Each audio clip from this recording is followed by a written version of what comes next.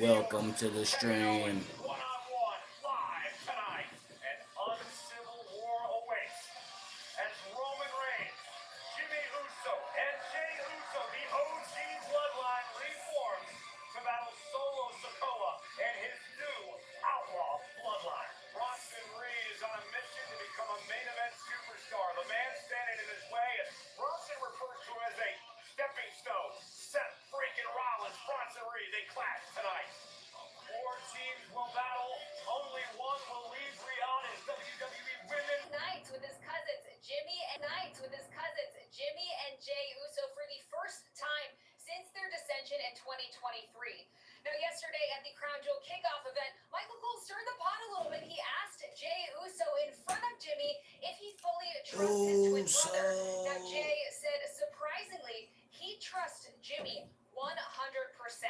So we will see the OG bloodline reunite tonight in the ring. We will see if they can once again prove that they are the ones. I'm going to send it over to Jackie Redmond, who has an update on Solo Sikoa and his camp ahead of the six-man tag match. Jackie? Yeet.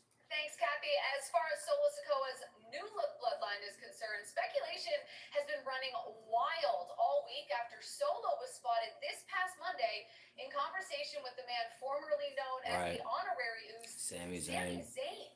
Yeah, this truly sent shockwaves through the WWE universe. I asked Solo this morning about the context of that conversation.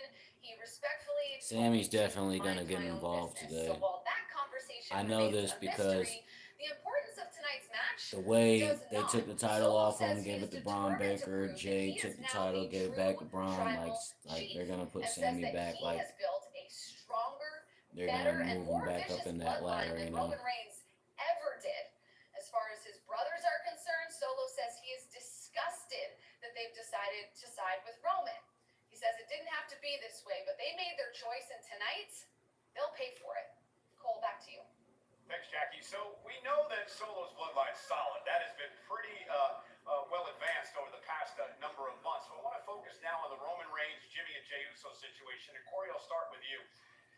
Can Roman Reigns give up the reins, so to speak? Can he get on an equal playing field with his cousins like they talked about on SmackDown last night? Well, we saw what we believed until that point was unthinkable back in Bad Blood when Roman stood side by side with the American Nightmare Cody Rhodes, once a mortal enemy. Roman was able to put his feelings aside to get business done. That could be the case tonight, but I have a feeling there might be a little bit more under the surface. There's still some feelings that need to be resolved between Jimmy and Jey and Roman. I have my doubts only because what you said, Cole, you said that Solo's new bloodline has been solid. Dare I say that's the understatement of the year. This is a well-oiled, cohesive machine led by the new tribal chief Solo Sikoa. They've shown no cracks in their foundation. I don't see them beginning to form tonight. No, you know what? I think there are definitely fissures in the OG bloodline.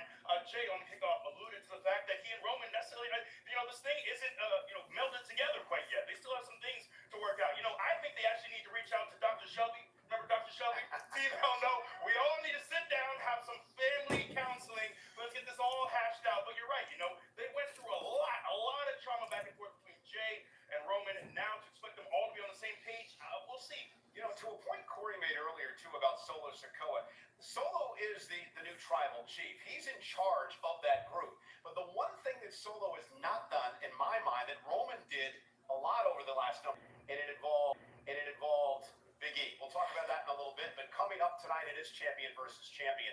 From Monday Night Raw, of course, it's Gunther. He's the World Heavyweight Champion, and from Friday Night SmackDown, it is Cody Rhodes. Monday Night Raw's announcer, Joe Tessitore, had the opportunity to sit down with the ring general, Gunther, to discuss this match.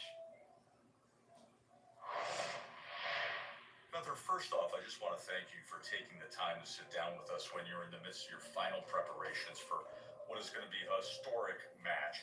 I want to start with this. So that night in Jeddah, the finals of King of the Ring, perhaps some parallels could be drawn with this match. What do you recall were your thoughts heading into that critical match with Randy Orton? I saw Randy as somebody that is a big obstacle, like a very big challenge. Obviously, the persona that Randy is, but obviously his pedigree and his business is very impressive. I knew if I beat Randy, then it's going to change my career. no longer. Facing their Cody now, I go in with Cody's here on a little bit of hat. Now you find yourself in a very unique match. Obviously not a title defense, but a big prize on the line against the undisputed WWE champion Cody Rhodes.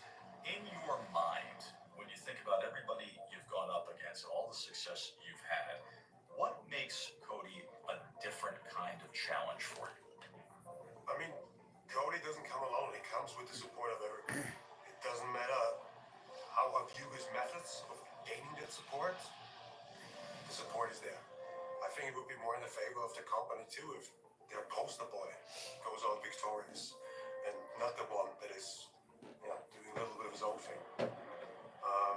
So that builds. Are you using that as motivation? Not motivation. It's my job to do, and that's. I think what made me stand out my whole career was like that. I never got flabbergasted. Matter of fact is, last time in Saudi Arabia, I beat Randy Orton. This time in Saudi Arabia, I'm gonna beat Cody Rhodes. I'm gonna choke him out, and when he's gonna wake up from that, he's gonna realize he truly is the secondary champion. Gunther, you're not going to choke Cody Rhodes out today. Sleeper's going to win this. Nah. Yes. This is a unique matchup. Neither title is on the line. However, there is a prize that all of a sudden is getting the attention of everybody in the industry. The fact that it is champion versus champion. The fact that it is a belt that is as massive as any we've seen. Just to have that in your hands. How badly do you desire that? That's materialistic and it's nice, but also holding that in my hands will give me the justification almost to call myself the #1 champion in WWE, and I think that's what it's all about. I want you to reflect on this for a moment as you set course to take on Cody Rhodes. How are you better now than the guy that had the record-breaking IC title reign? How are you better right now? I think for the last months I got the ability to run this place, to dominate everybody I step in the ring with, to outclass everybody that I step in the ring with, and it's a gift, it's a responsibility, and it's on me to juggle it. Well, as we sit here and have this conversation with you, there is no doubt you are radiating confidence. Best of luck as you head into Crown Jewel. Thank you very much. Thank you for your time. Could we see Brock Lesnar today? So 3 years ago, Big E, you were in a champion versus champion match against Roman Reigns. Tell us why that was so important and what it felt like going into it. Oh, it means a ton, man. You have 2 world champions, and it really is, it's a jockeying for position.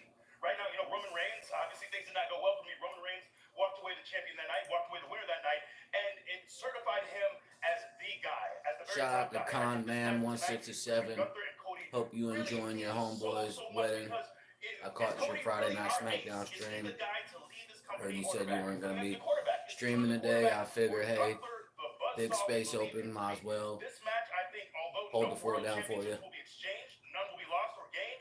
I think this match is vitally important to each. Yeah, but remember, the Crown Jewel title is on the line here tonight.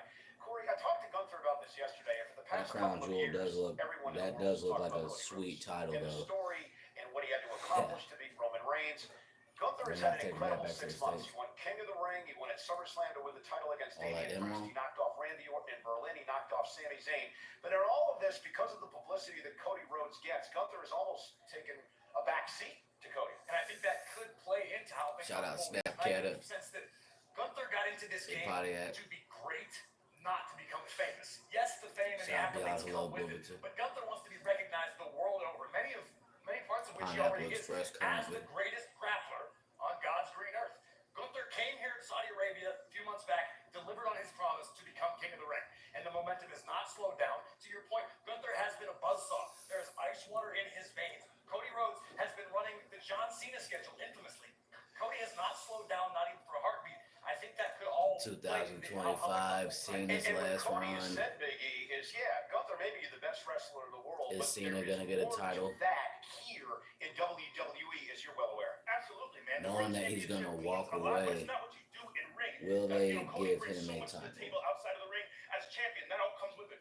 But listen to what you just said. Think of the great names. I of the want it past. to happen, Bruno I don't know. Sammartino, Pedro Morales, Bob Backlund, guys who were master technicians inside of the ring ring, and they did their talking with their actions. They beat the best in the world over and over, and you had no choice but to accept that they were the champions of their respective eras. I see Gunther more in that vein than I do Cody Rhodes. Well, here tonight at Crown Jewel, you're also going to have to beat the best of their game to take the women's tag team titles, because arriving here tonight are the women's undisputed tag team champions, the EST of WWE, Bianca Belair, and of course, Cora Jade. If they keep their titles, They so cold. Jade Cargill. I did that again. I did that last time. Thinking watching Cora on NXT. Nonetheless, Damage Control. Damage Control try to get some get back too. Tonight. Can they win the tag team titles? Former champs Chelsea Green, Piper Niven as well involved in this matchup, and also in this match tonight from NXT, Last Legend, Shakara Jackson have an opportunity on their first main event pay-per-view here tonight. Also here tonight, the Chief Content Officer of WWE. The Game, Triple H is H here. 3 times. It was his idea to have this crown jewel championship matchups between the men and the women. We have a special interview with Triple H here as we continue with the Countdown Show live from Boulevard City outside WWE Experience in Riyadh. 20 likes and I'll take 2 crushes and I'll Triple H it out. Fill these out and get back in line. I'm on break. Oh, yeah. Let me talk to you. Wanna shift gears? Saboteur Slim Jim. Derek to the spice. Get out of line. Yeah. You look like Led Zeppelin and Slim Jim. Oh, yeah. After That's a going on the record list, run, Slim Jims. the aftermath is historic on Raw.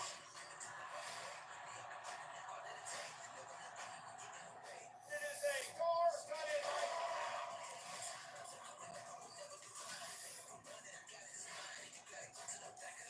What up? Just catching the pre-show, doing some streaming. Shout out, you're the first person watching. Shout out to you, whoever you are. Out there you go. See, as soon as I start watching that, I see somebody. They feel like I'm talking to them. They're like, nah, I'm out. But thanks though. Thanks for stopping by. Share, like, comment, all that. So pour a glass on the porch, get a little tanner, let your taste buds sing, the stars make them clear. We leave so good up drinking American vodka.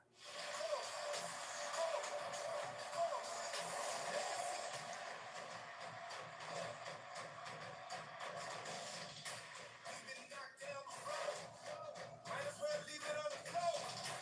You've been knocked down before.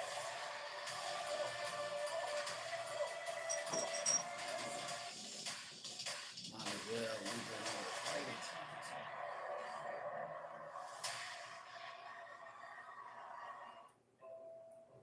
Yeah, YouTube be triple sometimes, so we'll see. Overweight, struggling to access care, struggling to find treatment that works. See if The they problem isn't you, it's your health care. HIMSS clears the path to affordable, personalized weight loss plans for those who need them. Through HIMSS, a range of treatment options, including compounded GLP-1 injections, are currently available and ready to be delivered to your door. Real change starts here with HIMSS. For Agent John Lawler is supposed to be a simple job. This is nothing personal. Crossway and overflame midnights. How did you find me? You're in danger. I need my wife. And you killed John Lawler. You're in trouble now. Now you'll have to fight for their lives You haven't changed a bit. Thanks. or lose each other forever. It's gonna be one crazy weekend in Taipei. Only theaters November 8th. Yeah, available on VHS. Here comes Brett with the clothesline. Nice takedown. Thanks, The Dad. years may change some things, Here comes Rey Mysterio. but one thing remains the same. The close bond you share with loved ones. Over a good I fight. can't wait to put London on the wrestling. She gonna love that. Takedown. Thanks, Dad. Here's to collecting more of those memories. One WWE action figure at a time. Exclusively from Mattel. This is a Capital city, Riyadh, Saudi Arabia, of course, Boulevard cities where WWE experiences some big-time events in this area over the past number of years. Boxer Tyson Fury had a number of big fights here. Football legend Ronaldo, of course, plays for Al Nassr here in this city. Where is Riyadh exactly? Well, the capital city of Saudi Arabia is in the center of the country between the Red Sea and the Arabian Gulf. And that's where we are tonight. Riyadh, the host of WWE Crown Jewel at the Mohammed Abdul Arena, where tonight Seth Rollins will take on Big Bronson Reed. Rollins looking to Seth's gonna get crushed. July. Big Bronson Reed And I hate to say that. for himself here at Crown Jewel. This has been a battle since the very beginning.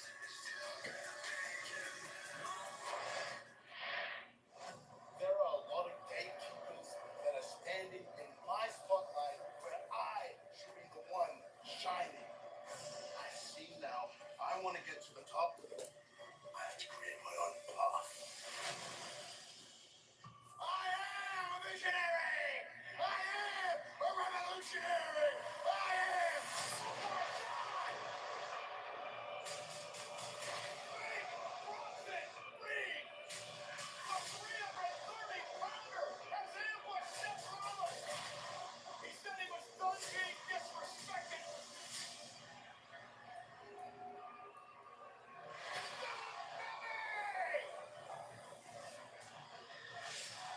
Seth can't even breathe!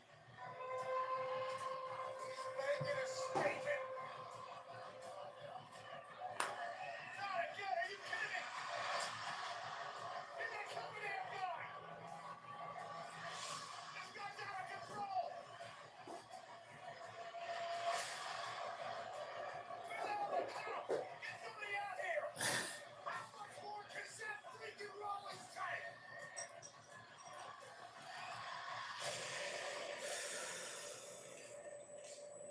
Half a dozen tsunamis! If it's anything like that, like how it was, then yeah, Seth is gonna be in trouble. I warned you I was going to make an impact. And what better way than to go and impound everyone's favorite WWE superstar, Seth Rollins. It is head-hunting season. I will go and find my next victim. Big Bronson Reed, Braun Strowman, who will be the last monster standing? These two colossals clashing. The ring just collapsed. Both men are laying out. That's a visionary.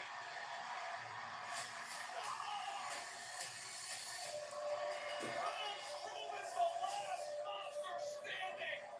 Thanks to Seth friggin' Rollins. There's a reason I'm at the top of the food chain. Bronson's forgotten that.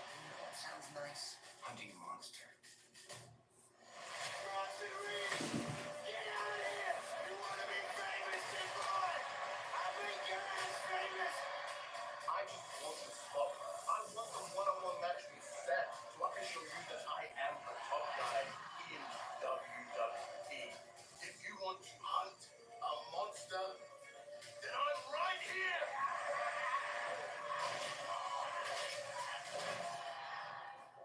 I think the world has forgotten what I'm capable of.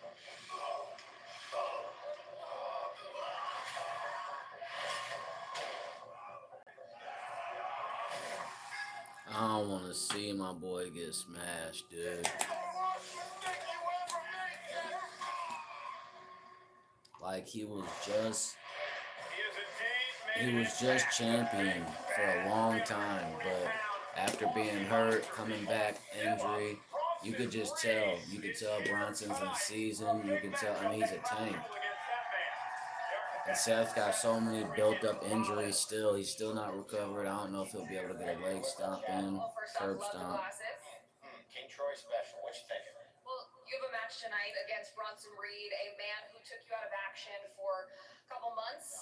Last we saw saw you, he took you out of action again. So how are you feeling heading into this match tonight? God. Am I 100%? No. Absolutely not. Absolutely not. No You know. chance. But has that ever stopped me before? No. Absolutely not. So I'm here. I'm ready to fight. But the truth is, tonight, this fight with Bronson Reed, it's God, it's a big Personal. test. Personal. I mean, I'll say this is one of the biggest tests of my entire career because it's not just about slaying this monster. It's about finding out who I am. About finding out what I've got left in the tank. I got my eyes on big things. And we're going to find out, is this the Seth freaking Rollins who's ready to take another run at the World Heavyweight Championship? I got to find that out. The world's going to find out soon enough. Well, the world will find out tonight. Thank you so much for your time. Good luck tonight. Cole, back to you. Thanks a lot, Kathy. And here's the situation for Seth Rollins. I Seth don't has see not it. been in a match since July. This past Monday night on Raw, he stomped Bronson Reed.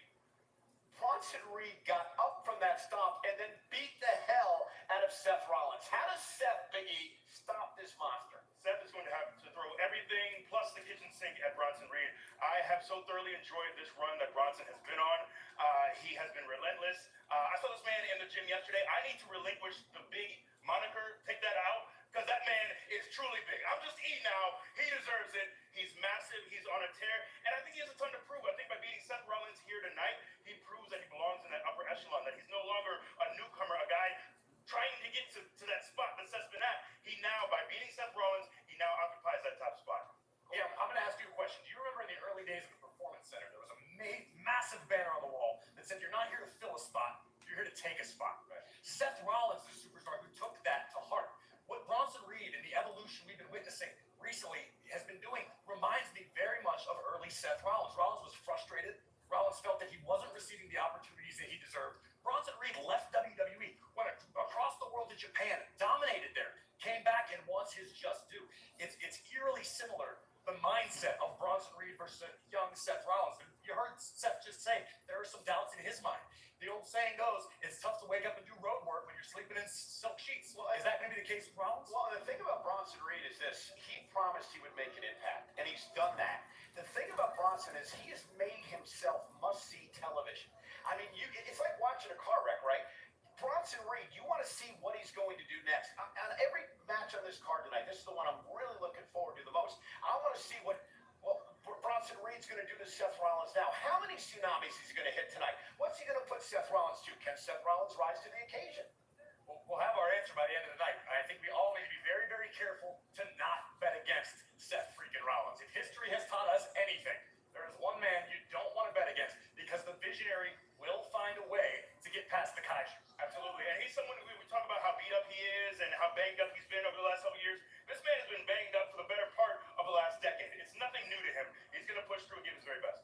Well, someone else who's been banged up the better part of the last decade, none other than the WWE's Apex Predator. He is Randy Orton. Remember, Triple H urged Randy Orton, do not ask for this match with Kevin Owens.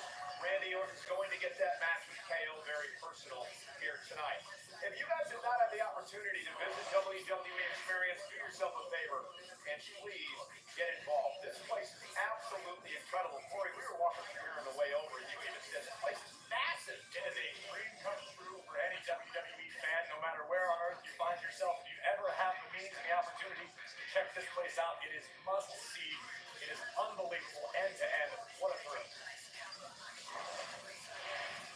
Well, ladies and gentlemen, here tonight we have a main event menu in Riyadh with a big tease from one other Big E.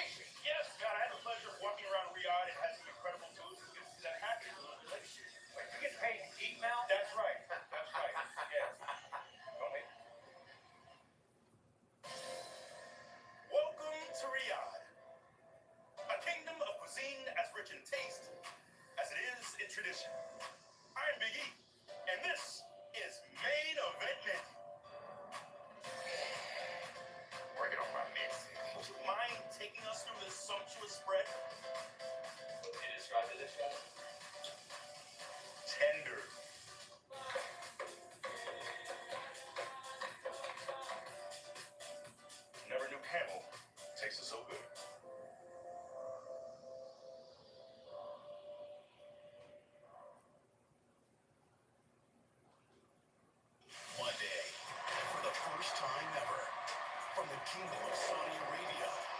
a massive Monday Night Raw. Who will become the #1 contender for the World Heavyweight Championship? Ain't nobody gonna stop me now. When I step into the ring and the crowd get wild. I don't know if anyone's ready for this. Raw, Monday, 8/7 Central, only on USA. Preparation is the key ingredient to success. Even now that football is behind me, I still bring readiness to everything I do. These guys can't handle a thing. Get ready to go short. I got it. Take that, Morty. You gotta be ready for anything with these guys. Hi. I'm open. Bruh. Be ready for it. This might be what my game day looks like now, but I'm ready for next. Are you? Fill these out and get back in line. I'm on break. Oh, yeah. Let me talk to you. Wanna shift gears? Step into a Slim Jim. There's the spice. Get out of line. Yeah. You segment 7 to a Slim Jim. Oh, yeah. Therapy has definitely helped a lot, and I feel that if I didn't do that, I would not have survived as a special needs parent. Shurus has made it affordable.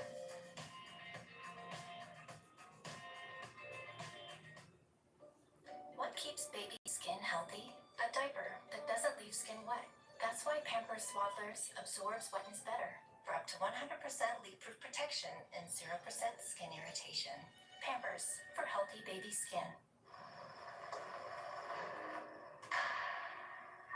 There's no one way to power up, as long as Ford is your starting line. Because more important than the power you choose is what you choose to do with it. Gas, hybrid, or all electric, the power is yours. From dress the bird to deck the halls. So many ways to save.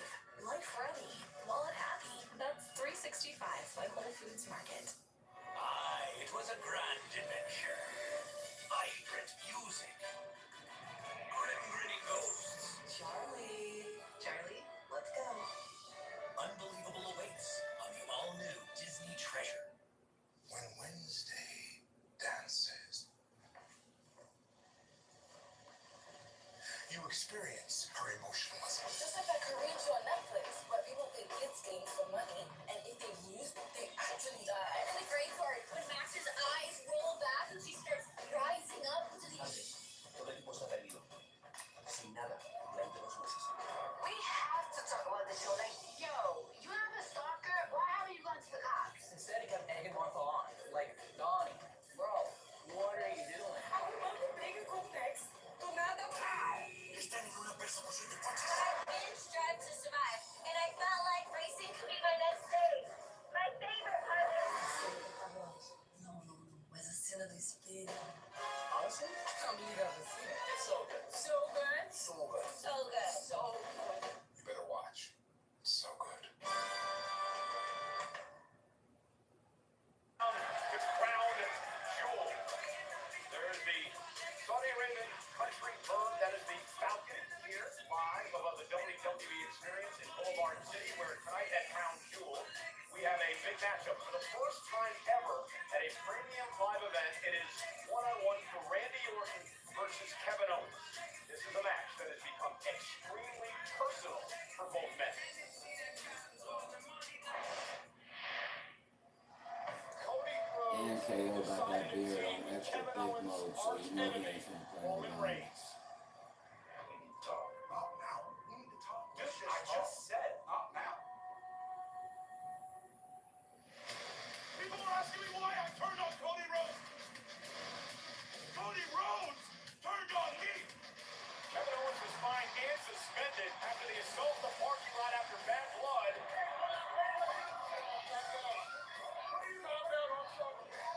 Randy Orton would be a voice of reason.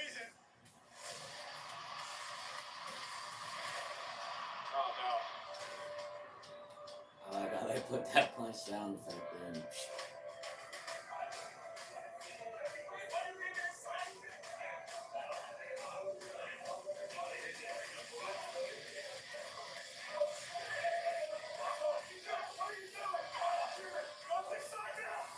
They were flying up until that point. I mean, look at what we've seen WWE superstars do to each other. But I get told to stay away. Why? Because I dropped their little golden boy outside of a stupid bus. That I can live with. I can kind of get past that, but I can't get over them. Is what Randy Orton did to me. You can let people say whatever they want about me. Kevin Owens turns on all his friends, blah, blah, blah. It doesn't matter. I would have never done that to you. I just can't believe you picked Cody Rhodes over me.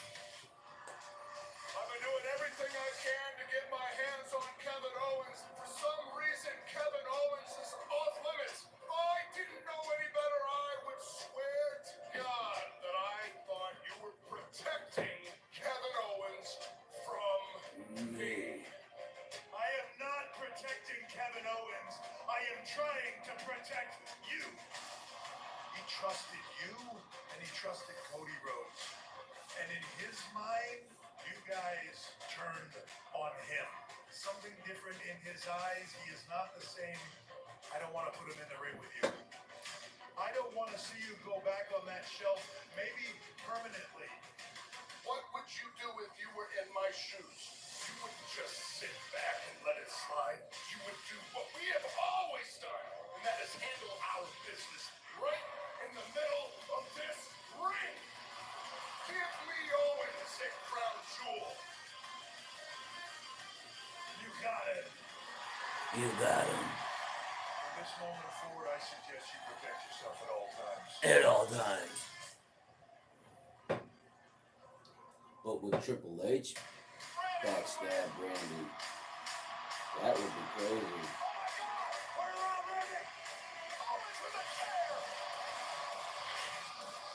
I really never wanted to hurt you. Now I'm going to. This feels like 2017 KO. Crown Jewel, I'm gonna hurt you like you hurt me. That's your fault, because you did this.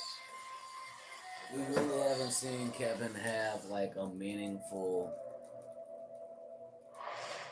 I'm here with like Kevin this of a Owens, who meaningful one tonight in a long has a time. match against his former friend Randy Orton. Kevin, over the past several weeks, you've been essentially silenced. So I would almost rather just give you this microphone. I but think Kevin do have to ask, Kevin how are can you win feeling? tonight. You know what? Thank you for saying that. Thank you for seeing it. I have been silenced.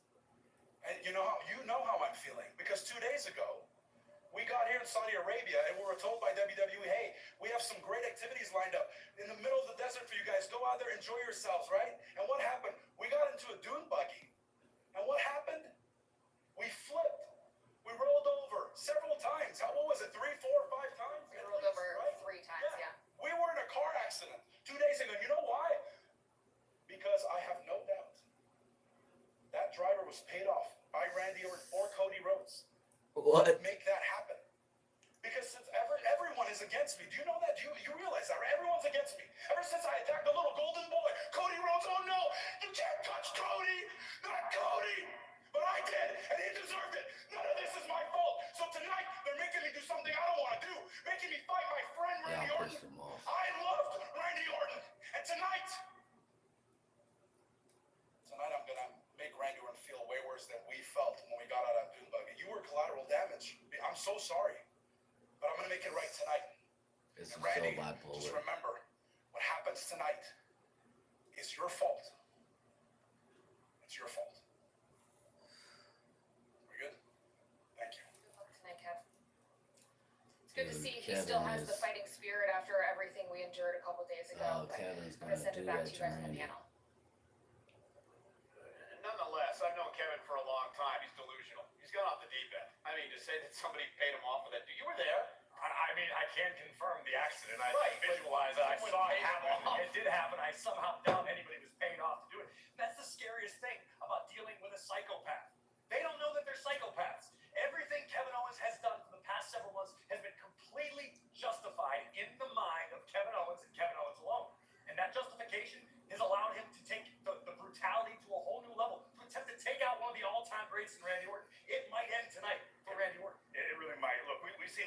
boisterous Kevin, and that's troubling.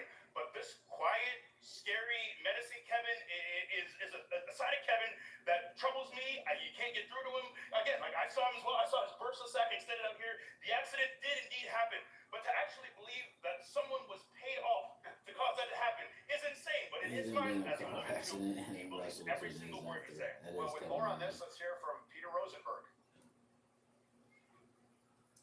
All right, guys. One of the matches I'm most excited to see is, of course, this matchup between Kevin Owens and RKO, once partners, eventually friends, and now mortal enemies. This is a fascinating matchup to me. Number one, stylistically, these are guys who are just very different and also very similar. Incredibly strong, incredibly dangerous, incredibly devious. Skillful, passionate men, if you will, as you can see. But guys whose approach when it comes to this match will be different. You know, Triple H said to Randy Orton last week on SmackDown that he was protecting Randy Orton from Kevin Owens. And I am not one to talk about disagreeing with the big man, Triple H. But I got to tell you, in this case, I do. I am more worried about Kevin Owens than Randy Orton. I don't know if you guys have seen Randy Orton. I walked past him at Barclays Center back on that night at SmackDown. Randy Orton is in shape that he's never been in before. And Kevin Owens has done something that is incredibly dangerous. He has put a battery in the Viper's back.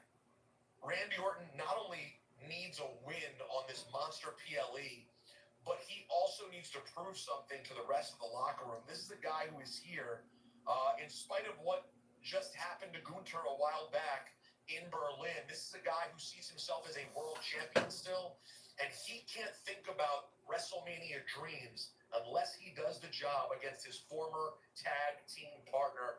And I believe that will happen. I'm going with Randy Orton to take out Kevin Owens in what may be the most brutal match that we see at Crown Jewel. Back to you guys. Big E, do you agree with Peter?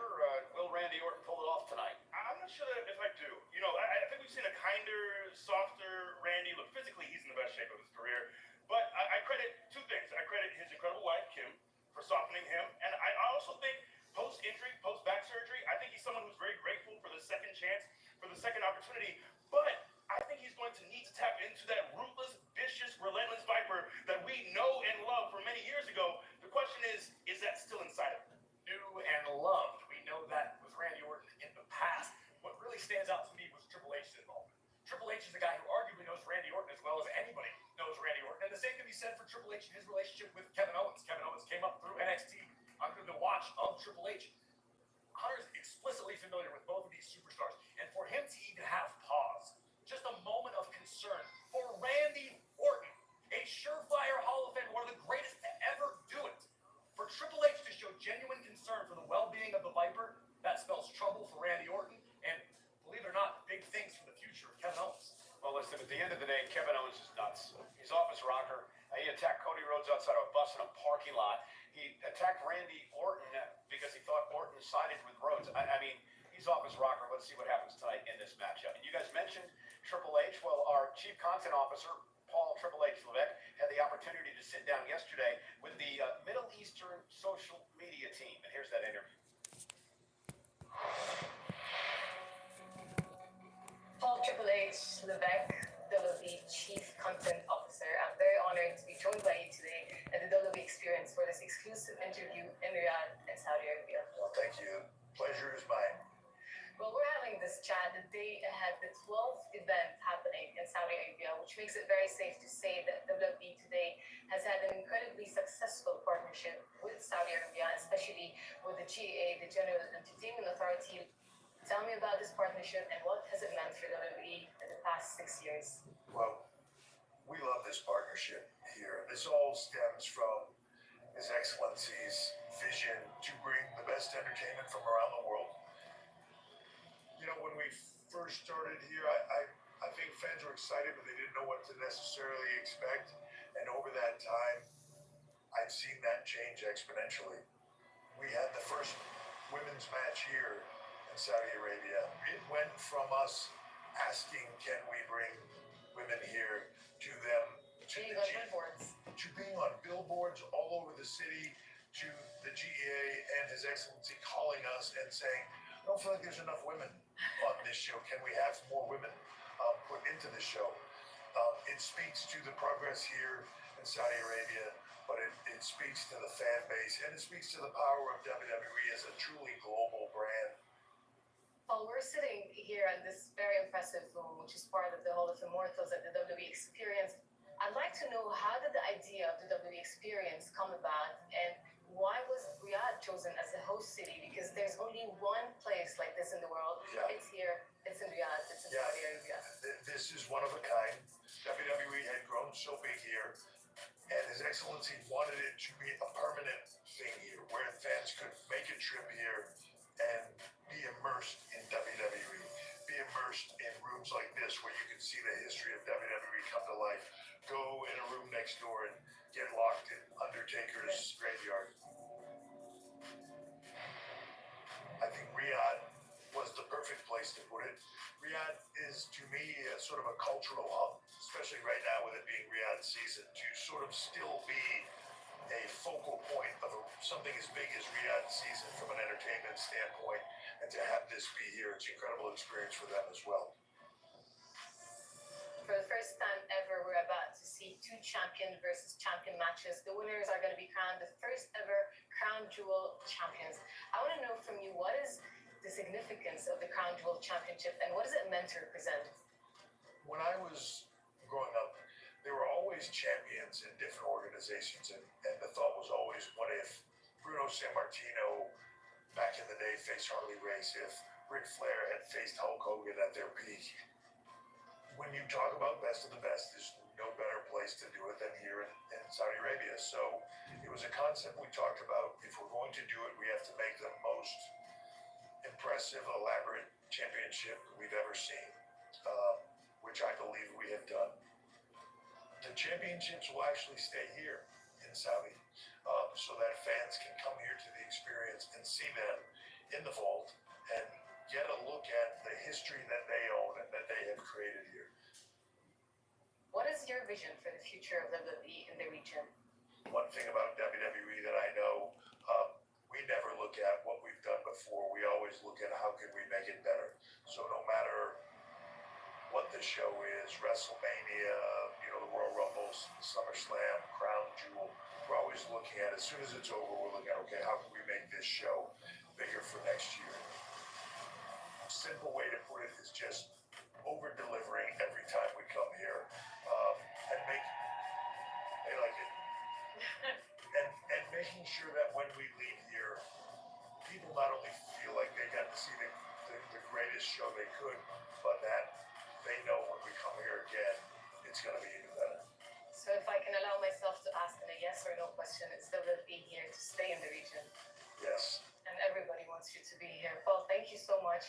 Thank you for everything WWE and Saudi Arabia is offering the Middle East. As a former athlete or an Arab woman, who had the privilege to become the first Arab woman to ever host a WWE show in Arabic or even interview WWE superstars, I take a lot of pride in having been part of this journey of breaking barriers and even writing history. And I hope this is just the beginning of so much more.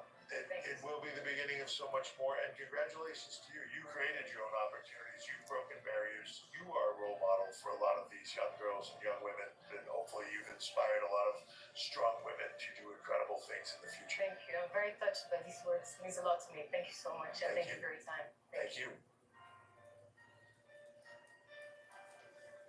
You know, guys, 5 years ago in Saudi Arabia, Natalya took on Lacey Evans in what was the first ever women's wrestling match in the region.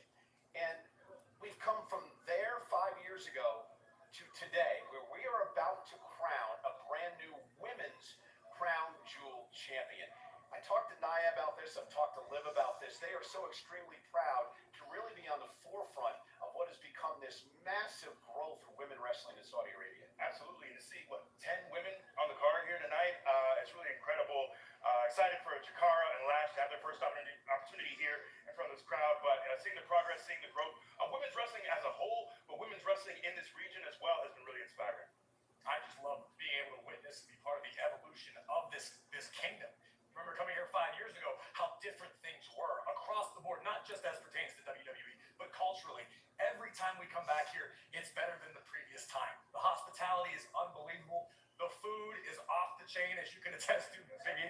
I have a blast here. I look forward to it every time it comes up on the calendar. So let's just quickly get your predictions for this Crown Jewel Women's Championship match tonight. Big E, I'll start with you. Oh, Nia, man, I don't see anyone stopping her anytime soon. I gotta agree with Big E. Nobody's stopping the irresistible force, not here in Riyadh. So I agree with you on the fact that Nia Jax is hard to stop, but here is the problem. We know Raquel Rodriguez is here. We know that Dirty Dom is here as well. And we also know that Tiffany Stratton is here. Miss Money in the Bank. And what does she do? Does she go after Liv? Does she go after Nia? Does she go after anybody at all? A former Mr. Money in the Bank. What happens tonight? Look, you got to take your opportunity. And I don't know if Tiffany even knows, going into it. Sometimes it's a matter of seeing who is the weakest at that moment. When is the opportune time? Obviously, she's had this connection with Nia for the last several months. But when it comes to world championships, all that goes to the side very quickly. I gotta agree with Biggie. I've never been Mr. Money in the Bank as he has. But the way that Tiffany's sort of been flippant with the opportunity that she has to E's point, I'm not sure that Tiffany Stratton understands the magic and the power that she holds in that briefcase. Plenty more to come tonight on the Countdown Show. You know, while here in Riyadh, Saudi Arabia, the WWE supported the Riyadh community leading up to this Crown Jewel event, including a special Make-A-Wish meet-and-greet, a visit to a local children's hospital and community day celebration right here behind us, the WWE Experience.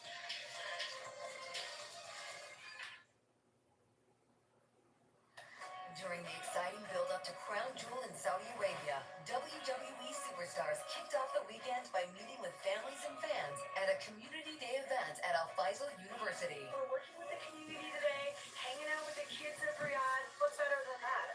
WWE superstars took a trip to the WWE Experience in Riyadh with special Olympic athletes and local students. And made a special stop to meet with Make-A-Wish kids and their families as part of WWE's commitment to making an impact and spreading smiles worldwide. It's such an honor to get this opportunity to connect with the community here in Saudi Arabia.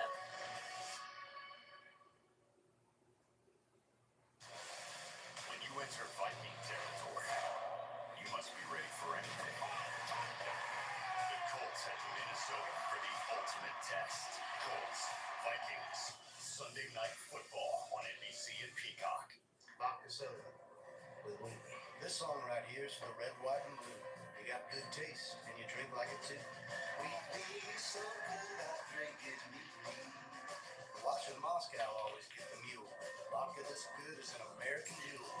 Wheat tea so good, I drink it neatly. So pour a glass on the porch, get a little tanner, let your taste buds sing the Star-Spangled Banner. Wheat tea so good, I drink it neatly. Wheat, American vodka.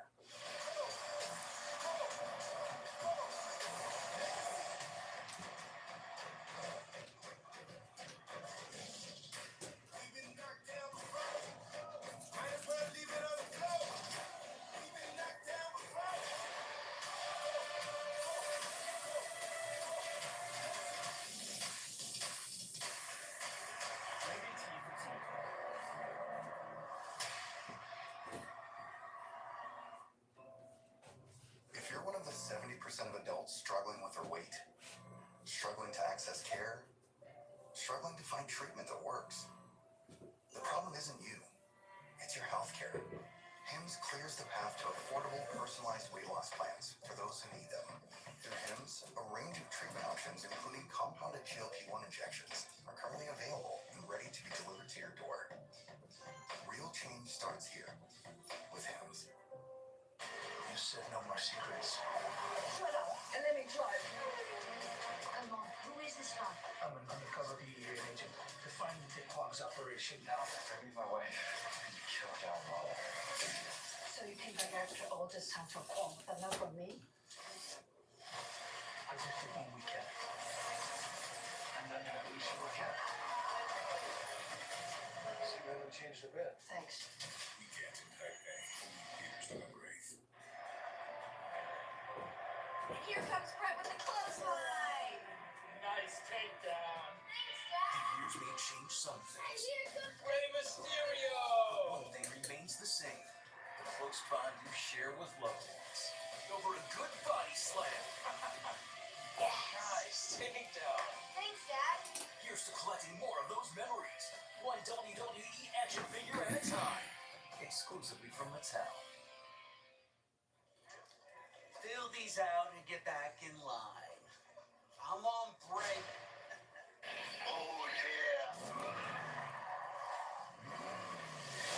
Let me talk to you.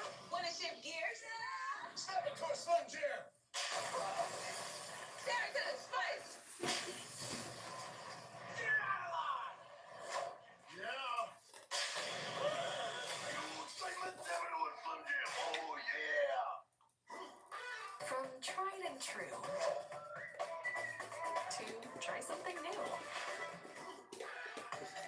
So many ways to save. Life ready, wallet happy. That's 365 by Whole Foods Market. We are officially around an hour away from Crown Jewel, keeping live from Riyadh, Saudi Arabia. They call it the money capital of the Middle East. It sees about 5 million visitors a year. But this weekend, it has been taken over by the WWE Universe, and it all started last night with the kickoff to Crown Jewel. Take a look, hosted by the one and only Michael Cole. Live from Riyadh with the Crown Jewel Kickoff Show. Hello, Riyadh. I feel like tomorrow night, man, they needed the OG bloodline to come back together so we can finally end this story. Randy Orton is gonna walk Kevin Owens down right here in Saudi Arabia. I thought what we had was real special. I'm putting down RKO for good. It is an opportunity to take two great champions and determine who is the absolute best. If anyone's gonna become the very first ever women's Crown Jewel champion, it's gonna be me. Cody's gonna wake up and realize that he will forever be a secondary champion to me. Allow me to let Gunther know this. Brother, the story never ends.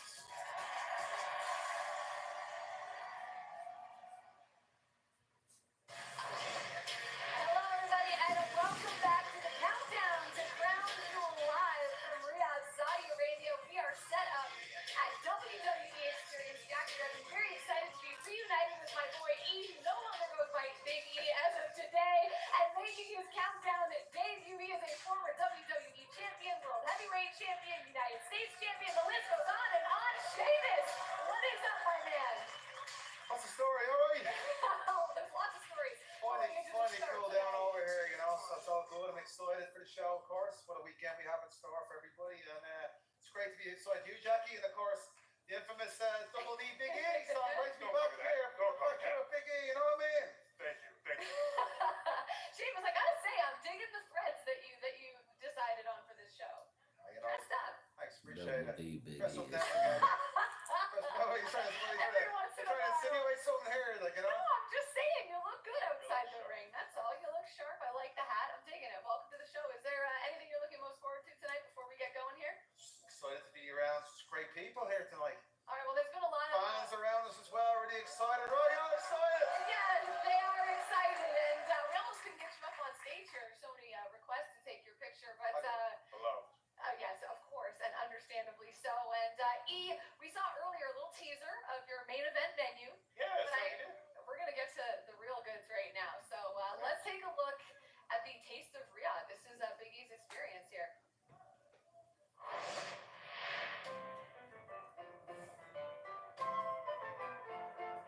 Welcome to Riyadh, a kingdom of cuisine as rich in taste as it is in tradition. Every dish is the peninsula on your palate, transcending centuries of culture in the most awe-inspiring bites. I'm Big E, and this is Main Event Menu.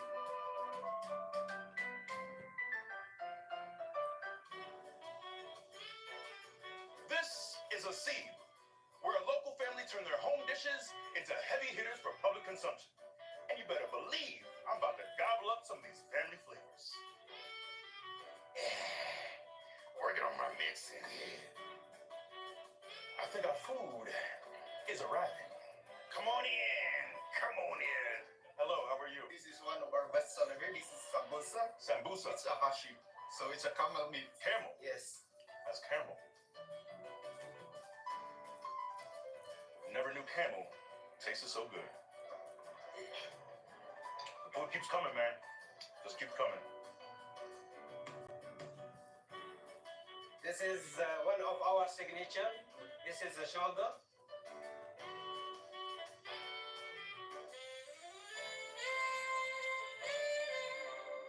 So tender. It's so tender.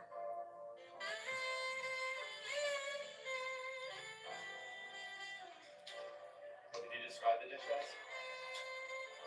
Tender. Tender.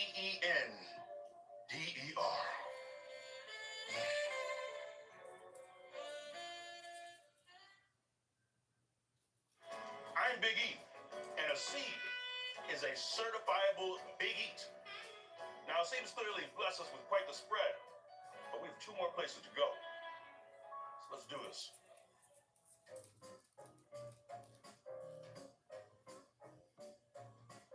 Sophisticated, nostalgic, yet simple. Welcome to Najd Village, where every dish captures the agricultural heritage of the Najd Highland region. But I didn't come here to just talk about it. Oh no, I came here to taste it. Thank you very much, I appreciate it. Excellent. Thank you very much. Oh, beautiful, thank you. This is like a Burkin traditional. It's called Bukhor. Thank you. You're welcome, sir. Oh, that's nice. Oh. Can you describe exactly what this dish is called? It is a Saudi national dish. It's called a kapsa. Kapsa. Yeah. And this is a national dish? Yeah, this is a very national and traditional dish in Saudi Arabia. So pretty. Eat it on that. Najd Village had it all, definitely earning itself a Big Eats certification. I have to thank you and everyone here. The food was absolutely incredible, but I am still hungry, and we have 1 more stop to go. Welcome to Me's The House, a restaurant that transcends the Red Sea to Riyadh. And we're about to meet our WWE Arabic host, Natalie Mama. Come on, Biggie. You're late. You don't make women wait here. I'm so sorry. Won't happen again. Yes. Would you mind taking us through this sumptuous spread? First, we say queso. Then you say quesi. Kesik. Quesi, queso. Kesik. So this is a tabbouleh. Tabbouleh. It's got like a nice, refreshing burst of flavor. This is wara anab. Wada Adam. Anab. Adam. Anab. Anam. Close. This is musakhan. Musakhan? Musakhan. Musahani. This is leban sitto, which translates to the yogurt of your grandmother. Oh, Grams, this was excellent. This was very good.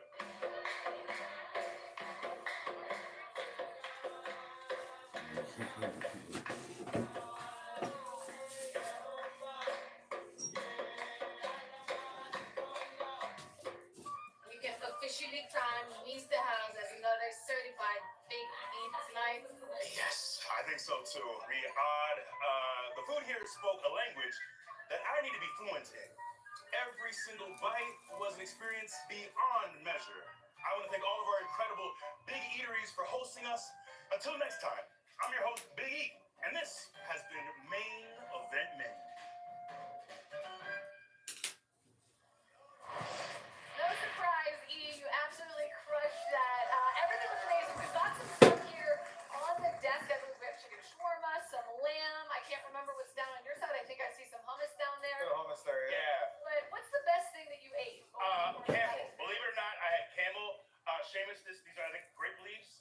You need to put. You know what? I'll tell you what. I'll take a rain chicken. I appreciate it. I do think McGrain's very important. You're not. You should be more adventurous. The food here is incredible. I had an incredible time walking through Riyadh. But the camel, incredible. What does it taste like? It's like kind of like beef. It's not nearly as gamey as I thought it would be. Open up the hanger, Seamus. He's not giving up on this. My belt's already tight enough. All right. Oh all right. my goodness. Appreciate it though. Okay, well, Biggie is gonna to eat some more because he hasn't eaten enough just yet. But I If will I'd say, known about this, I wouldn't have had catering earlier. I would have waited for right, I was right waiting now. already. You know That was a rookie mistake right there. We have food on this countdown show more often than we do not. Well, you know, so. my first one, so no one gave me the icky on this. But if I'd known, I would have saved myself. All right, It well, looks amazing. I'm gonna have a French fry, but there's lots to like about the food One here French in Saudi fry, yeah. Arabia. The hospitality. I also French ate fry, before, yeah, and I sure. don't have the excuse of being a rookie. But let's get to tonight's action because there's lots to like about what is going down here tonight at Crown Jewel. I feel like he's gone around the world and back twice when it comes to this story revolving around the new book bloodline. You see Solo Sikoa and the crew arriving here earlier tonight. Here's a look at how we got here.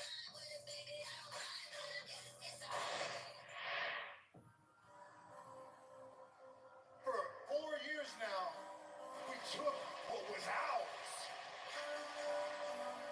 We had the money, the power, and the respect. Everybody feared us. When we step foot in this ring, I want you to know we are the ones. Yeah, but we're not though.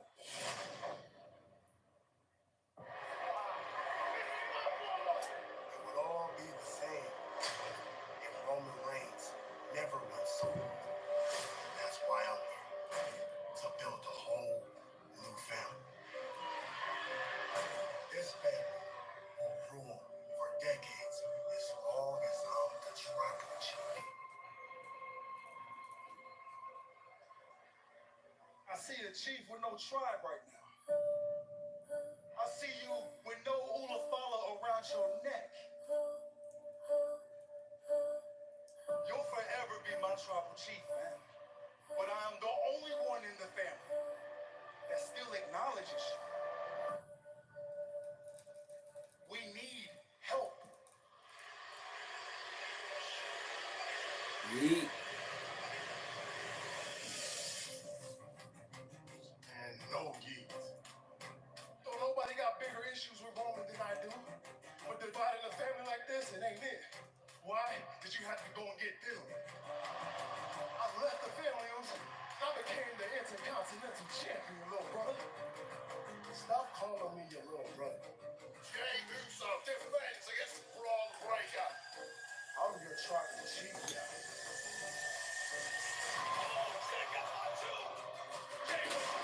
Stay out of all the family issues. How heartbreaking for Jay Uso. You told Jay that our bloodline was stronger now. I don't see anything that tells me we're better off now. After everything we've been through, we're divided and broke. I'm the tribal chief. I want our family to be priority. Tell me what I have to do to fix this. I need you to acknowledge me, or else.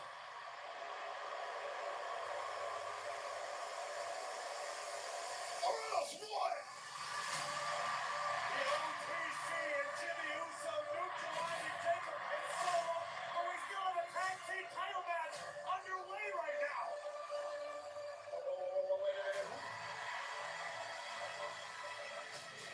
Damn well who that is, Cole. I ain't forget what you did to me. I still showed up. That's what family do. I lost the tag team championship. We gotta show family above all. Equal this. All three of us side by side and run this thing like we used to do back in the day.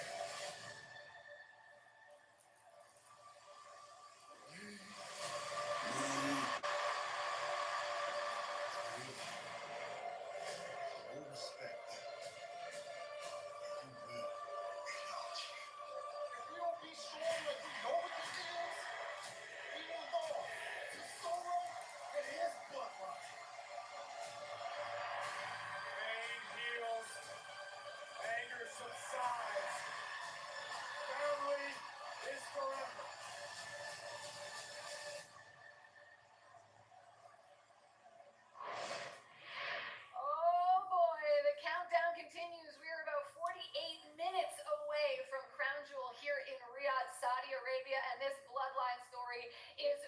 crazy. I cannot believe we saw Jey Uso wearing red last night and Roman Reigns yeeting. Like, what is happening? We've got old school bloodlines versus new school bloodlines, Yeet. and there are so many layers to this, you guys. But I think maybe the most important question going into this match might be, can Jey Uso and Roman Reigns actually coexist as equals? What do you think? Jackie, the poet Don Toretto said, "You don't turn your back on family even when they do." It's a Fast and Furious reference. Oh, wow. Yeah, shout out to Don. Anyway, look, clearly, you know, I think Solo and his bloodline are the thickest thieves. I think there are no cracks in this foundation at all. But you start to wonder, as incredible as it is to see the OG bloodline back together, to see the Usos, to see Roman, Jay keeps talking about the fact that, look, I'm here for now, but we still have things to work through. And you know, when the hits the fan, the question is, will they still stay united? I don't think they're fully united right now. I think there's still a lot of problems that have to be ironed out, and it's such a short space of time. They've seemed to come together, but you know, I think Solo and his boys, they've been on the same page for months. Well, considering the history, right? You look at the fact that, you know, Jimmy, you know, and the bloodline, you know, cost Jey Uso multiple opportunities at championships, eventually the actual Intercontinental Championship. He talked about, you know, mental sort of struggles with Roman Reigns, physical struggles, all the manipulation. You don't just forget about that overnight, right? Especially when, like, Roman Reigns hasn't exactly, like, apologized to Jey Uso. No, like, all it takes is a yeet and we're good. I don't know if all it takes is a yeet, my guy. I mean, it's years. I mean, Sheamus, if it was you and someone who robbed you of a championship came waltzing back in and said, yo, bro, we're good, right? We're going to go take on this, like, monstrous group. Would you do it? It's a tough one to decide. I don't know what's going on behind the scenes. We've seen obviously what we've seen on WTV, but I just don't know if the cracks are fully fixed, plastered over. And you know, we'll see tonight, though, right? It's a great test. They're going to find out tonight if they have put it all behind them. We certainly will find out tonight. Solo Sikoa is certainly aware of the cracks in said foundation for the A lot of cracks. line.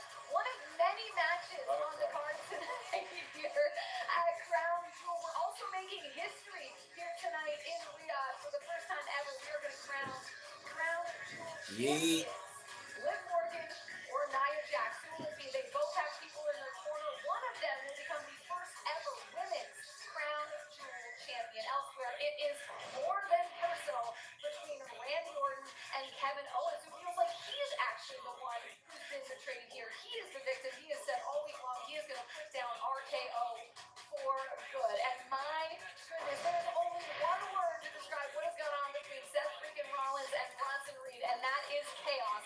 Violent chaos, if you will. These two have been an absolute nightmare for Raw General Manager Adam Pearce tonight. They go head to head in the ring. In the tag team, Bianca Belair and Jade Cargill will defend their women's tag team championships in a fatal four-way match where they'll take on Damage Control, Chelsea Green and Piper Niven, as well as Lash Legend and Jakara Jackson. By the way, are making their premium live event debut tonight. Congratulations to them. Elsewhere, it is a triple threat match as LA Knight defends the United States Championship against Carmelo Hayes and Andrade. Now, LA Knight has successfully defended against both of these WWE superstars in one-on-one action. Tonight, he has to face them both at the same time. And last but certainly not least, the American Nightmare, Cody Rhodes is in action as he takes on Gunther. One of these men will become the first ever WWE Crown Jewel champion. It is champion versus champion. Cody Rhodes versus Gunther.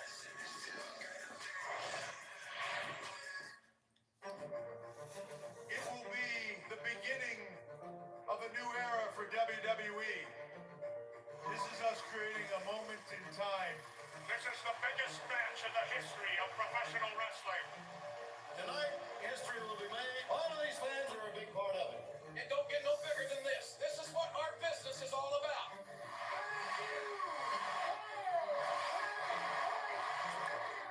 At Crown Jewel, we will make history. Quite frankly, a match I thought I would never, ever see.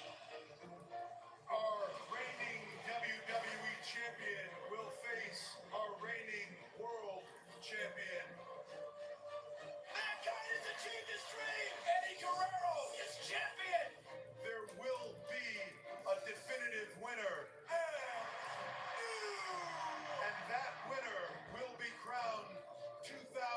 2024's Crown Jewel champion.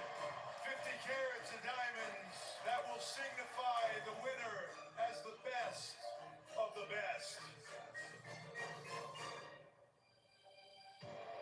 It's champion versus champion. Who will be the best of the best? I would wonder what would happen if Bruno Sammartino In order to be on top, you have to be a winner. were to step into the ring with Harley Race. Right here, Daddy, is the Muhammad Ali of it all. What would happen if Backlund was to step into the ring with Nick Bockwinkel? What would happen if Ric Flair at his peak I'm the nature boy. Woo! You know what? Here comes that Senso. stepped into the ring with Hulk Hogan?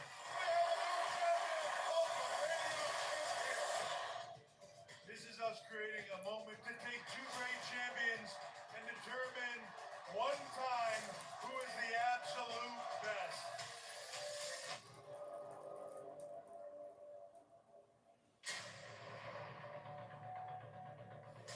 I am the greatest professional wrestler in this company right now.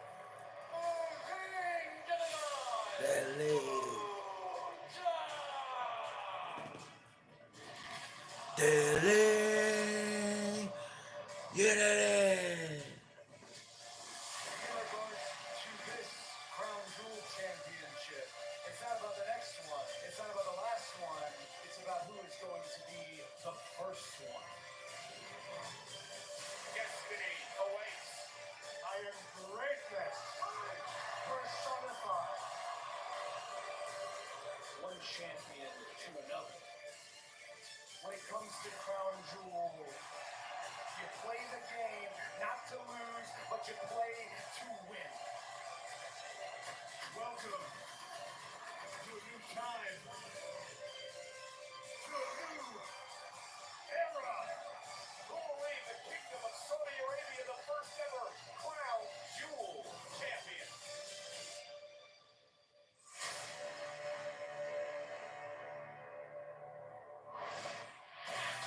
Well, I'll tell you what, if Cody is successful against Gunther tonight, he'll become the first member of his family to win a singles title on foreign soil. So the American Nightmare looking to make history in more ways than one tonight here at Crown Jewel. Earlier this week, he sat down with Chad Kelly.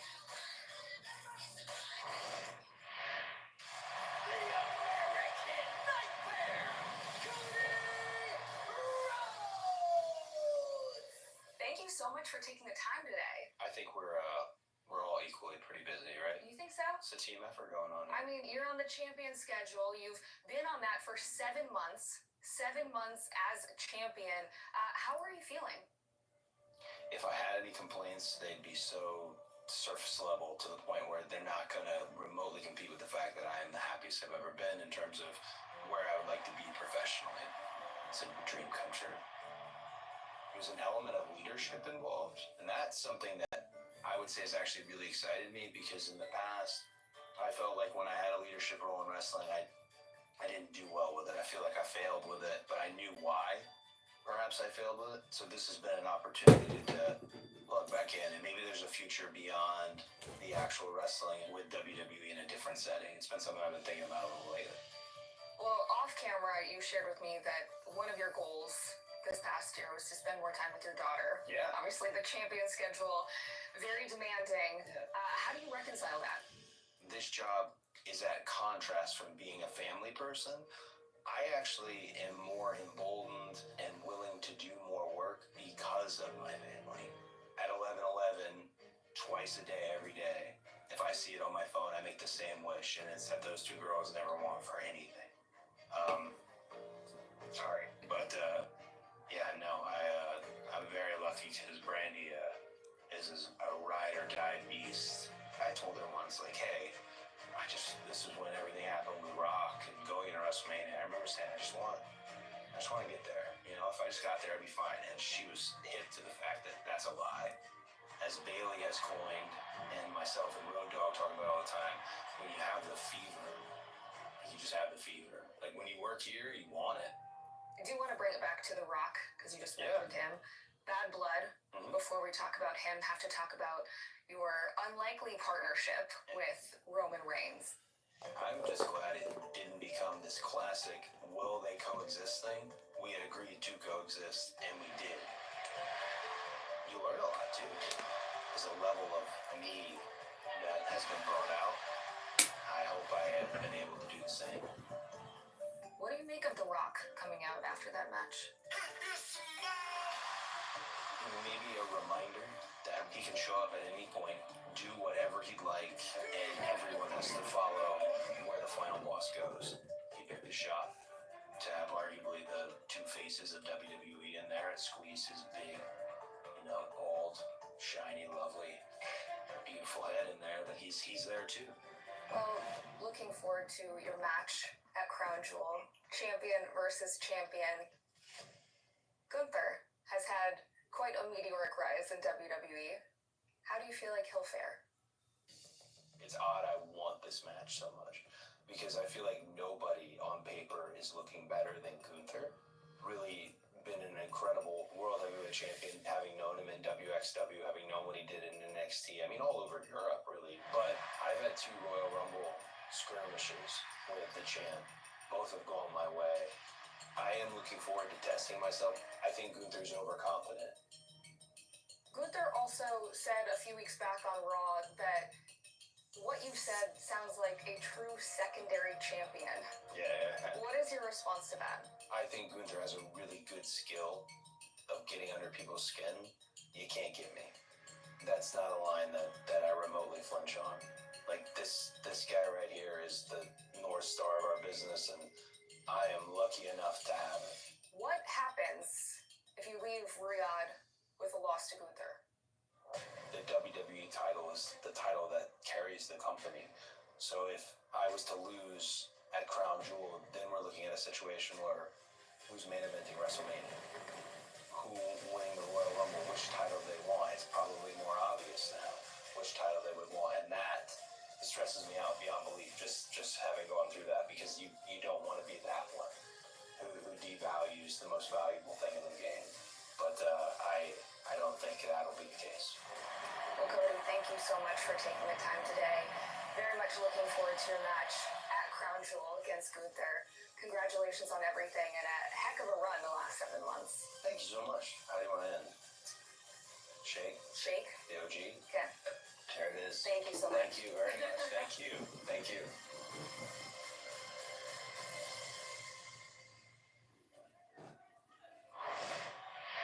There it is. Champion versus champion. Cody Rhodes will face Gunther for the first time tonight here in Riyadh at Crown Jewel. We heard a lot of buzzwords there in that interview, right? We heard about a champion schedule was talked about, secondary champion, something Gunther has been saying Cody Rhodes will be if he defeats him here tonight. And he kind of has a point, right? Like, you look at Cody Rhodes, he is undeniably the face of WWE. He shakes the hands, he kisses the babies, he talks to the fans when the lights go off after the show is over. But it's hard to look at the numbers and not think Gunther is maybe the most dominant champion in WWE over the last year.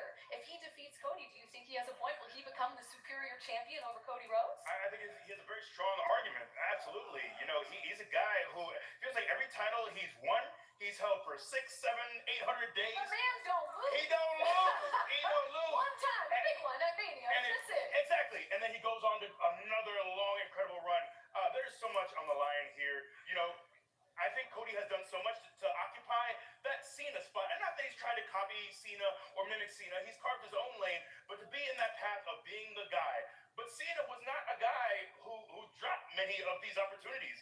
When it was title versus title, when he was at the very top, when it was him and Randy, he was a guy that would, more often than not, he would walk away with these opportunities in hand. I don't know if Gunther is the guy that stands across the ring from him and puts his back on the mat for a 3 count. I think Cody has done an incredible job. We can talk about the schedule. The schedule doesn't matter tonight, though. It matters what happens in that squared circle. And it's hard to bet against Gunther. It truly is. And certainly, Sheamus, I'm curious your thoughts on a superstar like Gunther. I mean, you're still an active WWE superstar on the roster. You've been around. You've seen a lot of people come and go, rise and fall. Have we seen everything that Gunther is capable of just yet, do you think? I just think Cody better be prepared for an unbelievable physical match, because that's it's not pretty. And I know Cody does a lot of things in that ring that are pretty, but he's gonna have to step it up tonight. It's gonna have to get messy. It's gonna have to get mean.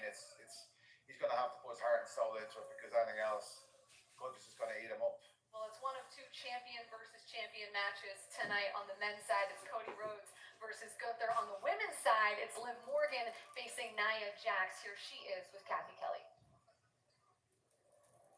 Thanks so much. I am here with the WWE Women's Champion, Nia Jax. And Nia, a lot of moving parts in your match tonight against Liv Morgan. Of course, she is known to bring her friends, Raquel Rodriguez, Dirty Dominic Mysterio, and then your friend, Tiffany Stratton, also said that she might make an appearance in this WWE Women's Crown Jewel Championship match. So how are you feeling going in?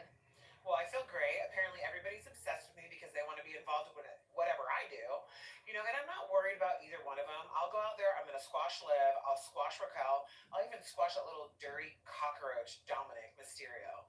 And I'm not worried about Tiffy because Tiffy knows that it's not her time yet. And when it's time, she'll do it. But right now, it's not her time. So she'll just sit back and watch. Other than that, I'm super busy tonight. Is this over? Can be. Bye. Thank you so much. Very confident Nia Jax heading into that WWE Women's Crown Jewel Championship match. Jackie, back to you. Kathy, thank you so much. Nia's not nice to me either. All right, on a better note, today marks 6 years to the day that the first ever Crown Jewel Premium Live event was held in Saudi Arabia. So in honor of that, here is a closer look at the relationship between WWE and Saudi.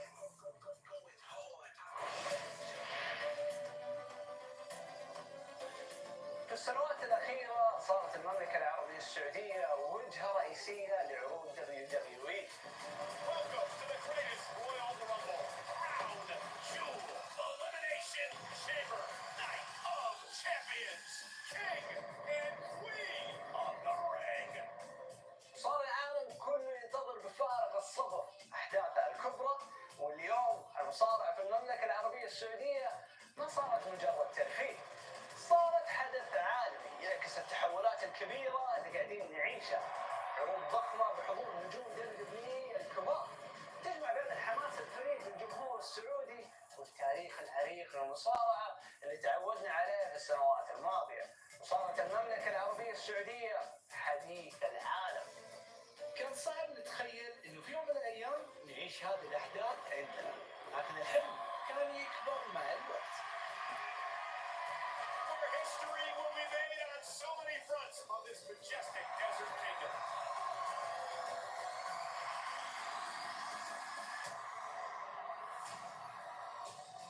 ومن هنا تحولت الأحلام إلى عروض ضخمة وصرت جزء من هذه الأحداث العظيمة، زي التعليق على مباريات أمام أهلي وأخواني والجمهور الحاضر. هو شيء أعتز فيه، كل مرة أكون متواجد. هذا الشيء اللي ما كنت أبغى أشوفه الفيصل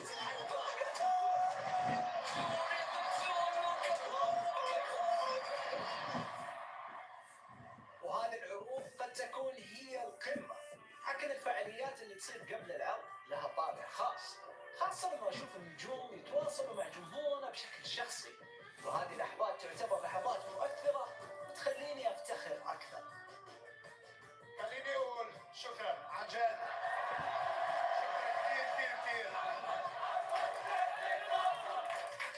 خلصنا ليلتنا الأولى في السيتي واكن بجدة مع WWE Superstars. The Boulevard was a highlight of Riyadh season. اليوم WWE في المملكة العربية السعودية أصبحت جزء من هويتنا الجديدة. There's nothing like this in the world. This WWE experience is something special. عروض WWE في المملكة العربية السعودية تمثل رمز للتحول الكبير والتطور اللي قاعدين نشوفه في المملكة العربية السعودية، وهي شهادة على المستقبل المشرق للسعودية نتوجه له. What an honor to be a part of this event. Thanks to all of you.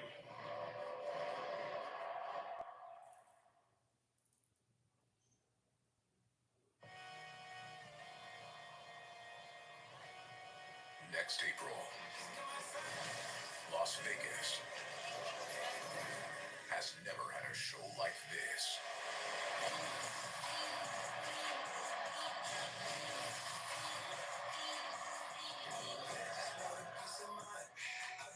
Las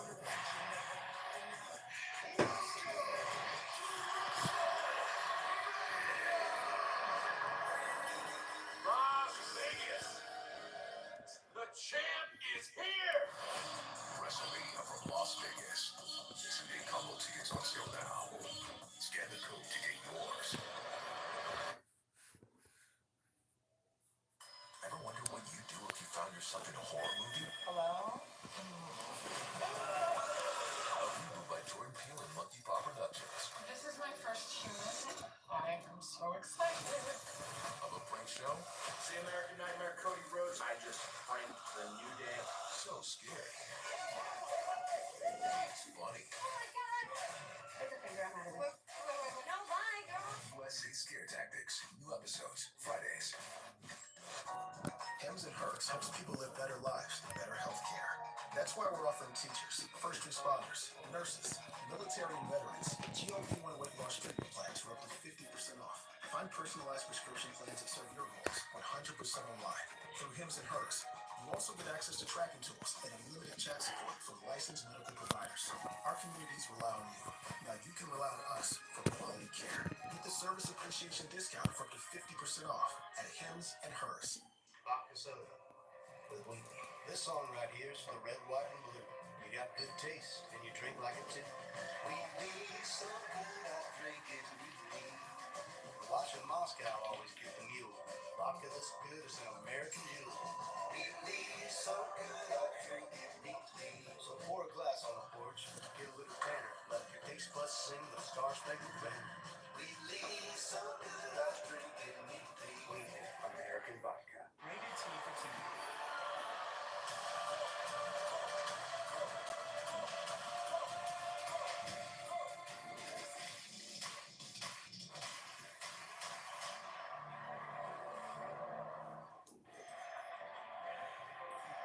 Here comes Brett with the clothesline. Nice takedown. Thanks, Dad. Years may change some things, Here comes Rey Mysterio. but one thing remains the same: the close bond you share with loved ones over a good body slam. Nice takedown. Thanks, Dad. Here's to collecting more of those memories, one WWE action figure at a time, exclusively from Mattel. For Agent John Lawler, you're supposed to be a simple job. Between your name, this is nothing personal. But when old flame reignites, How did you find me? John, you're in danger. You're bringing me my wife. You killed John Lawler. You're in trouble now. now they'll have to fight for their lives You haven't changed a bit. Thanks.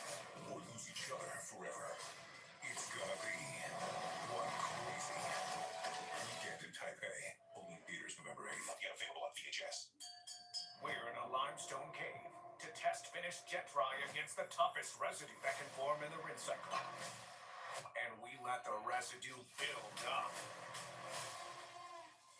Tough spots, extreme streaks, relentless clouds. But that's why dishwashers are designed to use jet dry to defend your dishes against annoying residues for a practically spotless shine, even in the toughest conditions. Start with finish, finish with jet dry. Just got this baby on eBay. I think went bolder with my style and kinder to my feet. So I sold those office heels and all that beige. Went from who's the boss to I'm the boss. Because these sellers are anything but beige. It's looking great. Yeah, eBay. Gaia, it is a beautiful night here in Riyadh as we inch closer and closer to Crown Jewel. We're about 23 minutes away. It is 30 degrees Celsius, 86 degrees Fahrenheit. You're taking a look at Boulevard City here in Saudi. And you know what? It's not just the matches tonight that are exciting. There's an entire WWE experience, quite literally the first building of its kind here, set up outside of WWE experience right now, doing this countdown show. We'll be back after Crown Jewel for the post show with interviews from a few of tonight's WWE superstars who come up victorious. So if you are in Riyadh and you're watching the show right now and you want to come check us out post Crown Jewel, make your way over to WWE experience. I'll tell you guys what, I'm a hockey girl, and this 7-match series between Carmelo Hayes and Andrade had me at the edge of my seat. It was 3-3 for a reason, though, because in what I call game number 7, LA Knight with a special guest referee, and he featured nobody won that match. So tonight, it will be a triple threat match match. As we know, the champion does not have to be pinned to lose his title. Here is LA Knights with Gabby Kelly.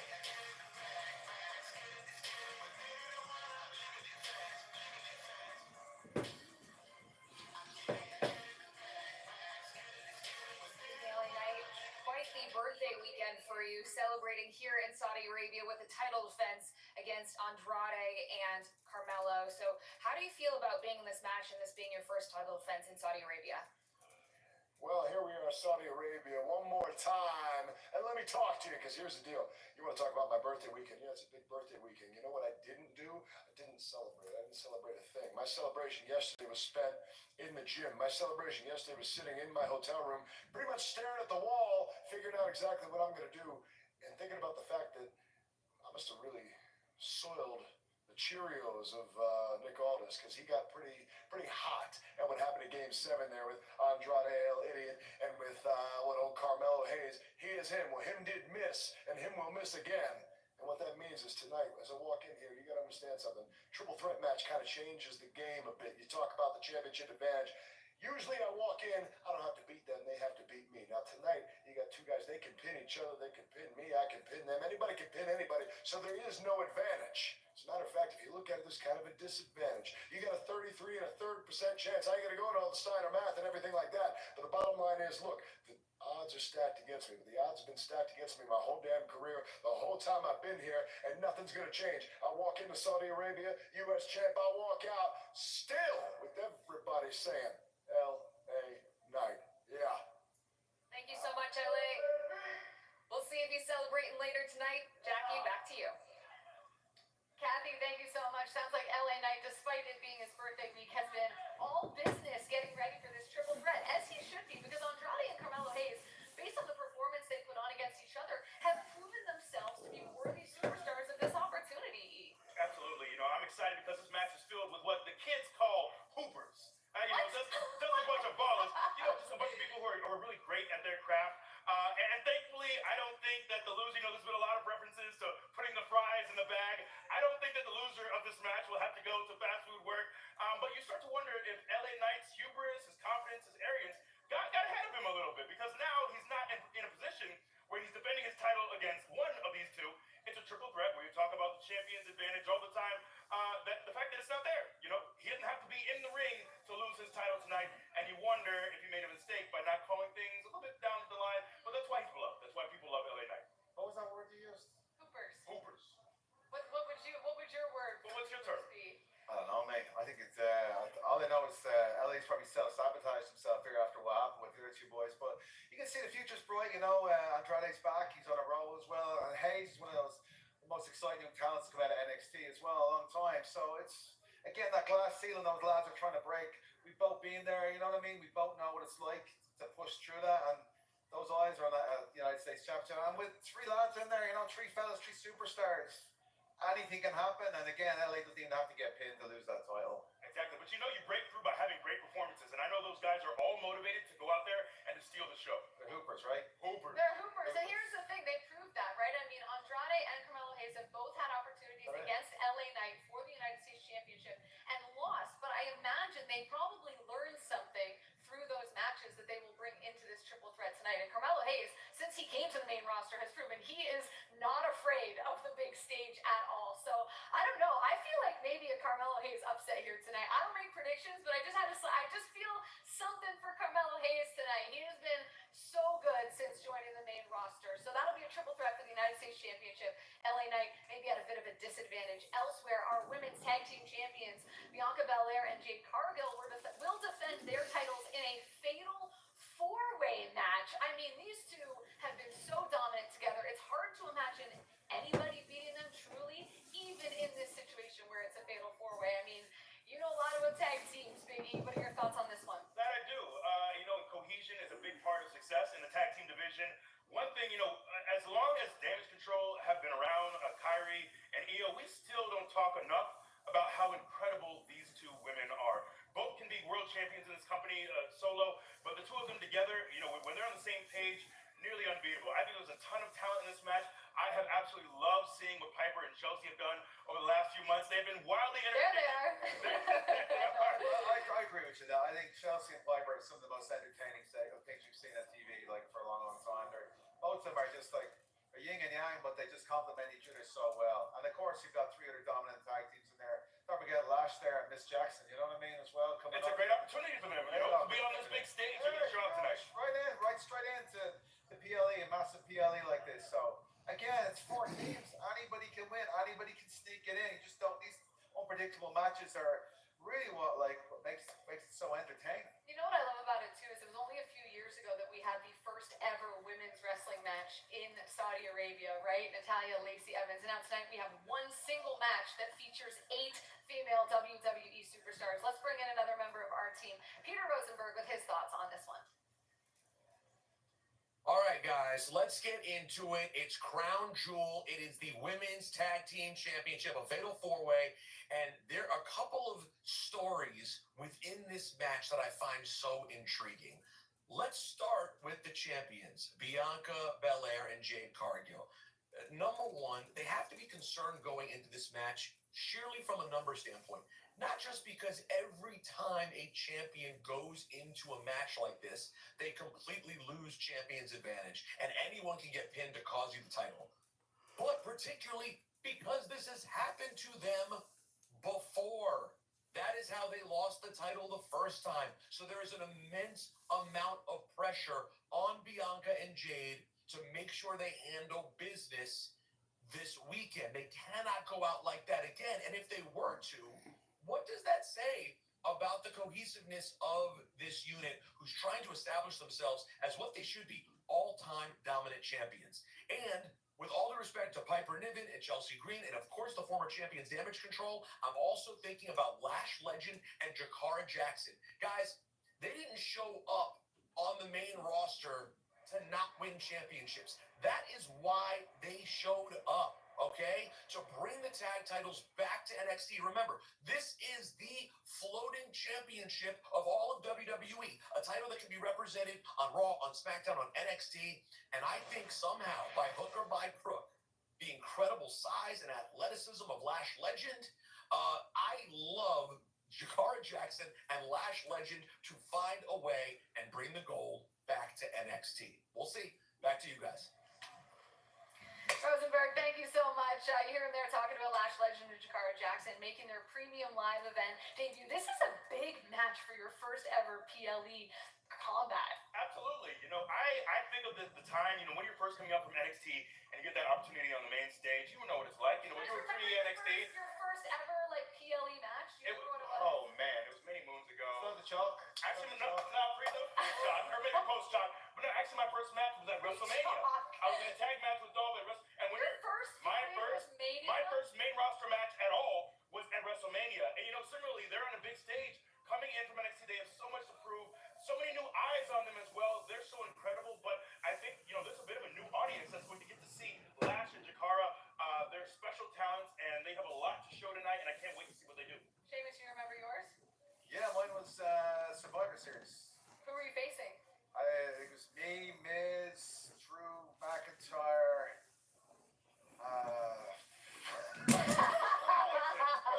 Did you I mean, win? Swagger was in there, and I don't know. But how did you feel? What were the emotions? I was nervous. Like normally before then, we gotta get our blood pressure checked and all that. I just passed because like I was so nervous. I had to go back twice to get my blood pressure checked because I was just like so hyped to go. Do you remember what it was, your blood pressure? I don't know what it was, but I know I had to kind of calm down and go back. You weren't even good enough the second time. You had to go a third time. Yeah, it was unbelievable. Like, but it was an incredible moment. And again, these girls are gonna see it. You only really get one. That only happens once in your career, you know. So, and they're in there. Like, look at the teams they're in there with as well. All eyes are gonna be on them here. You know, it's gonna be a huge match. And let's see what they can do. All right, we are about 13 minutes away from Crown Jewel here in Riyadh, Saudi Arabia. We are getting closer and closer. We're going to step aside for a quick timeout, but more countdown continues on the other side.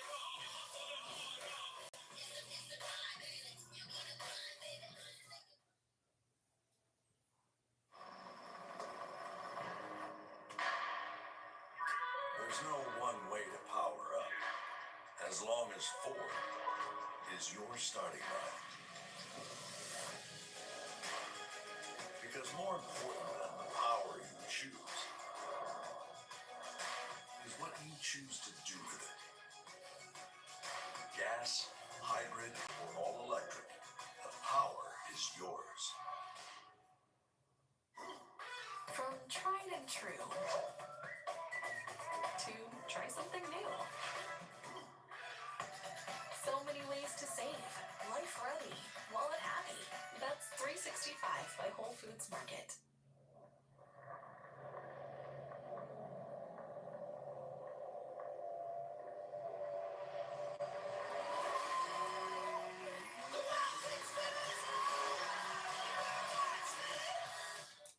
Nate Jones steps up to the mirror, lines things up, tiles off, checks his Fidelity app, looks to outside analysts to get a second opinion.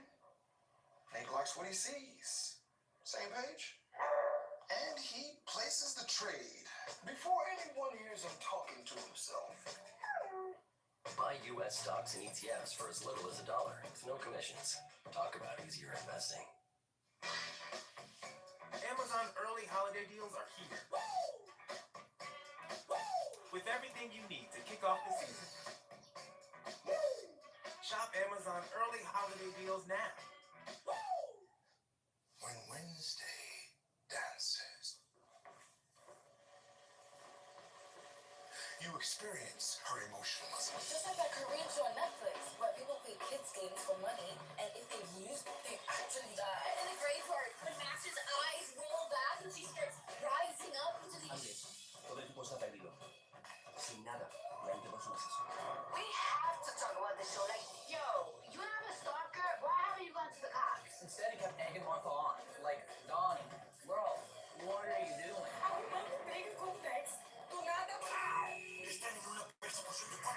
binge Drive to Survive, and I felt like racing could be my next stage. My favorite part. Mas a cena do espelho.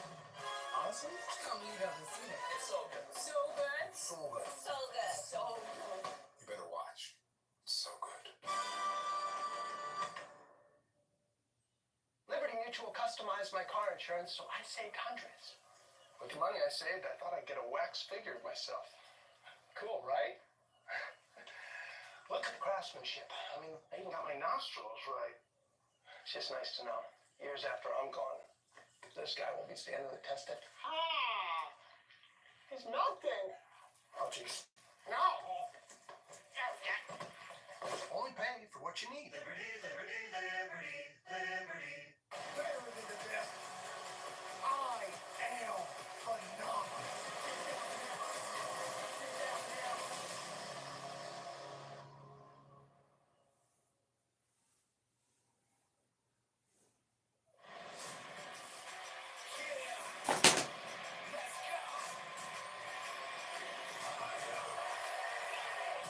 You are looking live at the capital city of Riyadh in the Kingdom of Saudi Arabia.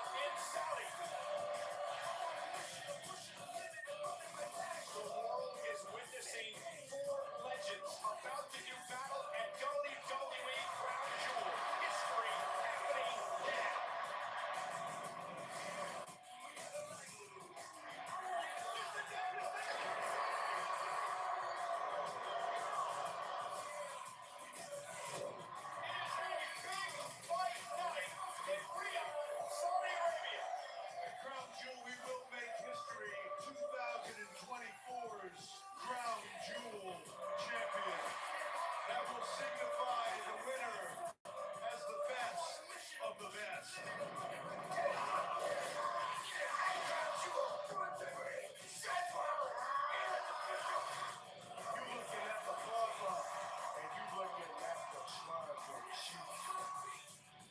The beginning of a new era for WWE.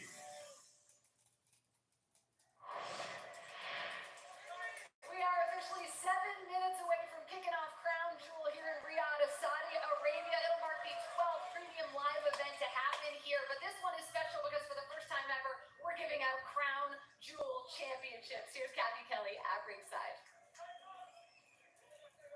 Man, oh man, Jackie, what an epic night it is shaping up to be here in Riyadh. I mean, I was outside earlier, outside the arena, and there were massive members of the WWE Universe. They were loud, they were taking pictures, they were here just experiencing the entire WWE experience. I got to experience a massive Yeet sunglass thing, so it was just really cool. You guys, it is going to be such an epic night. I know everyone here excited to see who is going to be crowned the first ever men's and women's WWE Crown Jewel champions. Back to you. Kathy, thank you so much. We mentioned those Crown Jewel championships for the first time ever. This is a historic night here in Saudi Arabia. See, you know when Michael Cole starts walking out, we are getting close to showtime. A legend of the game. Oh, and just for the occasion, too. It is a nice touch. And listen, white's full. Or is it beige? I can't tell from here.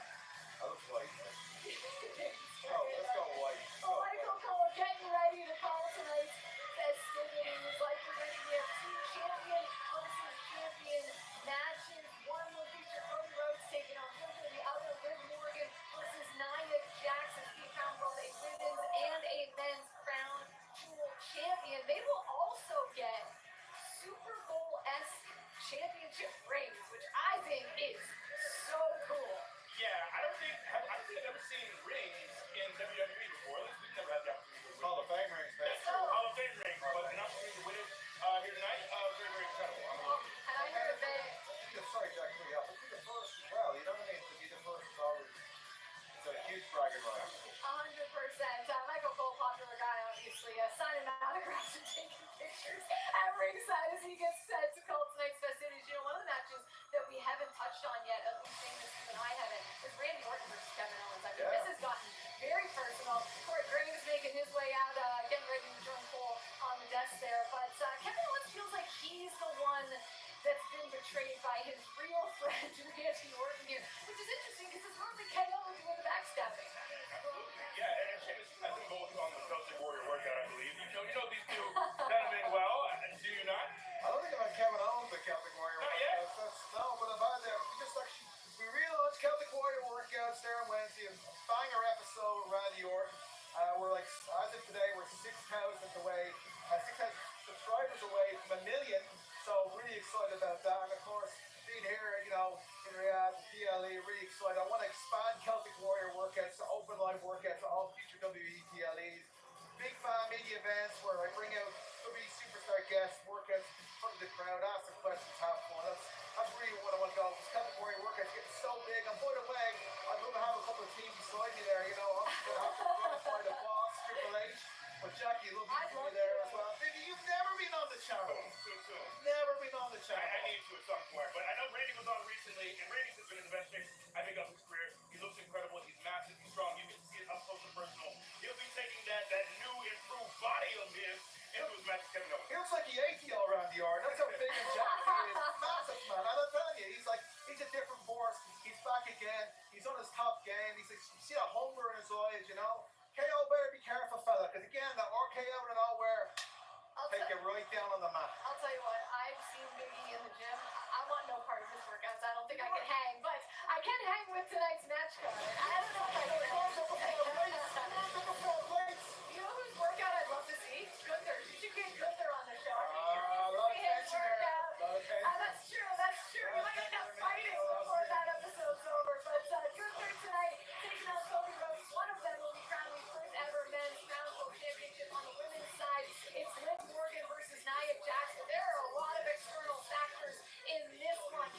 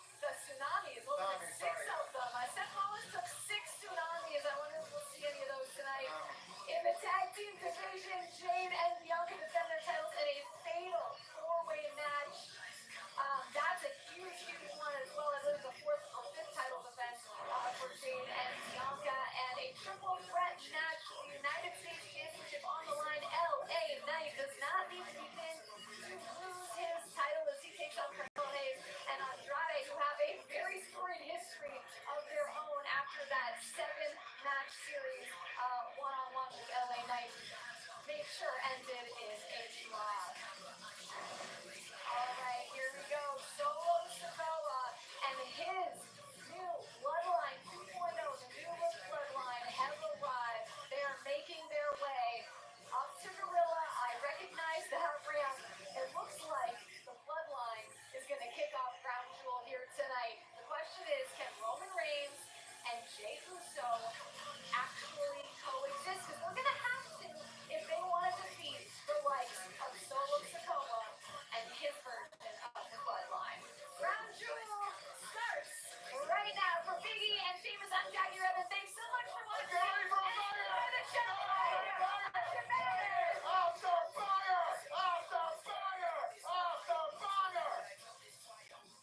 Well, this is the capital city of the Kingdom of Saudi Arabia, Riyadh. Culturally significant, gorgeous resorts, fabulous skylines, a crown jewel in the desert. Now, where is Riyadh located? Well, of course, it's in the Middle East, smack dab in the country of Saudi Arabia. On the left side, you'll see the Red Sea. On the right side, the Arabian Gulf. And in Riyadh is the Mohammed Abdul Arena, which will host Crown Jewel tonight, and also Boulevard City, one of Riyadh Season's entertainment zones, home to the WWE Experience, a first-of-its-kind facility allowing WWE fans to experience everything WWE is about. And we are live inside a sold-out Mohammed Abdul Arena, home tonight to WWE Crown Jewel, where history will be made. The first ever men's and women's Crown Jewel champions will be decided with gorgeous title belts being brought into this arena under heavy security. One man, one woman will wear those title belts here tonight. On one side is the undisputed WWE champion, the American Nightmare, Cody Rhodes, from Friday Night SmackDown. Looking to do something tonight that no one in the Rhodes family has ever done. But he's got a huge uphill battle because on the other side in Saudi Arabia, back in May, the ring general, the world champion from Monday Night Raw, Gunther, who vows to choke out Cody Rhodes tonight. On the women's side, she's the women's champion from SmackDown, the irresistible force, Nia Jax. Is she unstoppable? How about Miss Money to Bank, Tiffany Stratton? Could she cash in tonight? Nia Jax tonight at Crown Jewel will take on the women's world champion from Monday Night Raw, Liv Morgan. Will her incredible run continue tonight at WWE Crown Jewel? And the WWE's Apex Predator Randy Orton vows to RKO KO in a battle that's become very personal and real fast. Kevin Owens dangerous. He may have gone off the deep end, claims to be betrayed. They will face off here tonight. Kevin Owens said earlier on that what he wants to do to Randy Orton, he never wanted to do in his career, but Randy Orton is forced to this point. Kevin Owens feels betrayed. He's ready for tonight. It is time for WWE Crown Jewel, live from Riyadh.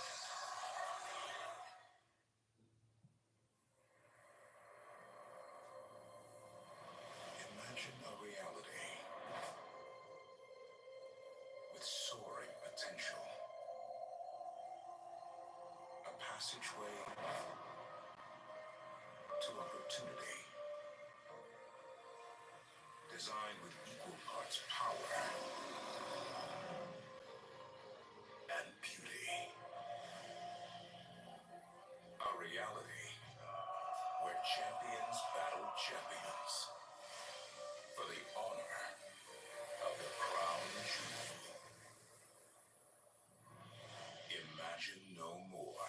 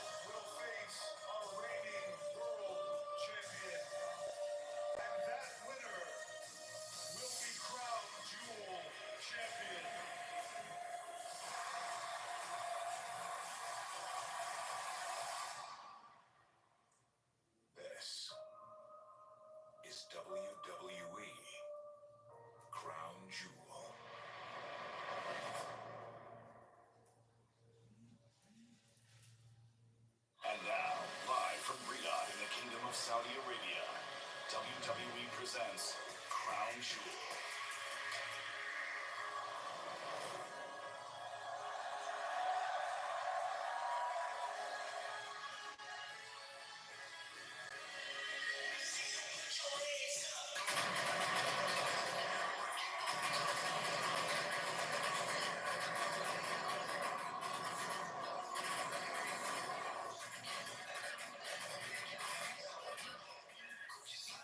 You are looking live. So that Muhammad Abdul Riyadh, WWE fans are out in full force tonight for Crown Jewel.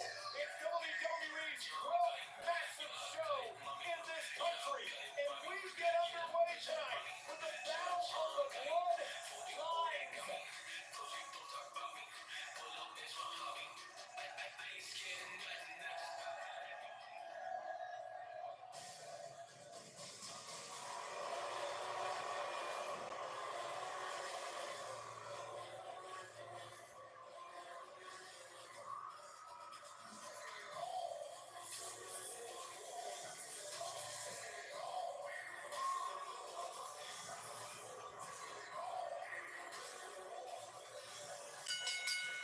The following contest is a six-man tag team match scheduled for one fall. Introducing first, accompanied by Tongaloa, Jacob Batu, Tama Tonga, and Solo Sikoa.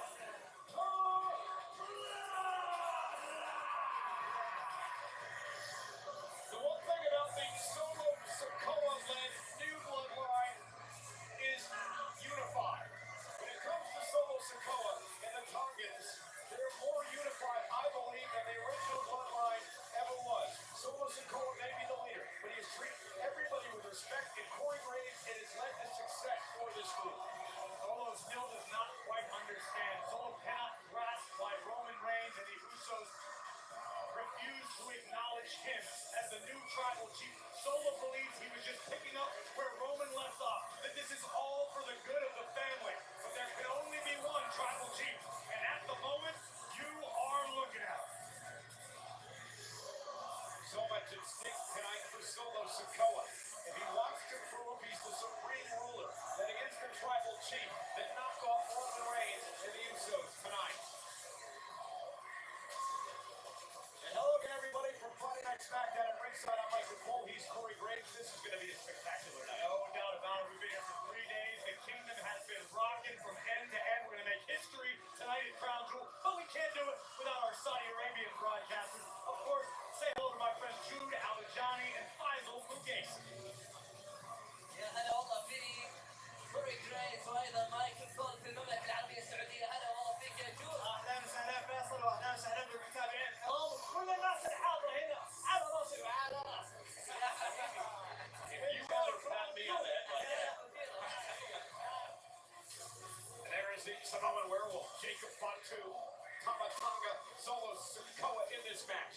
Tongaloa, the other, will also be here at ringside. You cannot discount that fact. Having someone as dangerous as Tongaloa, half of the former tag team champions at ringside, that definitely has to swing the power on the side of Solo in the new book.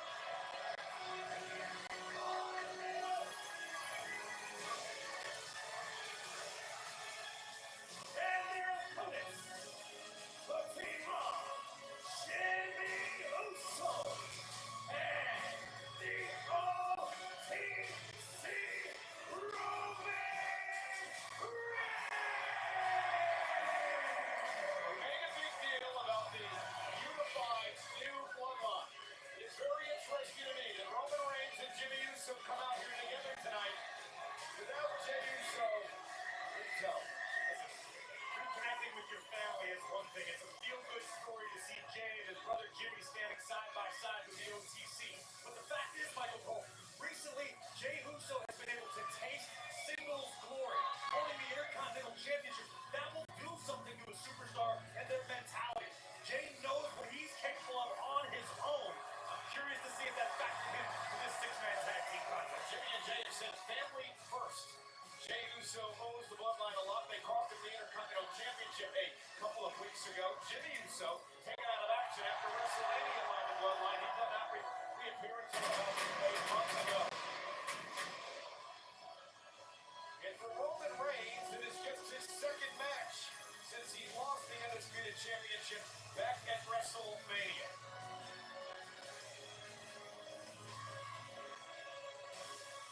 Back at Taz Club and Roman, at least for one night, is willing to put hard feelings with Cody Rhodes aside.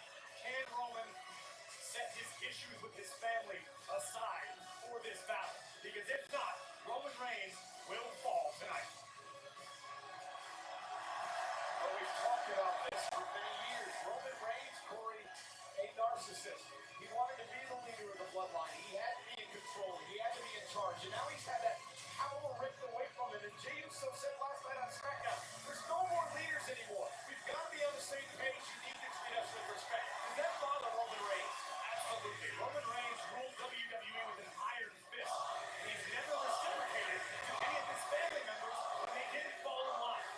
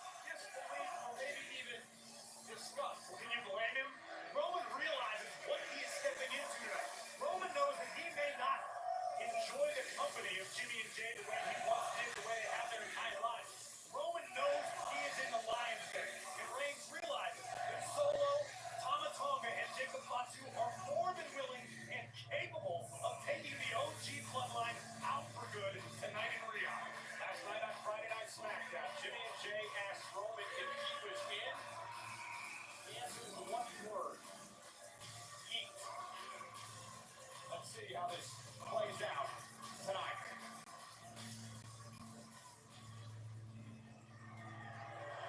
And there was so much history over the past number of years between everyone involved in this matchup. Do you realize, Corey, this is the first time that Jay and Jimmy, one of the most prolific tag teams in the history of WWE, have teamed together in a year and a half. That was at Money in the Bank, the night that they beat Roman Reigns and Solo Sikoa. It earned Jey Uso an opportunity after pinning Roman Reigns and the undisputed championship at SummerSlam a month later. What happened on that night? Jimmy Uso turned on his own brother to cost Jey the championship. Jey was obviously willing to put the past behind him. Any other tag team in the game would question the chemistry. Will there be tag team ring rust? What we were talking about day one. Jimmy and Jey Uso, arguably one of, if not the greatest tag team in WWE history. I don't expect them to have any hiccups tonight. And they can't afford to when you're dealing with people as dangerous as the New Blood.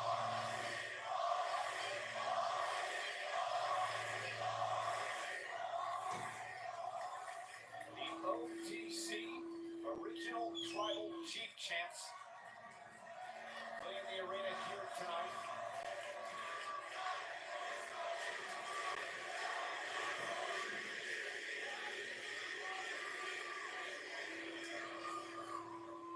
That's a good sign there. Jey Uso telling Roman, I'd like to start this matchup. And Roman says, okay, go right ahead.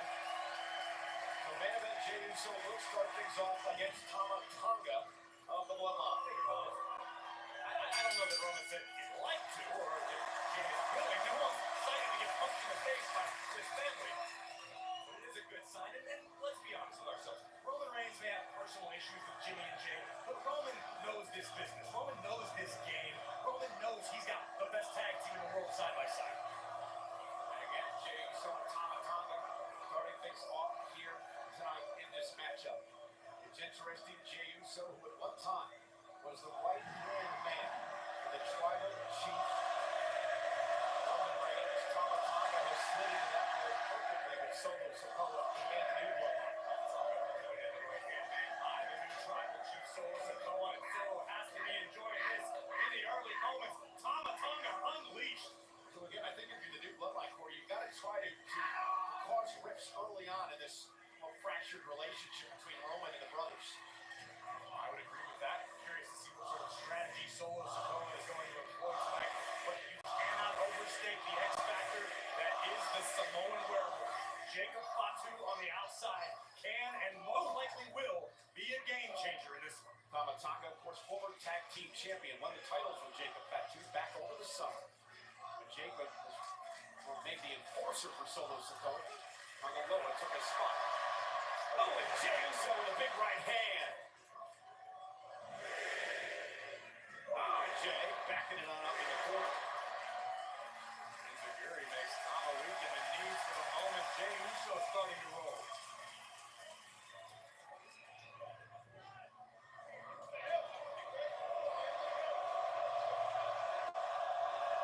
Just like old times, Jimmy and Jey. Jimmy tags himself in, double team coming from the Usos. 8 times they held tag team gold together.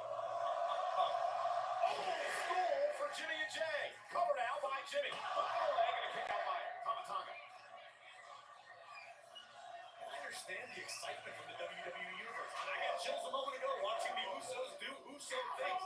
It feels great, but the reality of the situation is neither Jimmy nor Jey are the same superstars or human beings as they were.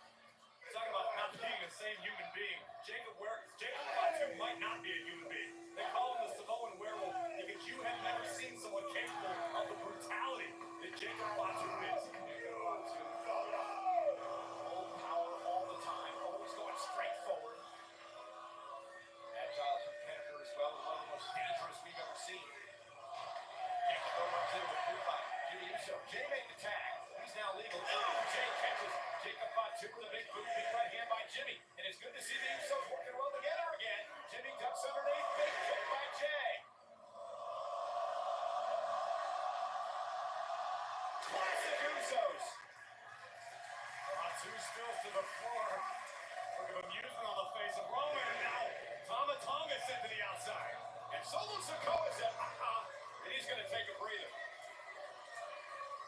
And a good start for Jimmy and Jay here tonight. This is a smart decision by Solo. Rolling outside of the ring, gathering the troops, replanning the game. Solo knew this was going to be hostile territory tonight.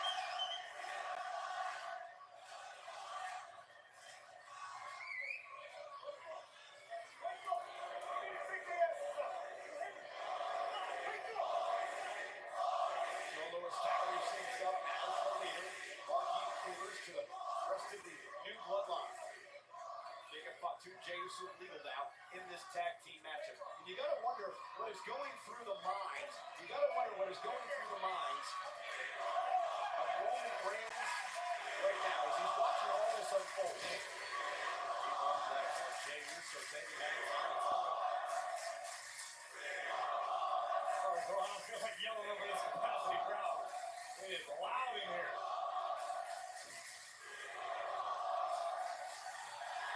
There's your answer, Michael Cole. The OTC ready to join the madness.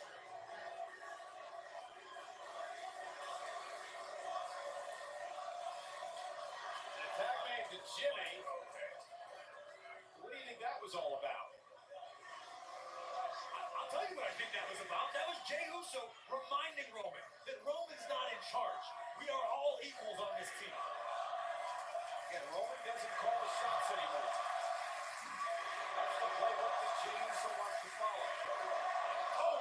Jimmy just got chopped from behind. And again, the discord among the tribal chief and the original tribal chief and Jey Uso caught Jimmy, and Jimmy's now in trouble, and now the bloodline pick up apart. Seeing that interaction had to have Solo licking his chops because Solo just unleashed the wolf in this matchup, and Jacob Fatu wrecking Big Jim.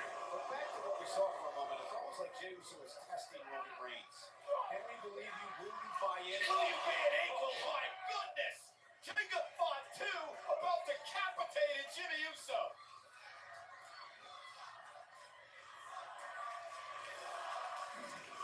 And now, I agree with your assessment of the situation, Cole, but now is not the time. You should have hashed this out in the locker room, maybe on the flight across the Atlantic Ocean. But if Jimmy, Jay, and Roman are not on the exact same page, they don't stand a chance tonight. They wouldn't even walk out here together, Corey. And here's Solo Sikoa now, the tribal chief of the new bloodline, torturing Jimmy Uso as he stares back at Roman Reigns. And again, it just eats at Solo Sikoa that Roman did not return and acknowledge him as the tribal chief. And Solo Sikoa would pick up where Roman Reigns left off. Solo Sikoa believes that Roman Reigns disgraced the family when he lost the championship to Cody Rhodes back at WrestleMania. And Solo believed it was time for a change. Misguided as Solo's actions may have been, Solo Sikoa feels it was his duty to continue the bloodline, to protect the family and their legacy. Here's Jacob Fatu in the background, screaming, "I love you, Solo."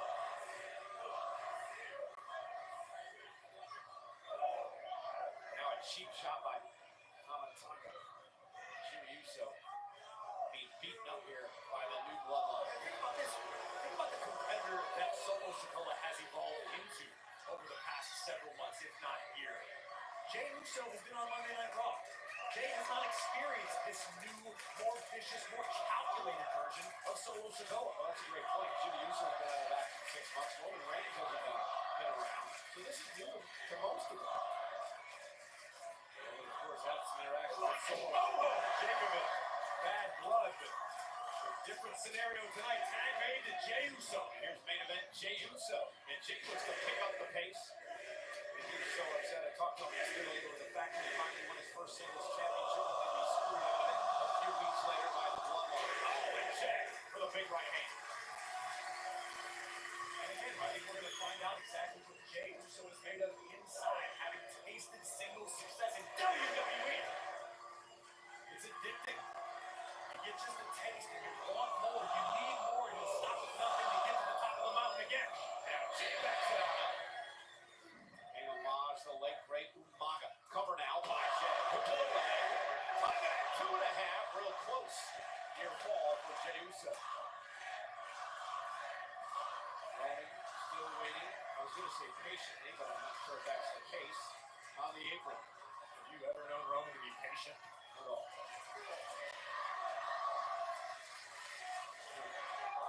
Hey now. Look, a rake in the eyes now by Tama Tonga. Right in front of the official. Brazen move by Tama. Obviously, the official understands how deeply personal this is. Oh, that pop-up Samoan drop by Jacob Fatu. And that may be the beginning of the end for the OG Bloodline. Senton by Jacob. And the official, Brian Brandt, he's going to let a lot go in this match. There's so much bad blood between these men. Now Jacob will punish Jey Uso. Tensions are running this high. This and a headbutt. Family feud unfolding before our very eyes. Brian Trent understands. If you call every tiny infraction, this match and this issue will never, ever be resolved. Now the double team coming from Solo Sikoa and his enforcer, Jacob Fatu. Now mocking the WWE fans and Jey Uso. Spoken for years about Jimmy and Jay and how oftentimes fans couldn't tell the Usos apart. And you heard Jay himself say it on Monday Night Raw. They don't make that mistake anymore, meaning the fans. Jay has carved his own path, as has Jimmy. What if you're Solo? Solo has sat behind and watched his brothers succeed to the highest of heights while he's been waiting. Now Solo has his moment, and his older brothers are trying to spoil it for him. If that's not a great motivator for Sikoa, I don't know what will. And of course, it's Solo Sikoa's take. Oh, a big right hand by Jacob. If you listen to the Usos on the other side of the equation, they believe that Solo Sikoa is trying to ruin the family legacy, but ruin the family heritage. We still cannot understand why he brought the Tongans into the fold. That has been a big issue of contention for Jimmy and Jay. Jacob Fatu, when he's near us at ringside and you look into his eyes, there's nothing there. Well, I don't know if there's a superstar on the roster more terrifying to me personally than Jacob Fatu. I don't feel safe when Jacob Fatu is around, period. When you see a shark and you look into his eyes and the dead, deep, black people, but then when they attack, those people turn white. That's what Fatu's like. Right now, Jey Uso trapped in the wrong side now. Nice suplex by Fatu and up over the top. Tama Tonga. He's got something wrong with him too. We talk about Jacob Fatu, but Tama's out there. Tama may be a few fries short of a Happy Meal, but we know Tama Tonga is an incredibly dangerous human being who only has one speed, one gear, and that's forward, 100 miles an hour. That's the thing about Solo now. He's great strategy in this matchup, slowing the pace down against the Usos and Roman. Roman again getting the tag into this matchup as Jey tries to fight out of the corner here. Oh, and a big right drops Jey to his knees. And how quickly we forget the amount of time that Solo spent around Roman Reigns as Tribal Chief. Solo learned an invaluable education under the OTC. Now he's going through that. The history of what Solo Sikoa's accomplished over the past couple of years. And it's a list of possible Hall of Famers that he's knocked off. I mean, John Cena, AJ Styles, Sheamus, Sami Zayn, Kevin Owens, Rey Mysterio. Big time clothesline by main event. Jey Uso takes down Tama Tonga, but Jey's a long way from Roman. Solo realizes this is a very critical moment. Roman Reigns is fired up. The OTC wants in this match. Can Jey Uso make it to the corner, make a tag, and he does! And here comes Reigns! A fired up Roman Reigns! Face to face! The old original Tribal Chief! The new Tribal Chief! And here we go! Reigns and Solo dropping the heavy artillery on one another.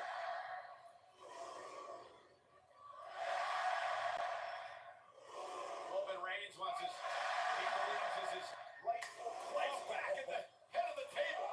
Roman with a clothesline. And another one.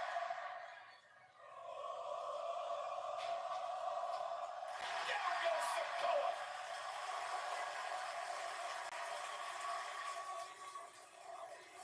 Reigns is out here on a mission tonight to expose Solo as a false king.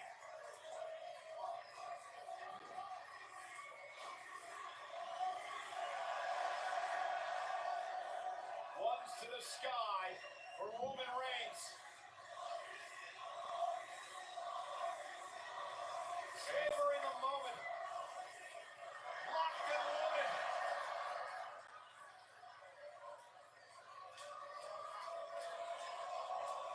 Measuring Solo Sikoa. Reigns ready to strike. It puts Solo away. Look at the Superman punch. Sikoa caught it. Reigns, though, catches it that time. Down goes Solo.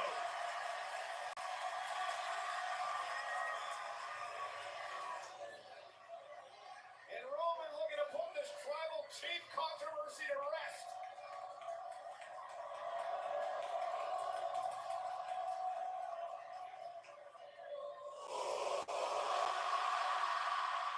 Roman went for the spear. Sikoa caught him with the kick. Oh, the spike!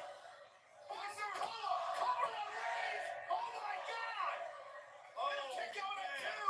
Jimmy Uso at the last possible fraction of a second, keeping this matchup alive for his side. I swear to God, I thought Sikoa had Reigns beat there. Oh no! And now Jacob Fatu with a big kick to Jimmy Uso. Oh, and a spinning neckbreaker sends Uso outside the ring. And now there's the Samoan werewolf on the loose. And Jey Uso, big super kick by Jey. Another one will send Jacob outside the ring.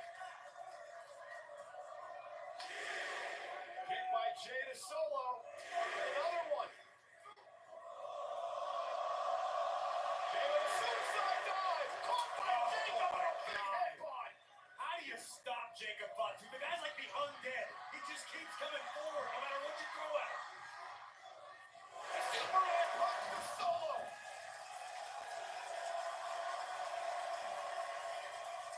And now Roman says it's time.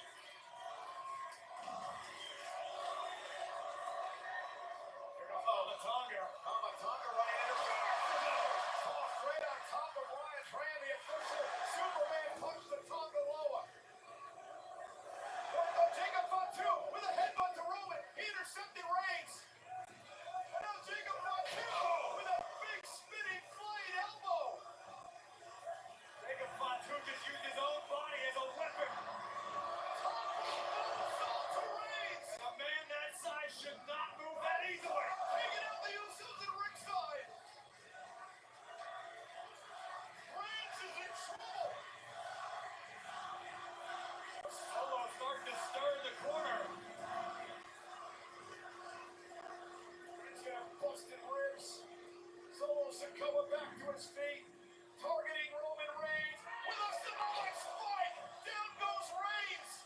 Solo not done yet. Another Samoan spike. A cover by Sikoa. The new bloodline victorious. Here are your winners of Bloodline. Solo Sikoa has slain Roman Reigns.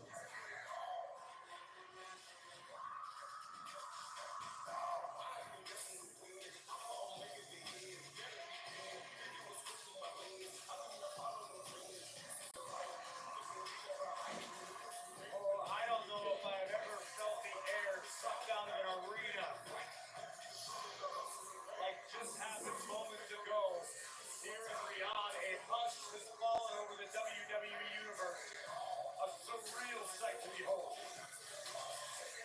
Neil Apollo will go on to the neck of the original Tribal Chief trying to fight back, but he's going to get mauled now. Going to get mauled by the Bloodline. The Usos back in the mix.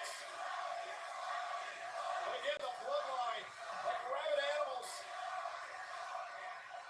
taking out Jimmy Uso now. Roman Reigns is helpless.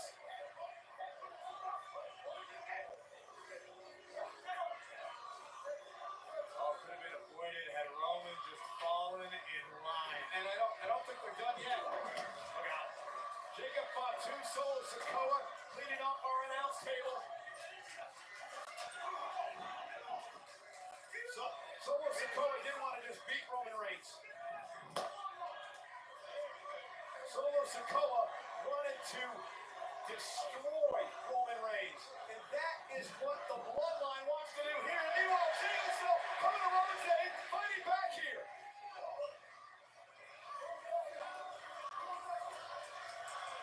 They're going to send Jey back into the ring with Tama Tonga. He's back on the assault. Sikoa now. And the bad news is Jacob Font 2 outside the ring is a steel chair. And he's giving the steel chair now to Solo Sikoa. And the Bloodline far from done. Tonga Loa driving Jey into the corner. And they're going to try to cripple Jey Uso here. Looks like they did.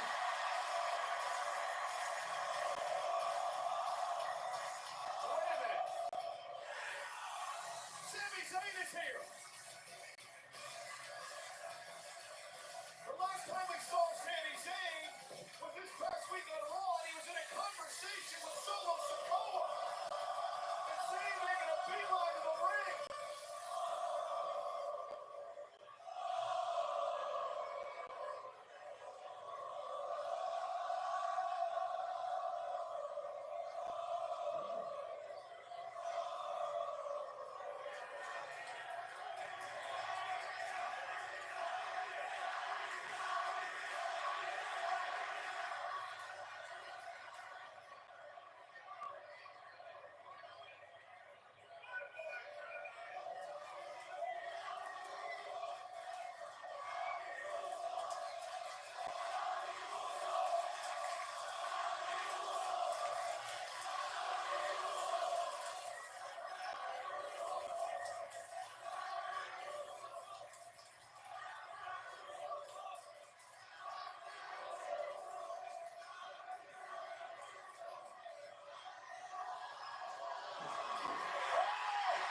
Sami turning down the invite by Solo, and Sami Zayn coming to the aid of Jey Uso. Sami, you're going to regret sticking your nose in Bloodline business again. And now Jimmy and Jey back into the fight. Roman Reigns is back up as well, and the fight is on.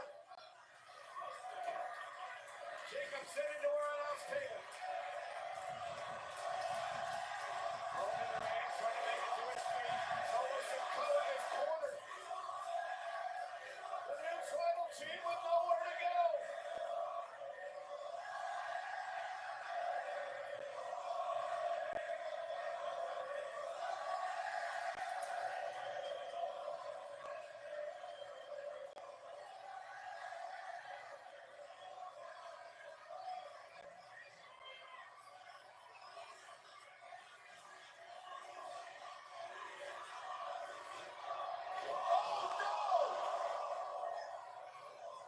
Sami Zayn just took out Roman Reigns. I mean, not the first time. What was it?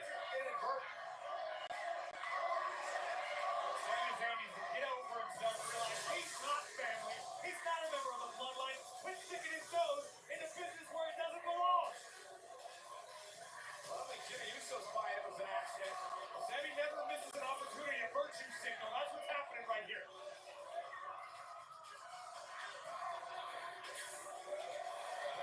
Now Jey trying to separate them.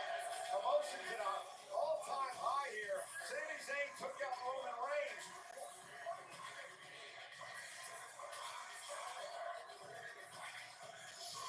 Solo Sikoa had a big grin on his face when it happened.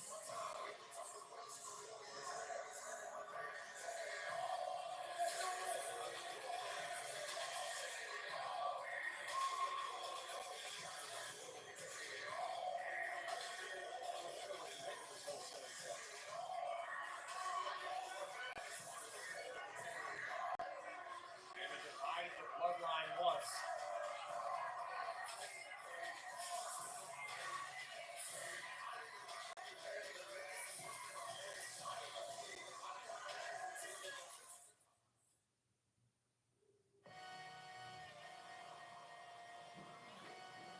Next April, Las Vegas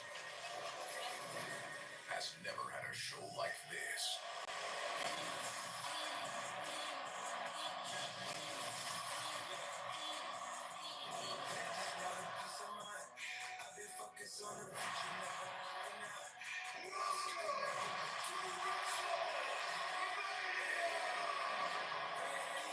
Las Vegas.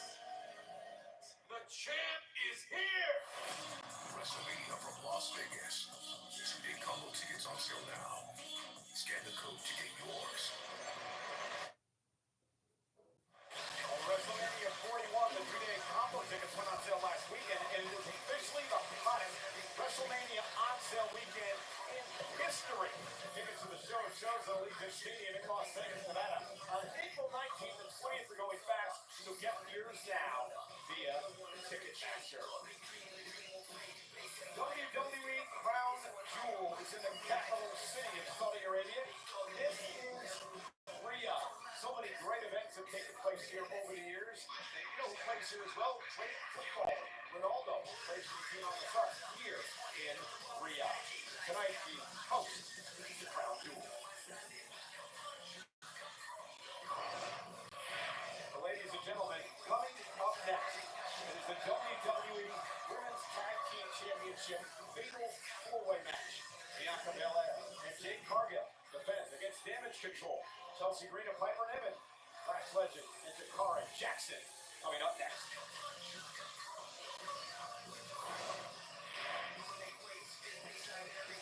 Still to come tonight, Cody Rhodes and Gunther, the Ring General and the American Nightmare, the undisputed WWE Champion versus the World Heavyweight Champion to crown the first ever men's Crown Jewel Champion. And let's take a look at what Cody Rhodes and Gunther had to say in special interviews earlier today on the Countdown Show.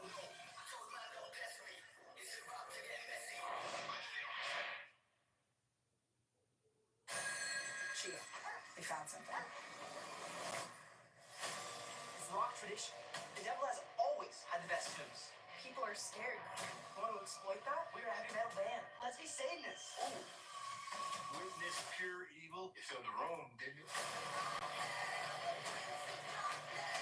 We're still unveiling something, and we just didn't notice. Evil has taken over this town.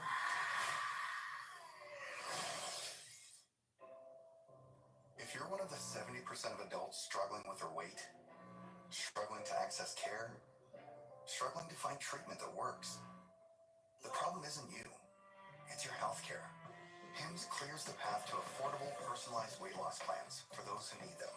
Through HIMSS, a range of treatment options, including compounded GLP-1 injections, are currently available and ready to be delivered to your door. Real change starts here with HIMSS. Vodka soda with wheat. This song right here is for the red, white, and blue. You got good taste, and you drink like it too. Wheat beer so good, I drink it neatly. Watching Moscow always get the mule. Vodka this good is an American jewel. Wheat beer so good, I drink it neatly. So pour a glass on the porch, get a little tanner. Let your taste buds sing the Star-Spangled Banner. Wheat beer so good, I drink it neatly. Wheat beer, American vodka.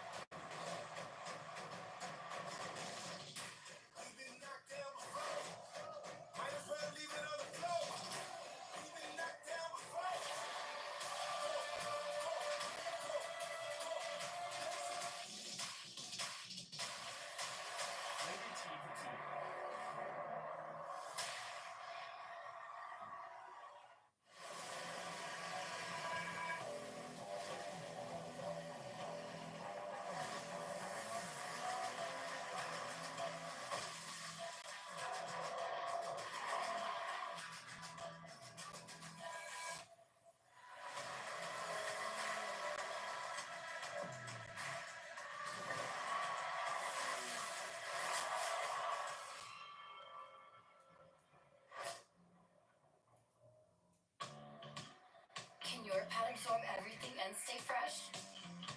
Always Flex Foam can. It's the only pad made with a flexible foam core. Yup, foam.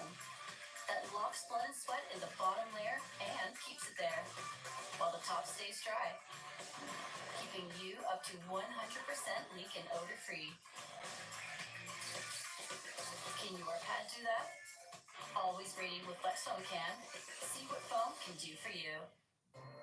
The magic never leaves you when you stay with the Disney Resorts Collection, following you along everywhere you go, making every moment special, even more surprising than your last, and bringing you extra time in any of the 4 theme parks every day. Now you can save up to 25% on rooms at select Disney Resort hotels. Why would you stay anywhere else? To come tonight, Gunther versus Cody Rhodes to determine the first ever Crown Jewel champion.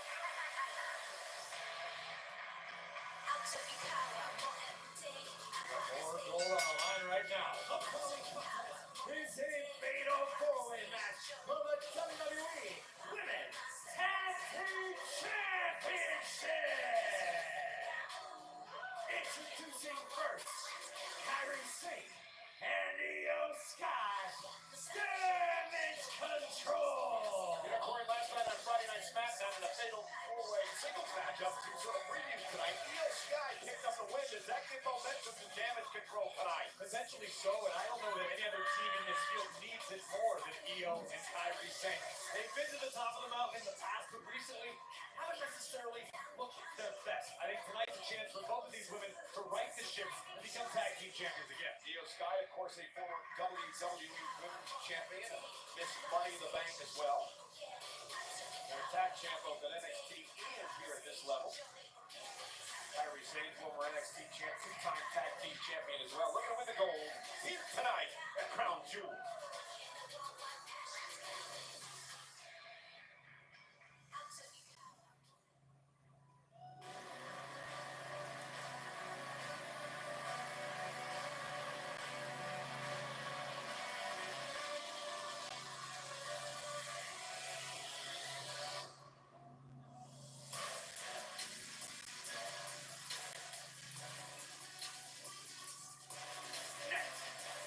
Representing Meta-4, Lash Legend, and Chikara Jackson. What an opportunity tonight for the Meta Girls from NXT seeking their first career championships. This is also their first main roster premium live event, and what a spot for these two. This might be a bold prediction, Cole, but I think Chikara and Lash may be the dark horses to win here tonight.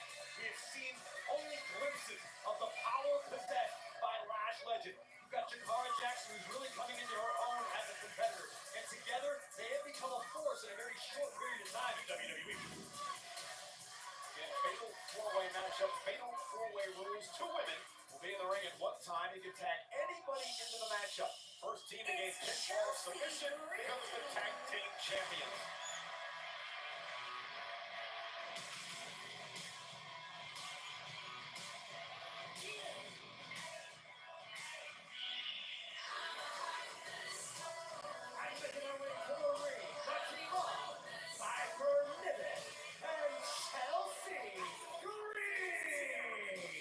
Chelsea wearing? It's something that appears to be at least a portion of a wedding dress.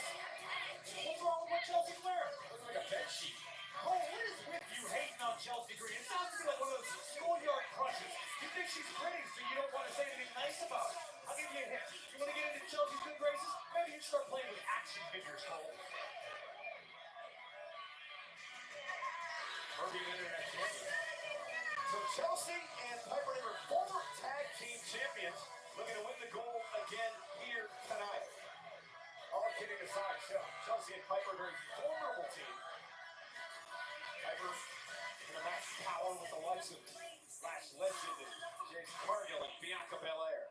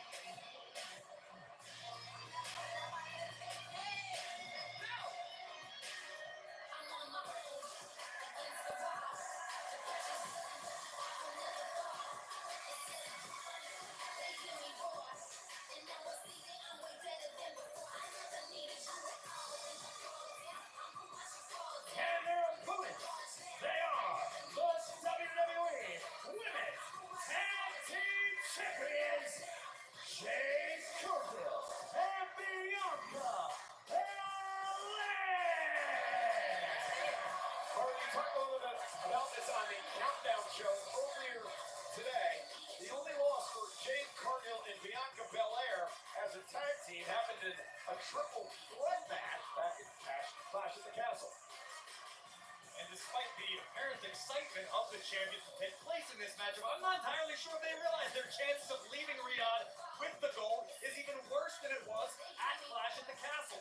Tonight could be a championship reign defining victory for Cargill and Belair, or it could be the end of a run. And you could look at it that way, or you could look at that as confident champions who have been dominating the women's division here. You know what you drew attention to during the Bloodline matchup that I want to bring back right now? This duo, the reigning champions, were the only team in this matchup who entered separately. Because at the end of the day, Jade Cargill and Bianca Belair have been a lot more I than we. It served the EST very well throughout her tenure. But Jade Cargill lately has been a little more concerned with Instagram photos than getting in the ring, getting business done. I think you're stretching that a little bit, Corey. They came out together at the end of the day. Why won't you let me come out to your music, Cole? Because I'm the curtain jerker. And here we go. Fatal four-way match for the women's tag team titles. Two women will start. You can tag anybody into this match you want, and it's going to be Io Sky and Bianca Belair starting things off. Back to their classic. I believe it was Backlash in Puerto Rico. Bianca Belair and Io Sky really captured the imagination of the entire WWE universe in that matchup. Yeah, I said it last week, and I stand by it. Io Sky, one of the most underrated women on the roster today. Yeah, former champion, former Money in the Bank winner. Shows about her business in such a quiet way, but she's explosive. History has taught us you don't ever, under any circumstance, bet against Bianca Belair. Oh, and Bianca Belair now. And there's the power of Belair. Vertical suplex as she marches around the ring, and down goes Sky. And a kip up by Bianca, the former three-time world champion. And Bianca, Io Sky rolls out of harm's way. Rules in effect in this matchup. Two competitors legal at all times, and any superstar can tag the member of any team. And showing off now. Bianca Belair taken down.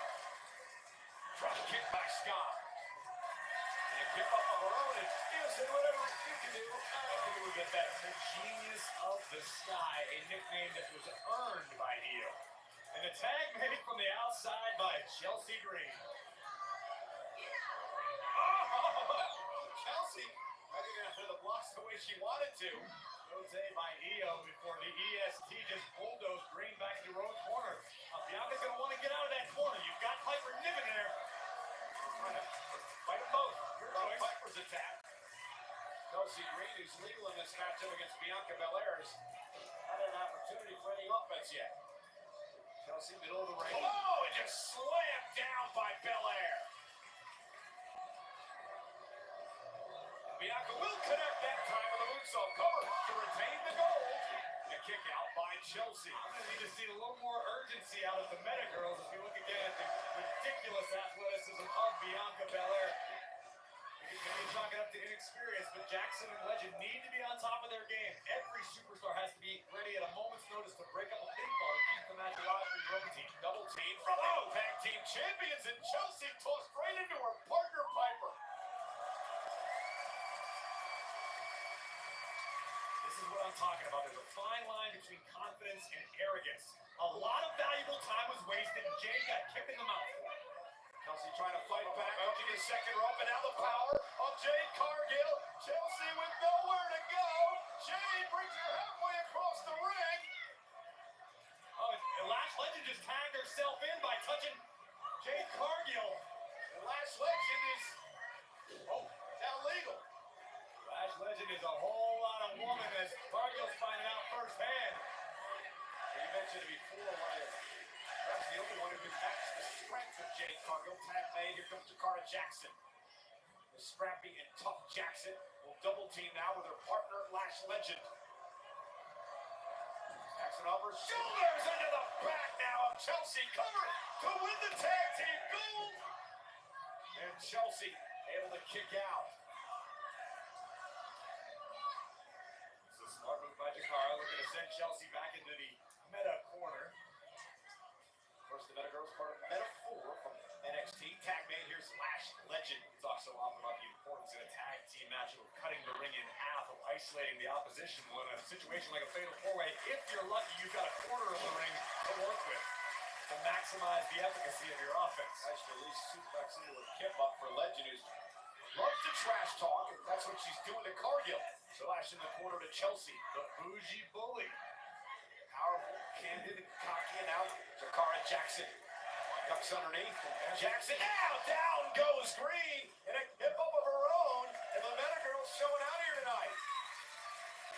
The delight of the WWE Universe. You can hear the NXT chants ringing out momentarily. Jackson, it was a Jackson. NBC's Titan Games tag made.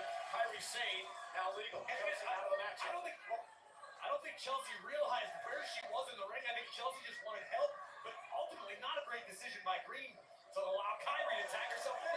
She didn't do anything for it. She might as well got out of the ring. Oh, and there's Kyrie Sane now. That Critters mentality is really old. And Sane, and Chelsea Green, I don't think Chelsea realizes she's not legal. And the official in this matchup, Daphne LaShawn, is saying, Chelsea, what are you doing? Well, the good news is there is no disqualification. Well, that's true. Yeah, you're exactly right. I mean, if I'm Chelsea Green and I do come to and realize the circumstance, maybe Hyper and I just double team everybody the entire match. But the problem is you can't pin Chelsea, and Chelsea can't go for the pinfall. Oh! Here by Sane. Kyrie Sane takes out Jackson. Tag made. Here comes Io Sky, and now a double team from Damage Control.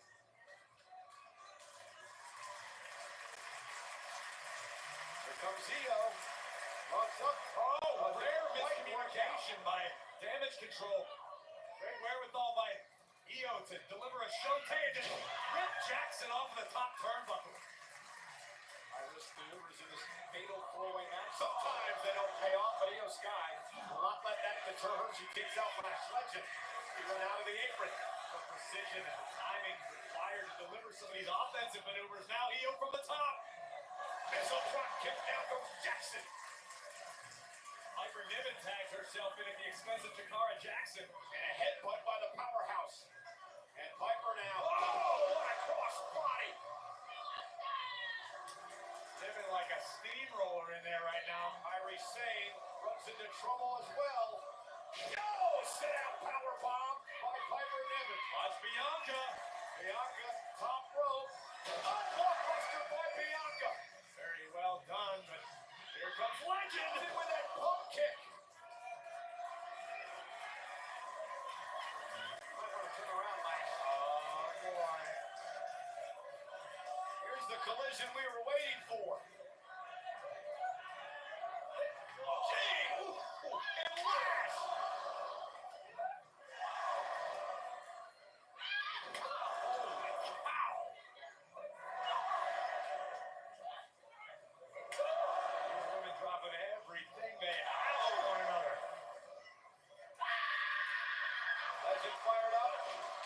Cargill.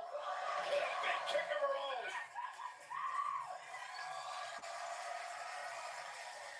Meanwhile, Piper Niven up toward the top rope. Crossbody! Takes out Lash and Cargill. Chelsea Green, smart. Smart looking to capitalize on the situation, and great decision by Cargill to roll to the outside. Chelsea legal? Did she make it back? Great question. Well, the official chaotic matchup. Gabby has no idea either. I mean, I have no clue if Chelsea's legal or not. There we go. It's time to add one to the highlight reel, Ms. Green. Well, Chelsea, we're going to go to the top rope and maybe a low light reel. Out of the bottom rope, looking for. She's trying to do a moonsault. Instagram reel. I guess she's trying to do a moonsault. And Chelsea's in the hell with it. And a caught by her own partner. Happens when you mitigate the risk. It didn't cause catastrophe, isn't it? Thank goodness Piper was out there. You guys might want to turn around. Kyrie Sane, top rope. Oh, the insane elbow takes out Green and Niven. And now the genius of the sky. Up to the top rope. Moonsault. Beautifully done.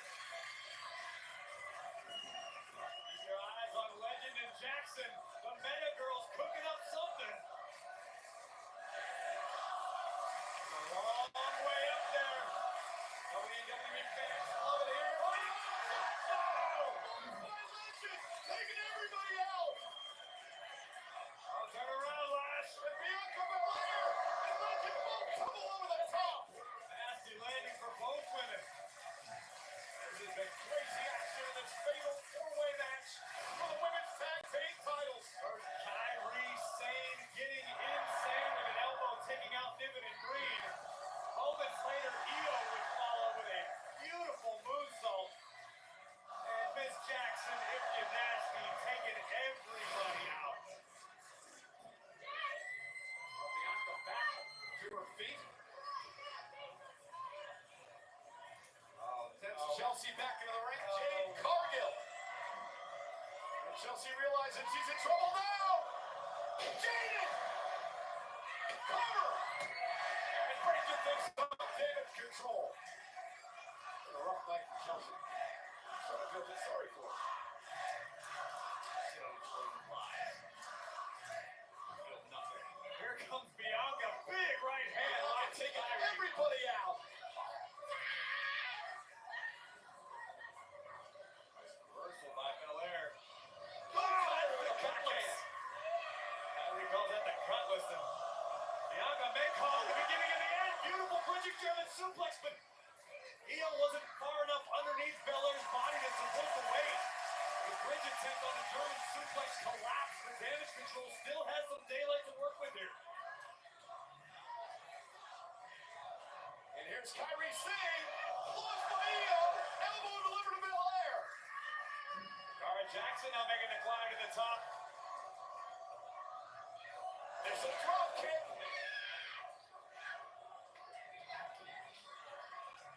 Feather Girls double team coming up. Kairi Sane. Oh my God. Oh my God. Oh, that's gotta be it. That is the best move I've ever seen. Well, it's not it because Piper Niven's now. Oh! Michinoku driver by Piper. Chelsea Green with a code breaker. Here comes Piper. Piper Niven now with a senton.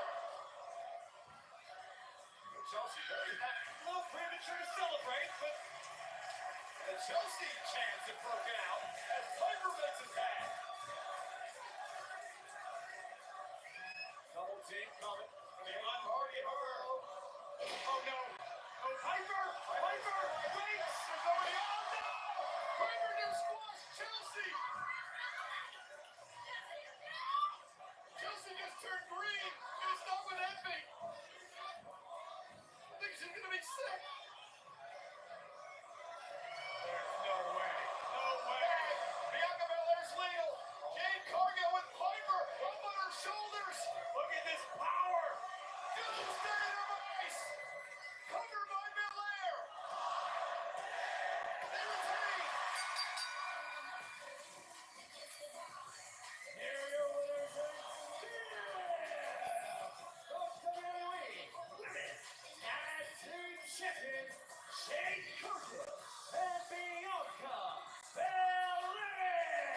Well, if there were any doubters out there, and I include myself, Bianca Belair and Jade Cargill just silenced a bunch of us. What a battle. We watched this all day. Lash legend picked Kairi Sane up by her waist with Lash's own bare hands before just turning Kairi loose. My God, I'd rather fall into the Grand Canyon. And here comes a little friendly fire between Chelsea Green and Piper Niven. And at the very last possible second, Cargill turns the tables. This would end Chelsea Green's evening in a doomsday device. Perhaps the only two women physically powerful enough to pull off that legendary maneuver. And still. Jade Cargill, Bianca Belair, congratulations as they retain the tag team titles.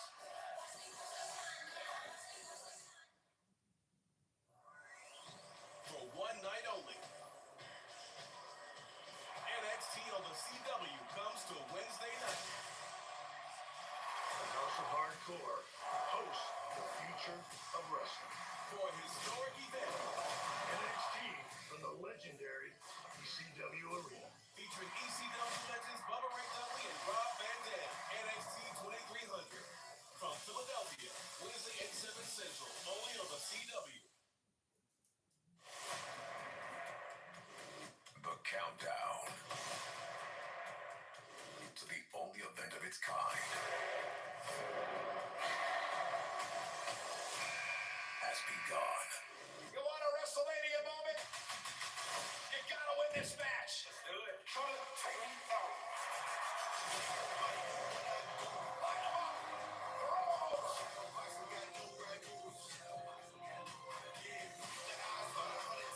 road to WrestleMania begins at the Rumble. WWE Royal Rumble, Saturday, February 1st. Tickets on sale Friday, November 15th. Scan the QR code now to register for exclusive pre-sale opportunities. Royal Rumble tickets go on sale Friday, November 15th, but the best way to catch every exhilarating moment is with a priority pass package from WWE's official fan hospitality provider On Location. Start the road to WrestleMania with premium hospitality and unrivaled service. Find your package at onlocationext.com/WWE. Well, that is February 1st. Tonight, we're actually in Riyadh, Saudi Arabia, the capital city, and the largest city on the Arabian Peninsula. Riyadh is visited by 5 million tourists annually, and one of the places that they head to, Boulevard City, which is just down the block from where we are tonight with Crown Jewel. And one of the key parts of Boulevard City, and a first of its kind worldwide, Corey, is the WWE experience. I had a chance to walk through the WWE experience earlier this afternoon. This is an absolute dream come true for any fan of WWE. Where you see the Undertaker's Dead Man experience. There's so much cool memorabilia. You can play 2K24 video games and hear your own entrance. You can live out your dreams of being a WWE superstar here at the WWE experience. If you ever get a chance, don't miss it. So that's what you're doing? Practicing your entrance over there, Romero? Yeah, it was. I happen to do Cody's quarrel way better than he does. Bitterness and brawls upon every meeting. Heroic Seth freaking Rollins in battle, but beyond defeat, takes on the bruising, brutal Bronson Reed. After this break, but first, take a closer look at the appalling conflict between these two that has wreaked havoc across WWE.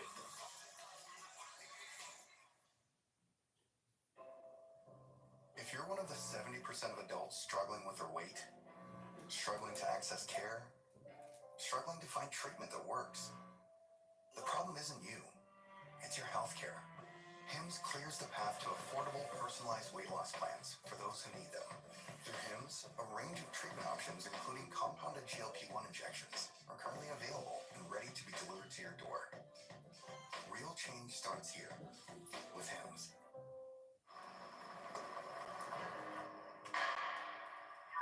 There's no one way to power up, as long as Ford is your starting line. Because more important than the power you choose is what you choose to do with it. Gas, hybrid, or all electric, the power is yours. Aye, it was a grand adventure. Vibrant music. Grim-grinning ghosts. Charlie, let's go. Unbelievable awaits on the all-new Disney Treasure. Nick Jones steps up to the mirror, lines things up, titles off, checks his Fidelity app, looks to outside analysts to get a second opinion. Nick likes what he sees.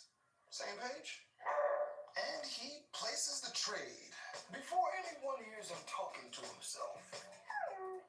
Buy U.S. stocks and ETFs for as little as $1 with no commissions. Talk about easier investing. When Wednesday dances, you experience her emotionalism. Just like that Korean show on Netflix, where people play kids games for money, and if they lose, they actually die. And the great part, when Max's eyes roll back and she starts rising up into the... Todo el equipo está perdido. Sin nada durante 2 meses. We have to talk about the show. Like, yo, you have a stalker? Why haven't you gone to the cops? Instead, he kept egging Martha on. Like, Donnie, bro, what are you doing? I remember bigger complex. Do nada. Están en una persecución de coches. I've been striving to survive, and I felt like racing could be my next phase. My favorite part. Não, mas a cena do espelho. On awesome? I can't believe you haven't seen it. It's so good. So good. So good. So good. So good. You better watch. So good. Liberty Mutual customized my car insurance, so I saved hundreds. With the money I saved, I thought I'd get a wax figure of myself. Cool, right? Look at the craftsmanship. I mean, I even got my nostrils right. It's just nice to know, years after I'm gone, this guy will be standing the test of... He's melting. Oh, jeez. No. Okay. Only pay for what you need. Liberty, liberty, liberty, liberty.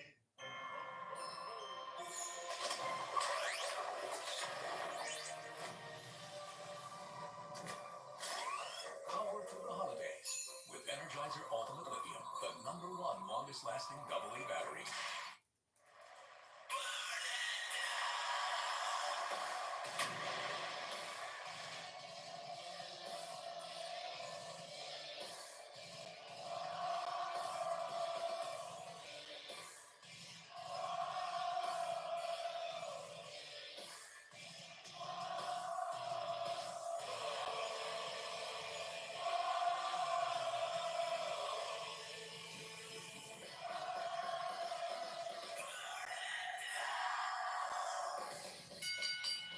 The following contest is scheduled for one fall.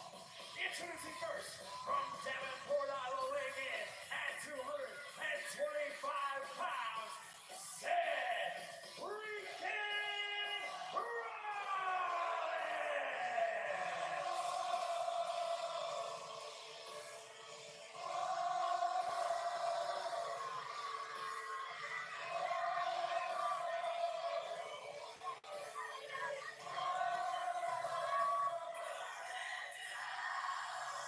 For Seth Rollins, Corey, this is his first match since early July at the Money in the Bank Premium Live event.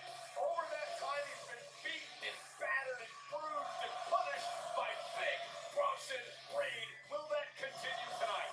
Absolutely. I have a very hard time believing that Seth Rollins is anywhere close to 100% right now.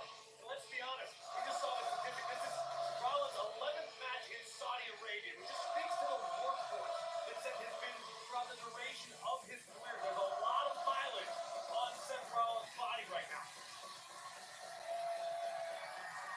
We heard Seth acknowledge the fact that Bronson Reed is a monster, but Seth was eager to remind Bronson, I can be a monster too. I'm just curious if that side of Rollins still lives within him. Or is this a case of Seth living at the top too long and forget where he came from?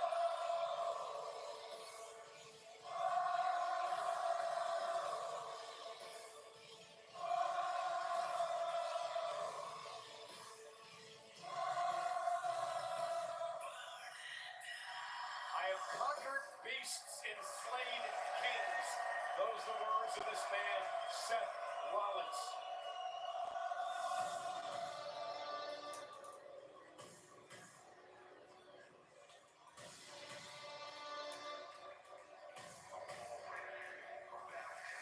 And as a bully from Black Forest, South Australia, weighing in at 330 pounds,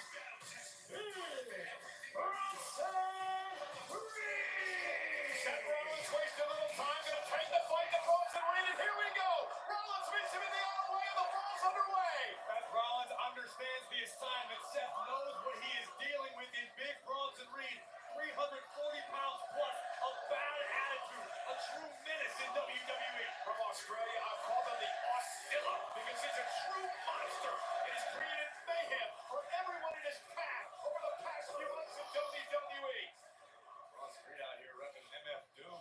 Might be the doom of Seth freaking Rollins tonight in Riyadh. Oh my God, this'll do it. Trying to toss Rollins off the stage. This match hasn't even started yet. Rollins down with the right hand to Bronson Reed. Trying to drive Bronson back down the ramp and toward the ring. Rollins knew he was going to have to step up the aggression. So far, this is exactly what Rollins has to do. Well, Seth Rollins suffered count on six tsunamis at the hands of Bronson Reed. He was out 2 months because of that attack. And Reed is not stopped there. He won a last monster standing match versus Braun Strowman, thanks to a returning Seth Rollins. The scariest thing about this, Cole, is you have to realize that for Bronson Reed himself, this is not personal. Bronson Reed is trying to do what's best for Bronson Reed and Bronson Reed's career. And once upon a time, Seth understood that. Seth knew what that mentality was. Seth knows what it feels like to be frustrated, to not be featured in the spots that you know you can fill, to not be at the top of the card night after night. You have to take it. And here's Rollins now. Bronson Reed taken down with a suicide dive. Bronson Reed told the general manager Adam Pearce, I am going to make impact, and he's done that. Bronson Reed has become an attraction in WWE. It's hard not to watch his destruction and everything he's done over the past number of months. It's captivating to watch. You don't see a man the size of Bronson Reed every day, period. Let alone a man his size who is as athletic as Bronson Reed loves to remind us that he is. Rollins now. Bronson Reed catches Seth midair. And Reed now drives Rollins into the timekeeper's area. Back first into that chair. And I think the chair was the best case scenario for Rollins. He was headed face first into the side of the barricade. Take a look at this. And the expression on Bronson Reed's face, and here's the problem. Seth Rollins' early attack on Bronson Reed has done nothing. And what pissed Bronson Reed off. And that's the problem Rollins has now. This is the chaos. Do we even have a balance? No, the match hasn't even started yet. Now into the ring goes Rollins. And now the bell will finally ring, and we are underway.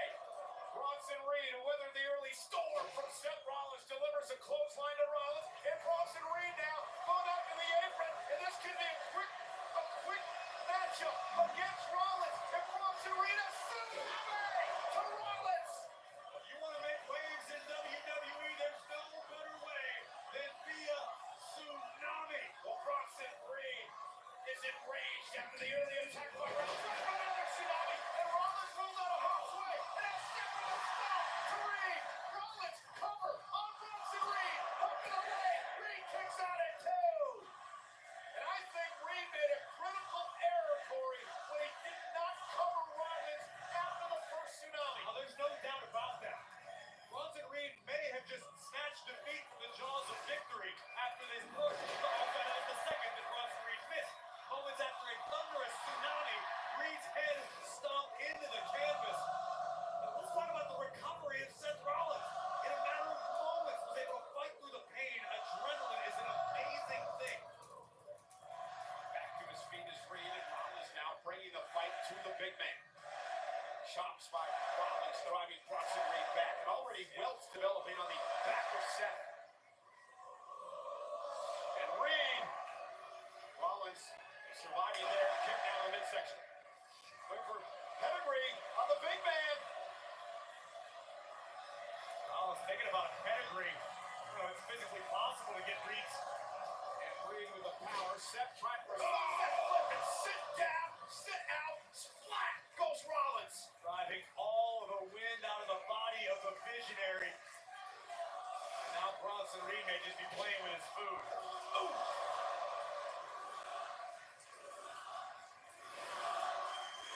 Bronson Reed made no bones about it. He said, I beat Seth Rollins. I am propelled into the main event scene. No ifs, ands, or buts. He goes, I am about making moments. I want to be featured at my first WrestleMania, and I need to beat people like Seth Rollins in order to prove that I belong there. And that may not be a popular sentiment coming from Bronson Reed, but that's the reality in WWE. Big E and I spoke about it on the kickoff show. Once upon a time, there was a sign in the WWE Performance Center that said, you're not here to fill a spot, you're here to take a spot. And this Bronson Reed has been around for a long time. He was here, he left, he came back. This puts it all in perspective for Reed. Everything he's done over the past number of months got him this opportunity tonight, Corey. This is Bronson Reed's first singles match in a premium live event in his career. That in and of itself, in my opinion, a travesty. But that's why Bronson Reed is so pissed off. That's why Reed is so vicious, so aggressive. Rollins just happens to be the guy in Bronson Reed's way. And it was interesting. I was talking to General Manager Adam Pearce about Bronson Reed and everything he's done over the past number of months. And Pearce is like, I'm caught in this hole here because I want to find the guy. I want to suspect defend the guy. I want to protect our superstars, but I've got an attraction on my hands. Somebody that sells tickets, somebody that's making us money here in WWE, and it's hard to take him out of that spotlight. Delivered by Bronson Reed. Second man's in the state now. Rollins looking to dig down deep and try to sure that is wise, and it's not. Bronson Reed, 340 pounds, collapses on set, barely gets the shoulder up. Rollins struggling, scrambling, trying to get out from underneath the weight of big Bronson Reed. Capacity crowd, we are sold out here tonight. Riyadh, Saudi Arabia, WWE Crown Jewel. Ordinarily in the past, when you see a David versus Goliath situation such as this, the goal with your Rollins is to drag the match out. You want to drag Bronson Reed into the deep waters. We know Seth, at least historically speaking, is that great cardiovascular conditioning. You want to keep this thing as long as you can, but tonight, the way that Bronson Reed just continues to soldier forward, I think Rollins needs to get out of Dodge ASAP. Well, one thing for a big man we've learned about Bronson Reed is his stamina core threat. Tremendous in-ring shape for Bronson. He goes toe-to-toe with everyone. Right, that's kind of my point I was trying to make, is this may be a David and Goliath match on paper, but this is no standard, ordinary, traditional Goliath in big Bronson Reed. The guy is a freak athlete. And we know what Seth's capable of. But again, this is his first match since July. He's had the hell beaten out of him by Bronson Reed on how many occasions? And a big knee. That stuns Reed momentarily, and Seth may have an opening. And Rollins trying to fight back now with a big chop. What about Rollins? Mentally, where is he at? He stopped Bronson Reed in the parking lot Monday night. Reed got right back up and beat the hell out of him again. I think that's a bigger question than in the moment, because right now, wait, great counter! Brilliant counter by Seth freaking Rollins. And that's why Seth Rollins is the multi-time world champion. Rollins with a tremendous counter as he take another look. Bronson Reed wanted a power bomb. Rollins able to shift his weight forward and deliver a DDT that, if nothing else, gave Seth a few valuable moments to recover.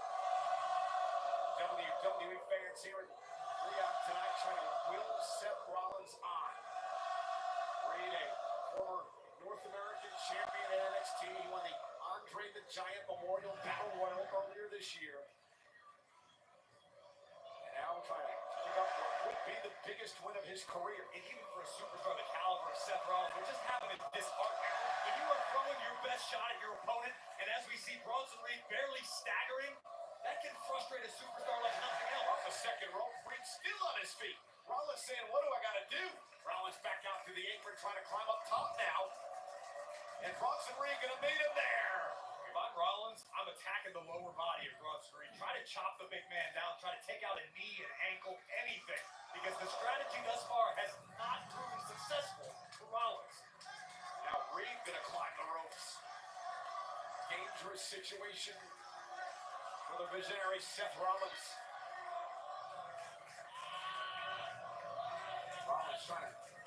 Rollins is, I think, might be biting Bronson Reed. To break the grip. Desperate times call for desperate measures. Rollins knows every trick in the book. He wrote a few. Anything to win. Rollins down with Bronson Reed down. Set top rope. Gonna go for it all here. Rollins with a frog splash. Can he cover? Looks that massive tree trunk like leg and only a 1 count. Think of every offensive maneuver Rollins has tried. Look at his eyes. At this point, it's exponentially harder because of the sheer size. As we look again at Rollins, full extension on the frog splash, crashing down on big Bronson Reed. The expression almost of disbelief, like, what do I need to do here? Again, you've been in this game as long as Seth Rollins has. You've had as much success as Rollins has. You're not used to this happening. You're not used to competing halfway across the world against somebody who's asking for more. Seth happy to oblige. Big rolling elbow. Reed stunned yet again. Now to the back of the neck for Rollins. Reed still on his feet. Seth Rollins just runs right in to a brick wall. And Reed gonna power Seth up. Bronson Reed with that spinning sit-out powerbomb for the win. Rollins in 2. Now it's Reed wearing frustration on his face. But again, credit to Bronson Reed in the gas tank on this guy. We've been at this for a while. Rollins jumped Bronson Reed in the entryway, and and Bronson Reed still looks as fresh as when the match began. Big belly driver by Reed. Is that enough to put Rollins away? Hook of the leg now. Seth kicks out at two again. And now Reed's got to be real careful here, Corey. He doesn't get frustrated. That's the name of the game right now. Bronson Reed just needs to continue the onslaught, continue to pour on the punishment, get a little insurance, and then add some more. Rollins is hurt bad, and Reed is in great control right now. Punishing Rollins in the corner. Reed understands what's at stake, what this means tonight. And you have to look at the other side of the coin. Bronson Reed has called for this. This is what Bronson Reed wanted. He's going to get it. He's having it right now. But if Bronson Reed comes up short tonight, all of his aspirations could go up in smoke just as quickly. And Reed now to the top roll with Seth Rollins there as well. What is Bronson Reed thinking here? Bronson Reed is thinking about the main event. Bronson thinking about WrestleMania. Punch almost drives Rollins through the ring. Cover down by Reed for the biggest win of his career, and Rollins at two. Bronson Reed also now realizing this is what it means to swim in the deep end of the pool with the Great Whites. Seth Rollins, no ordinary superstar. Seth, one of the all-time greats on his way to a Hall of Fame career. Bronson Reed had better get used to this level of competition if he wants to succeed here. You become one of the all-time greats by being a survivor.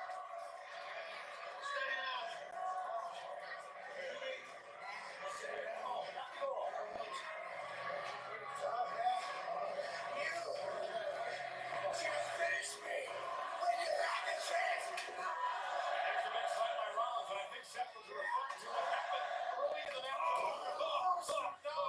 Seth telling Bronson, you should have finished me then. He may finish him now. Bronson Reed gonna go up top. Seth Rollins has no clue where he is. Reed now up to the top rope. Rollins trying to roll out of harm's way and does.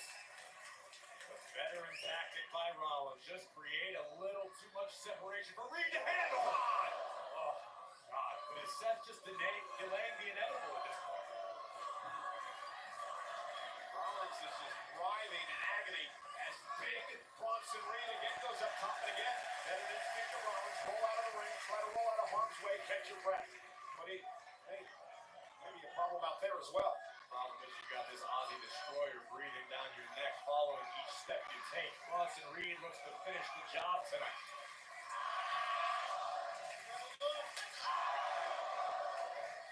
Reed just keeps coming. He keeps going forward. Reed keeps driving forward even after the right hand by Rollins. I know it doesn't seem like a great idea at the moment. I caution Bronson Reed to not let his anger get the best of him. Oh no, steel steps by Reed. By Bronson. You're going to cost yourself the biggest match. And Rollins cut home the knee, and Bronson went face first into the steps. I think the edge of the stairs might have caught Reed in the face, but now a stop on the steps by Rollins. A stop by Rollins.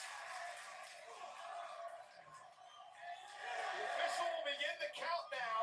Bronson Reed stomped on the steps. Bronson Reed still alive. Bronson Reed gonna cut him up his eye. Bronson back to his feet, somehow back into the ring, and another stop by Rollins. Seth, you don't have much time. Bronson Reed is still moving. Bronson Reed is still now down and out. Bronson back to his knees. Rollins going up to the top rope. Back to his feet is Reed. A super stop by Rollins. Is that enough to put Reed away?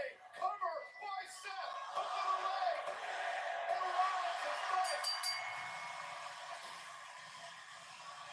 Here is your winner, Seth freaking Rollins! A gutsy win by Seth Rollins tonight. But I'll tell you what, Bronson Reed proved he deserves to be in the main event. I agree with you 100%, Michael Cole.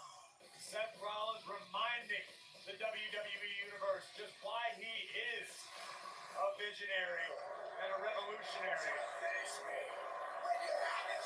And all Seth needs is a reason.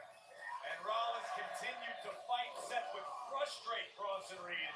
And Reed's own anger would ultimately prove to manipulator, the architect. Rollins with a stomp on the diamond plate stairs. Here's number 2. And the finale from the top rope. An epic super stomp by Seth freaking Rollins finally does the trick to take down the baby bull known as Big Bronson Reed. And as Rollins exits the arena, Big Bronson Reed has made it back to his feet after 3 stops, including a super stomp, and Reed is staring a hole through Rollins. Rollins cannot believe the monster is back on his feet.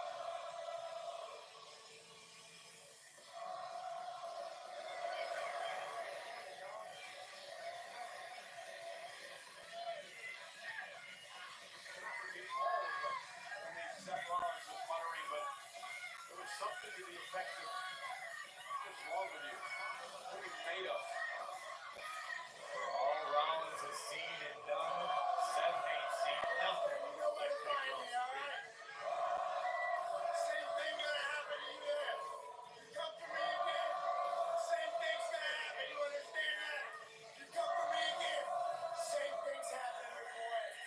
I'll make you famous.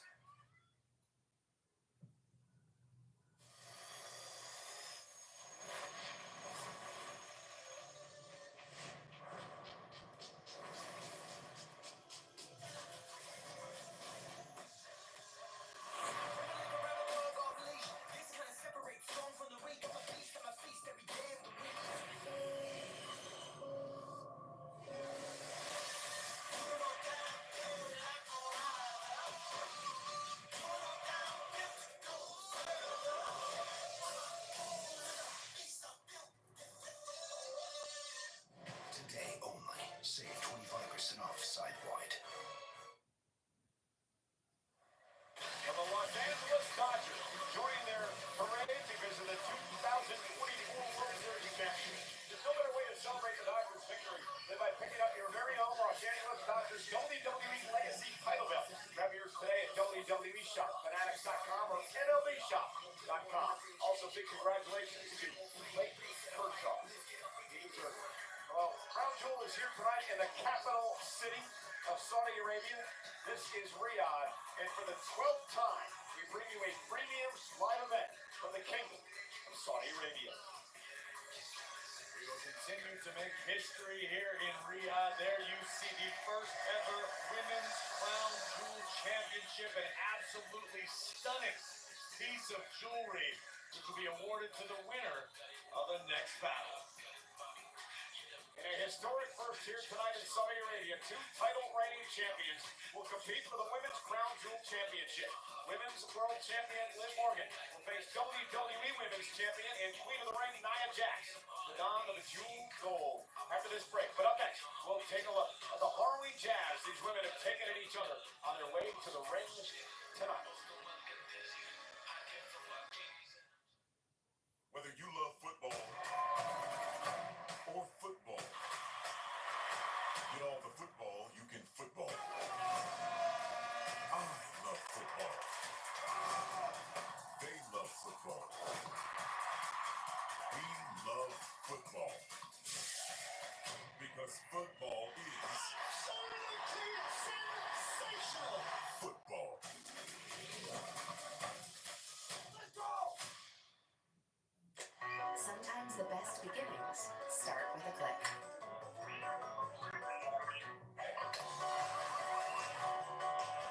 Start yours now and let the magic begin at Walt Disney World Resort.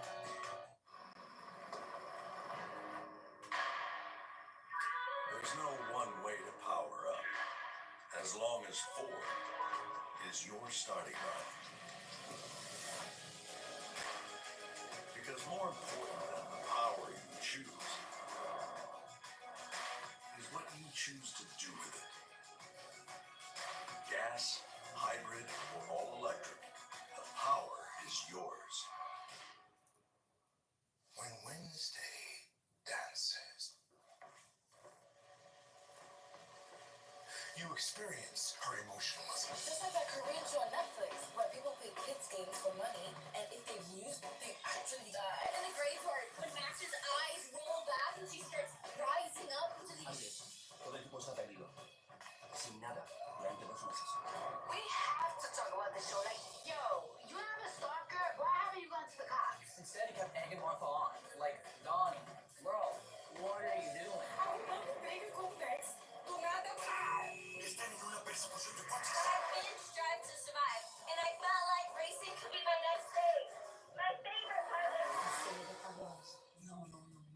Jelly skin. Honestly, I can't believe I haven't seen it. It's so good. So good. so good. So good. So good. You better watch. So good. Smile, you found it. The feeling of fighting psoriasis can't filter out the real you. So go ahead, live unfiltered with the one and only Sotyktu, a once daily pill for moderate to severe plaque psoriasis and the chance at clear or almost clear skin. It's like the feeling of finding you're so ready for your close-up, or finding you don't have to hide your skin, just your background. Once daily Sotyktu was proven better, getting more people clearer skin than the leading pill. Don't take if you're allergic to Sotyktu. Serious reactions can occur. Sotyktu can lower your ability to fight infections, including TB. Serious infections, cancers including lymphoma, muscle problems, and changes in certain labs have occurred. Tell your doctor if you have an infection, liver or kidney problems, high triglycerides, or had a vaccine or plan to. Sotyktu is a TYK2 inhibitor. TYK2 is part of the JAK family. It's not known if Sotyktu has the same risks as JAK inhibitors. Find what plaque psoriasis has been hiding. There's only one Sotyktu, so ask for it by name. So clearly you. Sotyktu.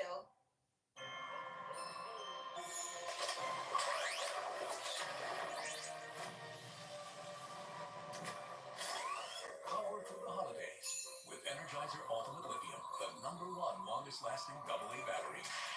Over 3,200 precious stones, Australian crystals, 50 carats of diamonds. That is the Crown Jewel Championship belt, which will be awarded to the winner of our next matchup.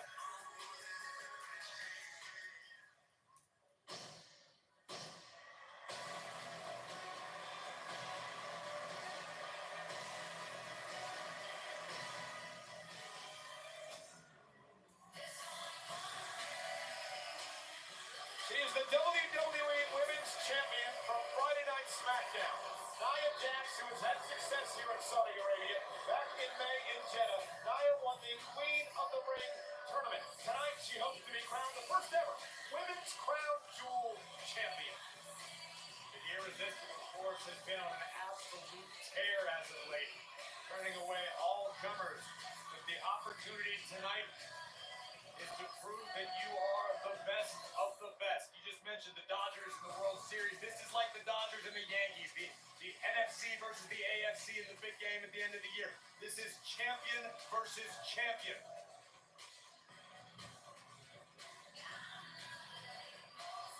I am very confident. When we spoke yesterday at the kickoff show over at WWE Experience, he's been nearly unstoppable since returning to WWE. I would love to add to her collection that includes the WWE Women's Championship and the Queen of the Ring crown. A crown jewel championship. Lovely.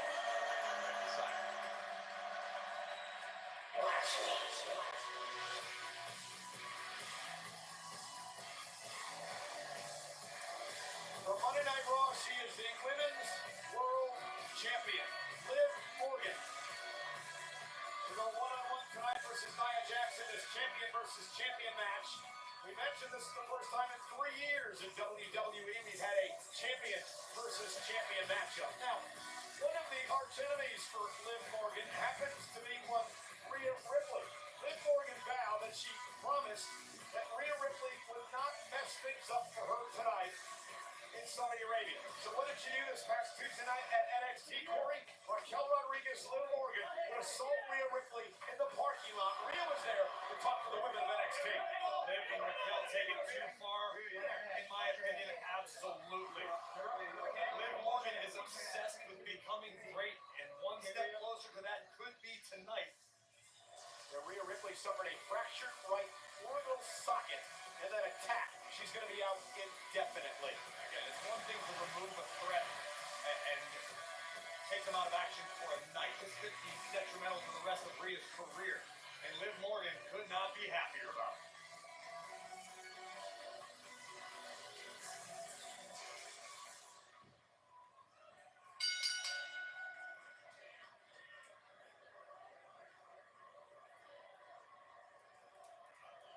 The following contest is a champion versus champion match to determine the first ever women's crown jewel champion.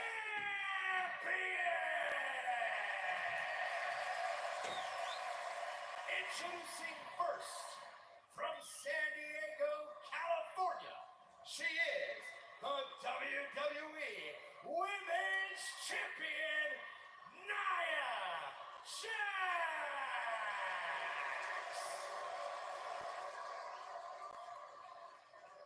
And her opponent, from Elmwood Park, New Jersey, she is the Women's World Champion, Liv Morgan. Ladies and gentlemen, 5 years ago, Natalya and Lacey Evans competed in the very first women's match in Saudi Arabia. 5 years later, we've come to this, a battle for the brand new Crown Jewel Championship. It is the year of the camel in Saudi Arabia, and we celebrate tonight by crowning the first ever women's champion. So it's Nia Jax and Liv Morgan here tonight. Corey, let's talk some strategy. If you're Nia Jax, what do you do to put Morgan away? Do what brought you to the dance. Stick with annihilating the opposition. Jax needs to use her power and flatten Liv Morgan. And how about if you're Liv Morgan? Obviously, you give away, as you mentioned, a ton of power to Nia Jax. Liv has got to be clever. We know that Morgan is capable of it. She's not afraid to take high risks occasionally. And right out of the gate, a big drop kick. This is a different strategy. Not what I would have recommended for Liv, but it's effective thus far. And Liv taking the fight to Nia, but a headbutt will drop the Women's World Champion. Breaks on Morgan in a hurry. Nia Jax, a two-time world champion. Won her current championship back at SummerSlam when she beat Bayley.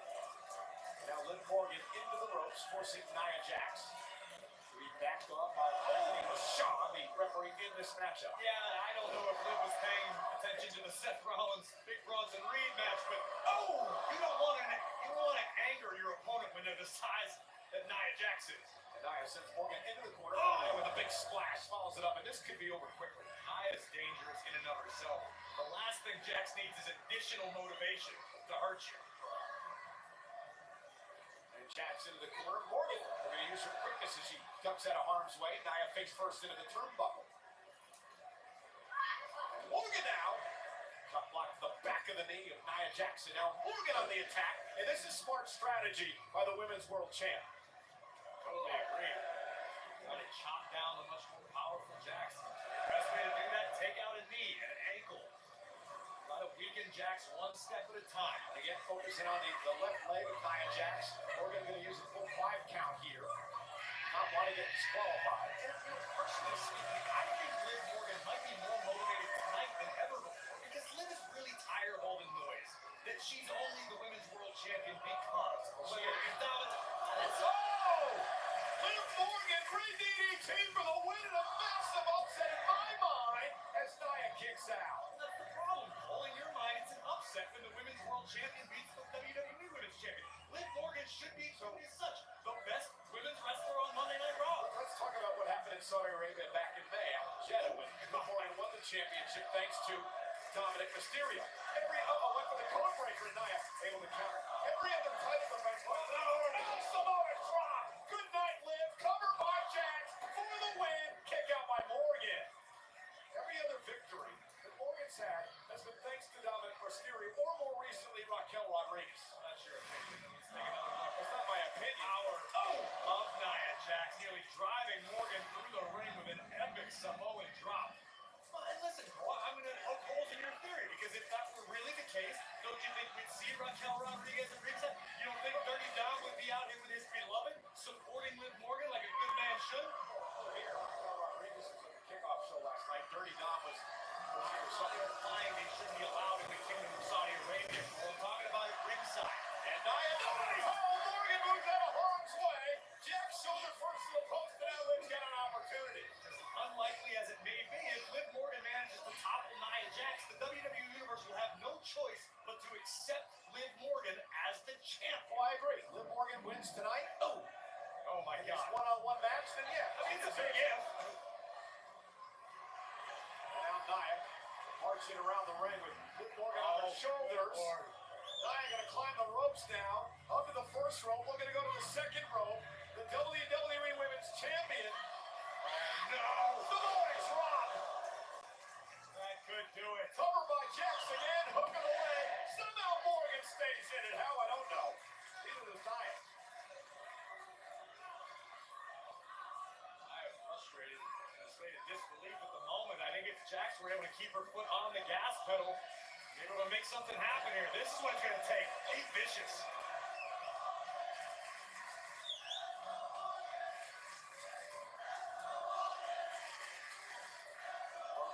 Back to her feet by Jax into the corner. Nia just overpowering Morgan in this matchup, as we expected. I'm sure Liv Morgan knew that was going to be the case. Liv's a smart competitor. Sometimes you can't get out of harm's way when harm's name is Nia Jax. And Morgan fighting back, though. Really battling here against Jax.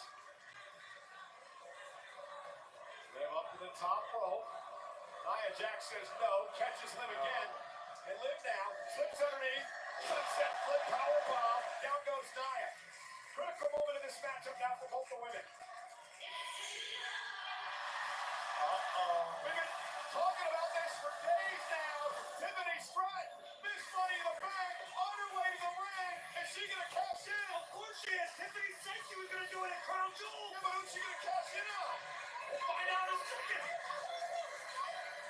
Nia Jax.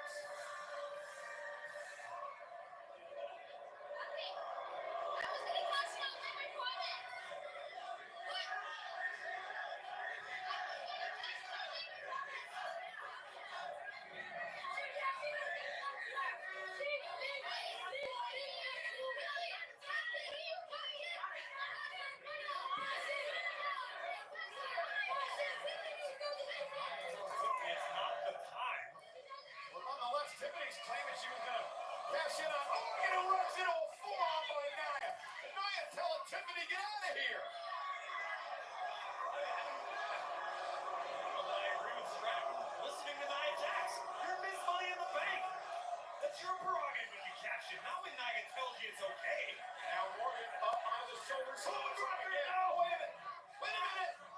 Liv's got the shoulders down. Not able to kick out at two. Liv Morgan was able to She's thinking about it. She may be thinking about it again. This is not going to sit well with Nia Jax.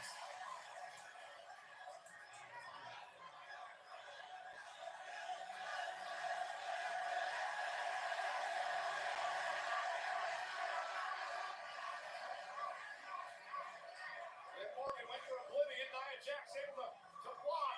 Now slamming Morgan. Cover now. Middle of the ring. Hook to the leg. Liv again stays alive. Subtlety is certainly not Tiffany's strong point. Look at the cash in. Meanwhile, Raquel Rodriguez is here. Trying to throw the briefcase away. I guess Raquel believes she's going to cash in on Liv. How you keep someone as dangerous as Raquel around for insurance, but Nia now. Oh, hung up on the second rope. Raquel, Cullen, breaker by Morgan. Cover for the win. Knocking Jax up. Nia kick out by Nia. It's going to take more than that to keep Queen Nia down. I saw sort of the sold-out crowd here.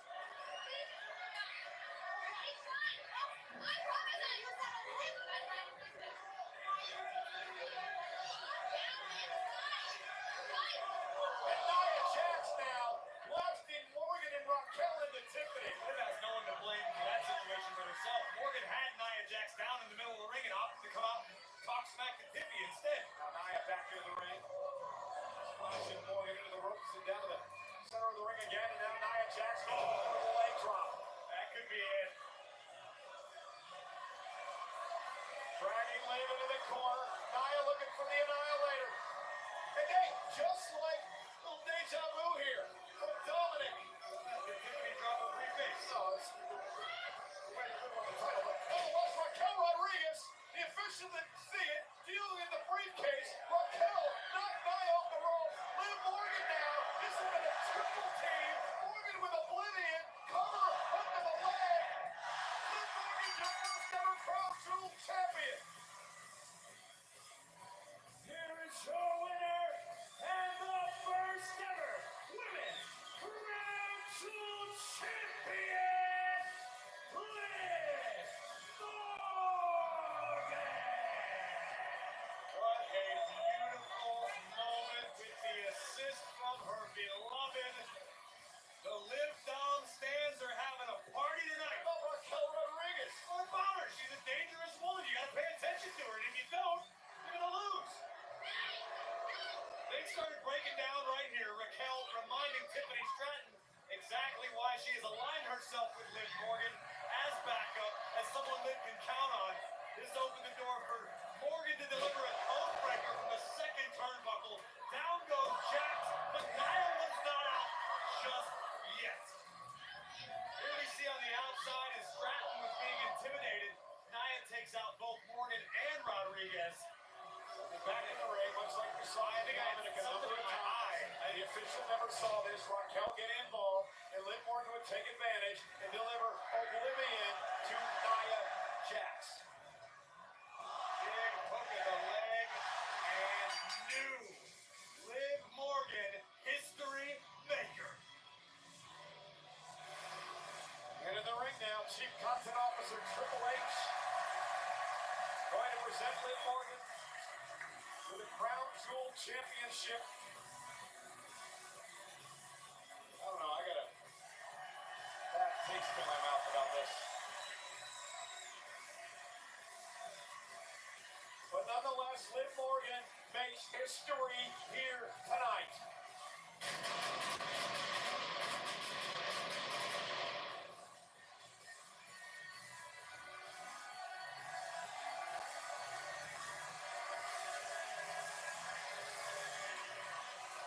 Congratulations to Liv Morgan, your inaugural Crown Jewel Champion.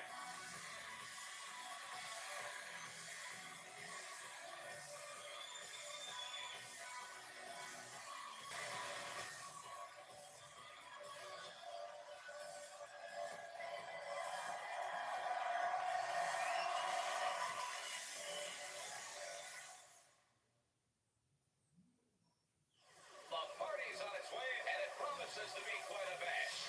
This December,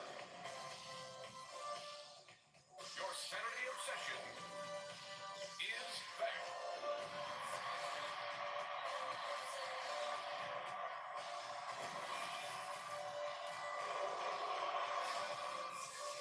WWE Saturday night's main event on Long Island. Tickets on sale now. Undertaker One Dead Man Show returns this December with 3 tour stops across Texas. Join the Phenom to hear untold stories from his WWE Hall of Fame career in an intimate setting. Tickets are on sale now at WWE.com/events. Visit the Crown Jewel Superstore located at the WWE Experience on Riyadh Boulevard, right here in the Kingdom of Saudi Arabia. Shop the largest selection of Crown Jewel merchandise, open now through tomorrow. And who would have thought, ladies and gentlemen, that it would come down to this? Friends and partners, brothers in battle, will now face each other amongst broken bonds. Kevin Owens and his personal journey of righteousness will fight the Viper Randy Orton tonight after this break. Let's look at the heartbreaking turmoil that took Kevin Owens down his path to turn against his friends and what he considers his only option.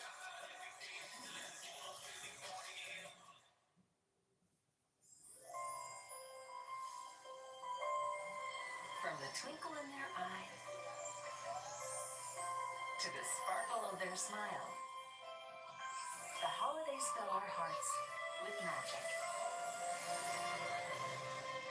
This holiday season, give the gift of a Disney cruise and discover where magic meets the sea.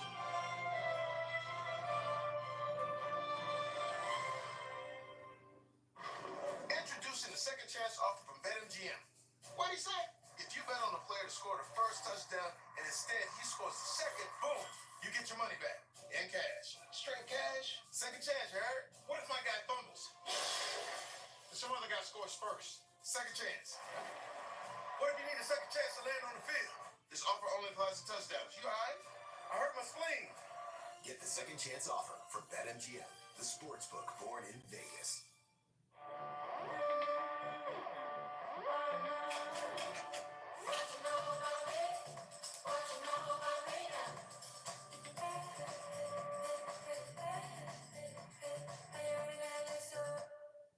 From the dawn of time, there were two things: the universe and Tyson chicken. Next time you wonder which came first, it's not the chicken or the egg, it's always been Tyson. Swift just made a smart bike. Jump on Swift Ride and jump into the world of Swift. The online training playground for cyclists. Swift Ride, the smart bike made for Swift. One bike ready for everyone. Available now at Swift.com. You wanted a spicy deal? Subway delivered. For a limited time, Subway dropped the price of every footlong in the app to $6.99. Like the fiery new spicy nacho chicken with ghost pepper bread. Wait, Subway did what? $6.99 footlong? Yep, says it right there. Right now, get any footlong for just $6.99 in the Subway app. Don't miss out on this deal, y'all. Get any footlong for just $6.99 in the Subway app. You might be used to living with your albuterol asthma rescue inhaler, but it's a bit of a dinosaur because it only treats your symptoms, not inflammation. Treating both symptoms and inflammation with rescue is supported by asthma experts. Finally, there's a modern way to treat symptoms and asthma attacks. Air Supra is the first ever dual action rescue inhaler that treats your asthma symptoms and helps prevent attacks. Air Supra is the only rescue FDA approved to do both. Air Supra is an as-needed rescue inhaler and should not be used as a maintenance treatment for asthma. Get medical help right away if your breathing does not improve, continues to worsen, or for serious allergic reactions. Using Air Supra more than prescribed could be life-threatening. Serious side effects include heart problems, increased risk of thrush, or infections. Welcome to the modern age of dual-action asthma rescue. Ask your doctor if Air Supra is right for you.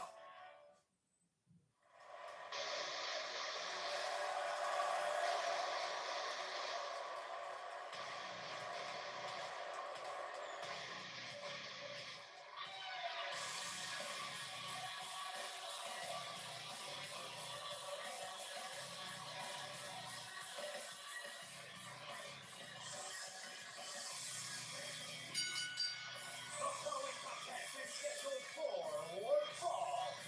Introducing first, from Marie-Rose, Quebec, Canada, weighing in at 242 pounds, Kevin Owens! Kevin Owens has lost it. He's walking out here tonight wearing a t-shirt of Randy Orton's father, Cowboy Bob Orton. I called the man delusional. I think he's got off the deep end. This is a different Kevin Owens than we've ever seen. The fact that he believes Cody Rhodes betrayed him because he did what he had to do with Team Roman Reigns. And then he thought Orton betrayed him because Randy Orton sided in his mind with Cody Rhodes. None of this makes any sense, at least to me. Listen, Kevin Owens is a superstar who is no stranger to betrayal. But historically speaking, most of KO's betrayals have been the means to an end, to advance his own career, to move himself forward. What we've seen recently is this victim mentality from Kevin Owens, who thinks that Randy Orton and Cody Rhodes have both turned their backs on him when quite literally the opposite happened. What did you say about Kevin Owens in the countdown show when you mentioned him as a psychopath? The worst part about dealing with a psychopath is you can never explain or convince them that they are in fact psychopaths. That seems to me like what we're seeing with Owens.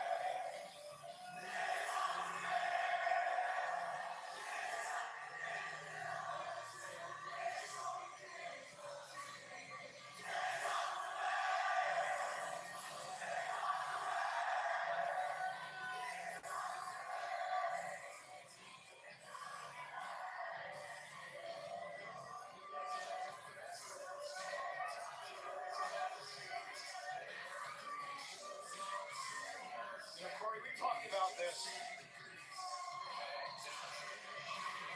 Last big match that Kevin Owens had. The fact that KO has not won a singles championship in many years.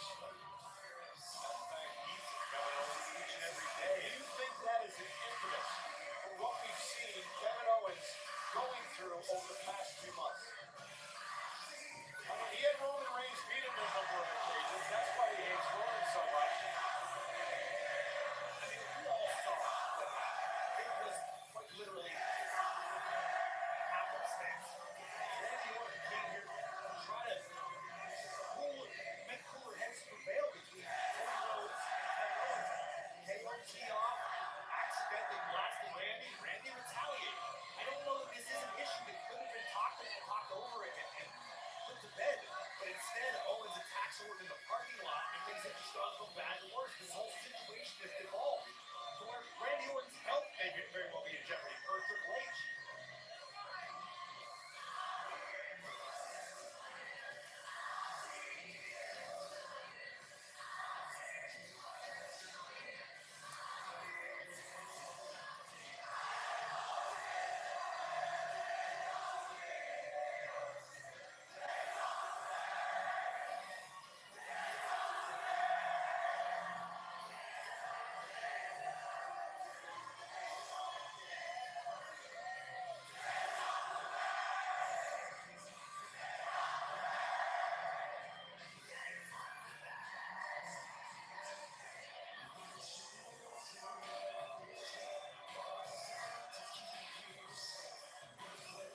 Looking over the shoulder of Kevin Owens as he looks on Randy Orton. It was just a few months ago when Owens and Orton and Cody Rhodes teamed together to do battle against the Bloodline. And now it's come down to this.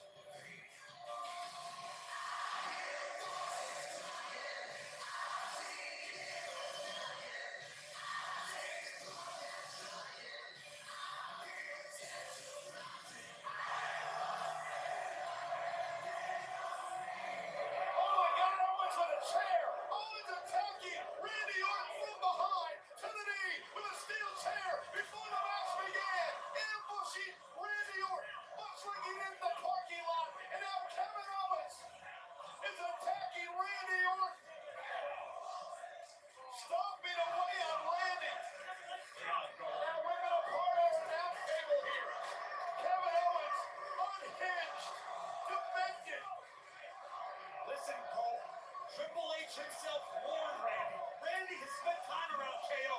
The Viper had to know this was coming. Now Randy Orton fighting back. Randy Orton with the right hand and Kevin Owens in this personal, emotional matchup is blowing up in our face. The official Eddie Rango out here. He is and a poke in the eyes by Randy. It didn't matter. Match has not started. And now Orton thrown down on the table by Orton. See the pain etched on the face of Kevin Owens. Orton with some valuable time to attempt to recover.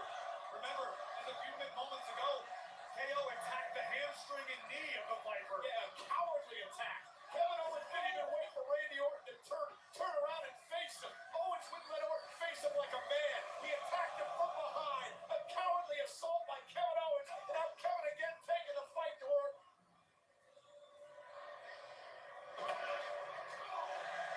Corey, I don't believe Kevin Owens this had anything to do about being a match, about being a wrestling match. That's what I'm saying. You were asking about because he hasn't held a singles championship or hasn't won world titles recently.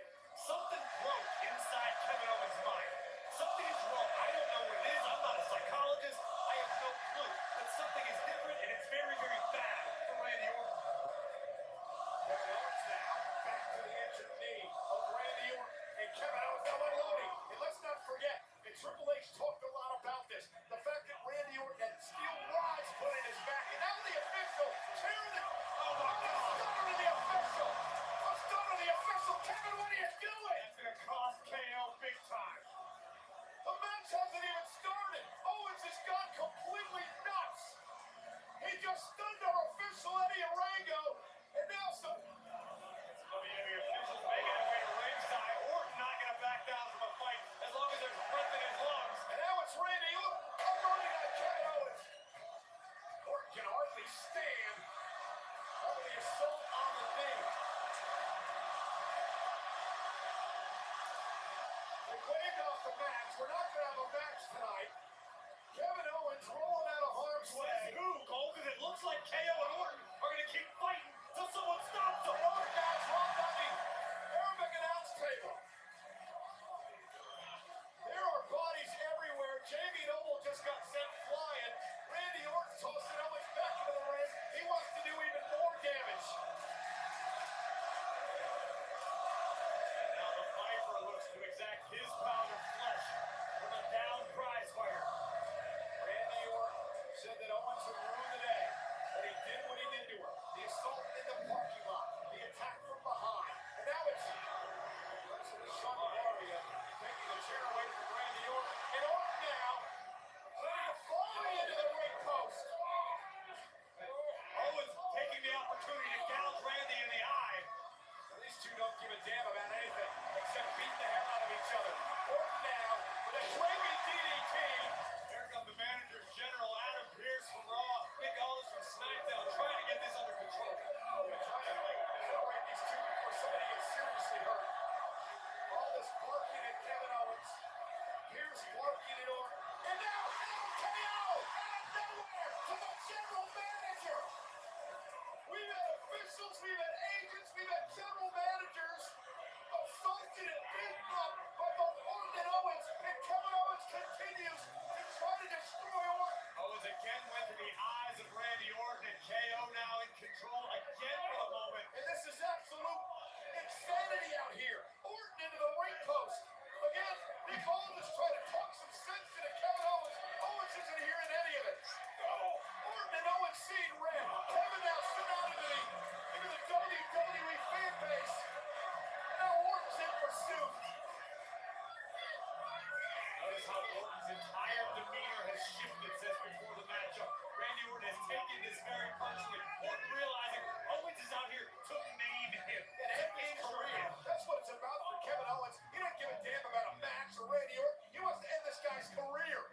And for what? Because he believed the guy betrayed him? Come on. How many times has Kevin Owens betrayed people in his life? At the top of one of our road cases. Right off the forehead of Randy Orton. And Owens isn't done yet. Again to Orton. Randy doing his best to cover up, but Owens just driving that road case lid. Orton might be out. Let's go Randy chance to help Randy Orton out. Yeah, chasing him away. Where the hell is Owens going Who the now? hell knows?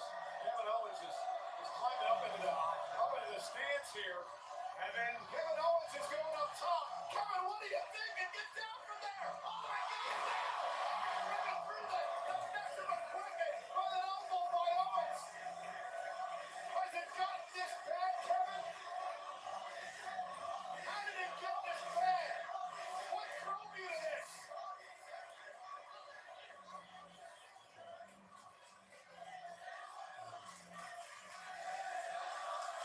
you gotta get some more help out here. Randy Orton hasn't moved.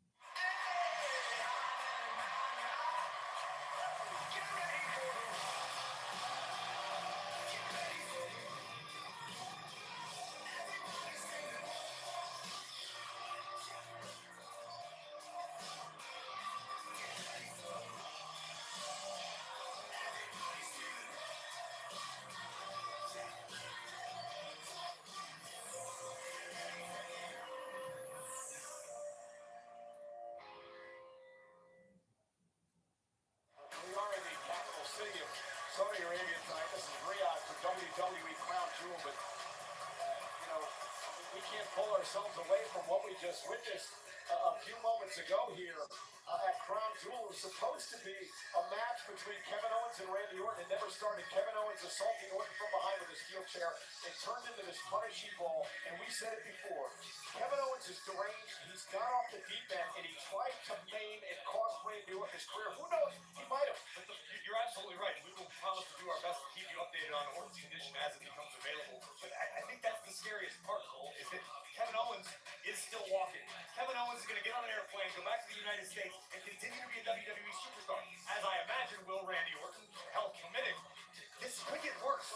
Let's show you. This is just Kevin Owens. He's going to assault Orton again, and then he just completely lost it. He's turned our official Eddie Orengo, then Kevin Owens, and now Adam Pearce, the general manager, suffering an RKO by an obviously emotional Randy Orton. And what brought this all on? It had to be more than just betrayal. For Kevin Owens to do this, for Kevin Owens to do that to Randy Orton, and everything that these guys have been through in their career, and all the battles they've had together, it had to be more than just that. Whatever demon is behind the blank eyes of Kevin Owens, whatever's driving KO to do this, we may never know. But the fact is, as long as Kevin Owens is in WWE, he is a danger not only to himself, but each and every superstar in this business. And again, we're trying to get you updates on the condition of Randy Orton as the night goes along. But let's shift gears now because we have the United States Championship match coming up next. SmackDown a couple of weeks ago.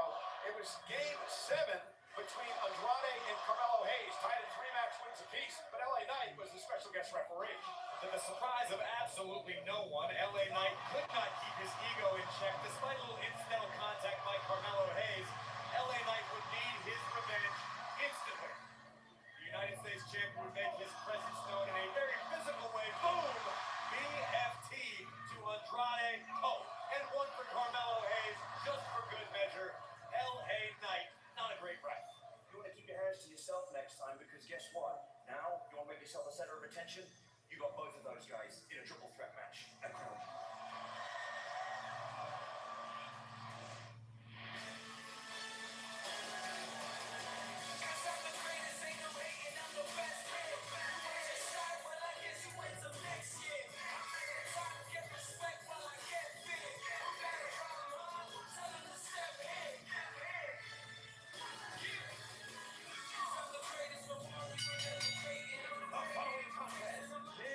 Triple threat match for the United States Championship.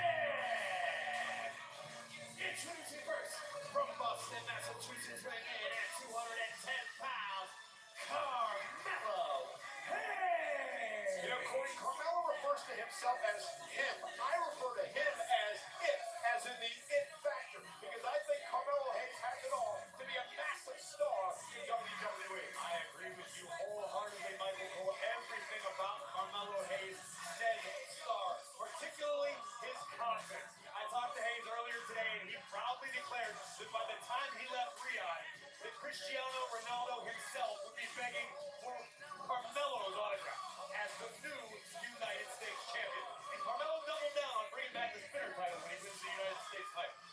Interesting winner.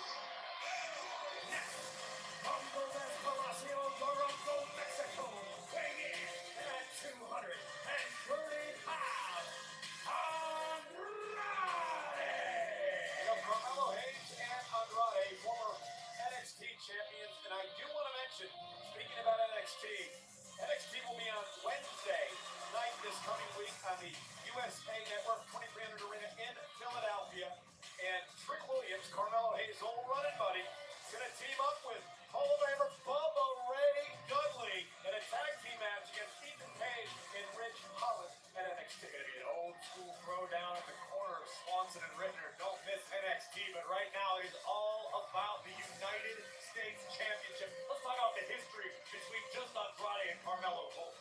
We were robbed of a decisive Game 7 due to LA Knight and his ego and his lack of willingness to officiate properly. But the first 6 matches, instant classics, star-making performances week after week for both the winners and losers of all of those matches. It's rare to see that type of talent at this level. LA Knight said he had to make them pay because they put their hands on me and nobody can touch me. But because of those actions, LA Knight finds himself in trouble tonight in a triple threat match. For the first man to gain pinfall and submission will become the champion, so Knight doesn't even have to be involved in the decision to lose the title. I think it's safe to say LA Knight royally stepped in it tonight.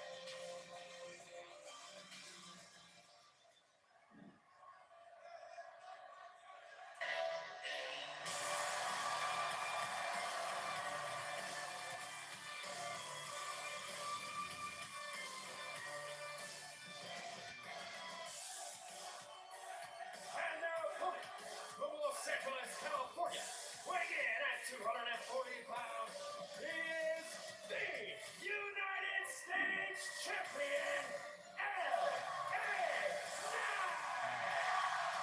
You know, Cody, last year, right here at Crown Jewel, I've had a great night with names.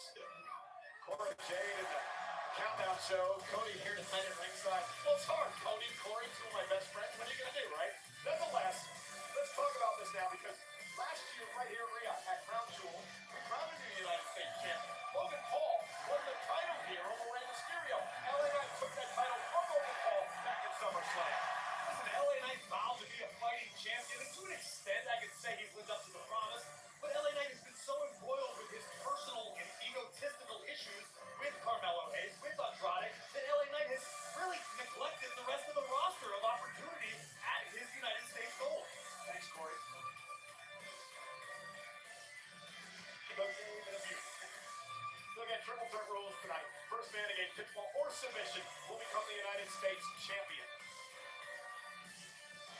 Who do you give the edge to in this particular matchup? I think in any circumstance, any championship match, you want to give the edge to the reigning champion. LA Knight's got confidence on his side. That's one thing Knight absolutely never lacks. He's extremely proud of what he's done as United States champion and shows no signs of slowing down. Oh, and here we go. Andrade and Carmelo Hayes going after one another. LA Knight going to sit back and watch and go smart for the champ. That's a brilliant decision by LA Knight. Let Andrade and Carmelo take out their issues on one another, try to pick the bones when applicable. Matches apiece in their series. Last match, of course, no decision because the official, LA Knight, got involved. Here's LA Knight now. Going to look at his opponents. Left and right from the megastar. Down goes Hayes. WWE fans loving LA Knight.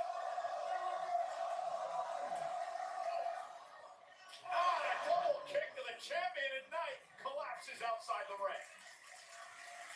Now, Hayes and Andrade, if they can take Knight out, we can turn this into a one-on-one matchup. It looked like Carmelo was attempting to tell Andrade what to do. Andrade, well, he wasn't too eager to listen. Hayes lands on his feet. Andrade misses wildly. Carmelo, oh, great! Flying forearm. Clothesline by Hayes. Taking out Andrade. Tremendous athleticism on display from Hayes. And LA Knight on the outside. Picking Hayes up and now bounced off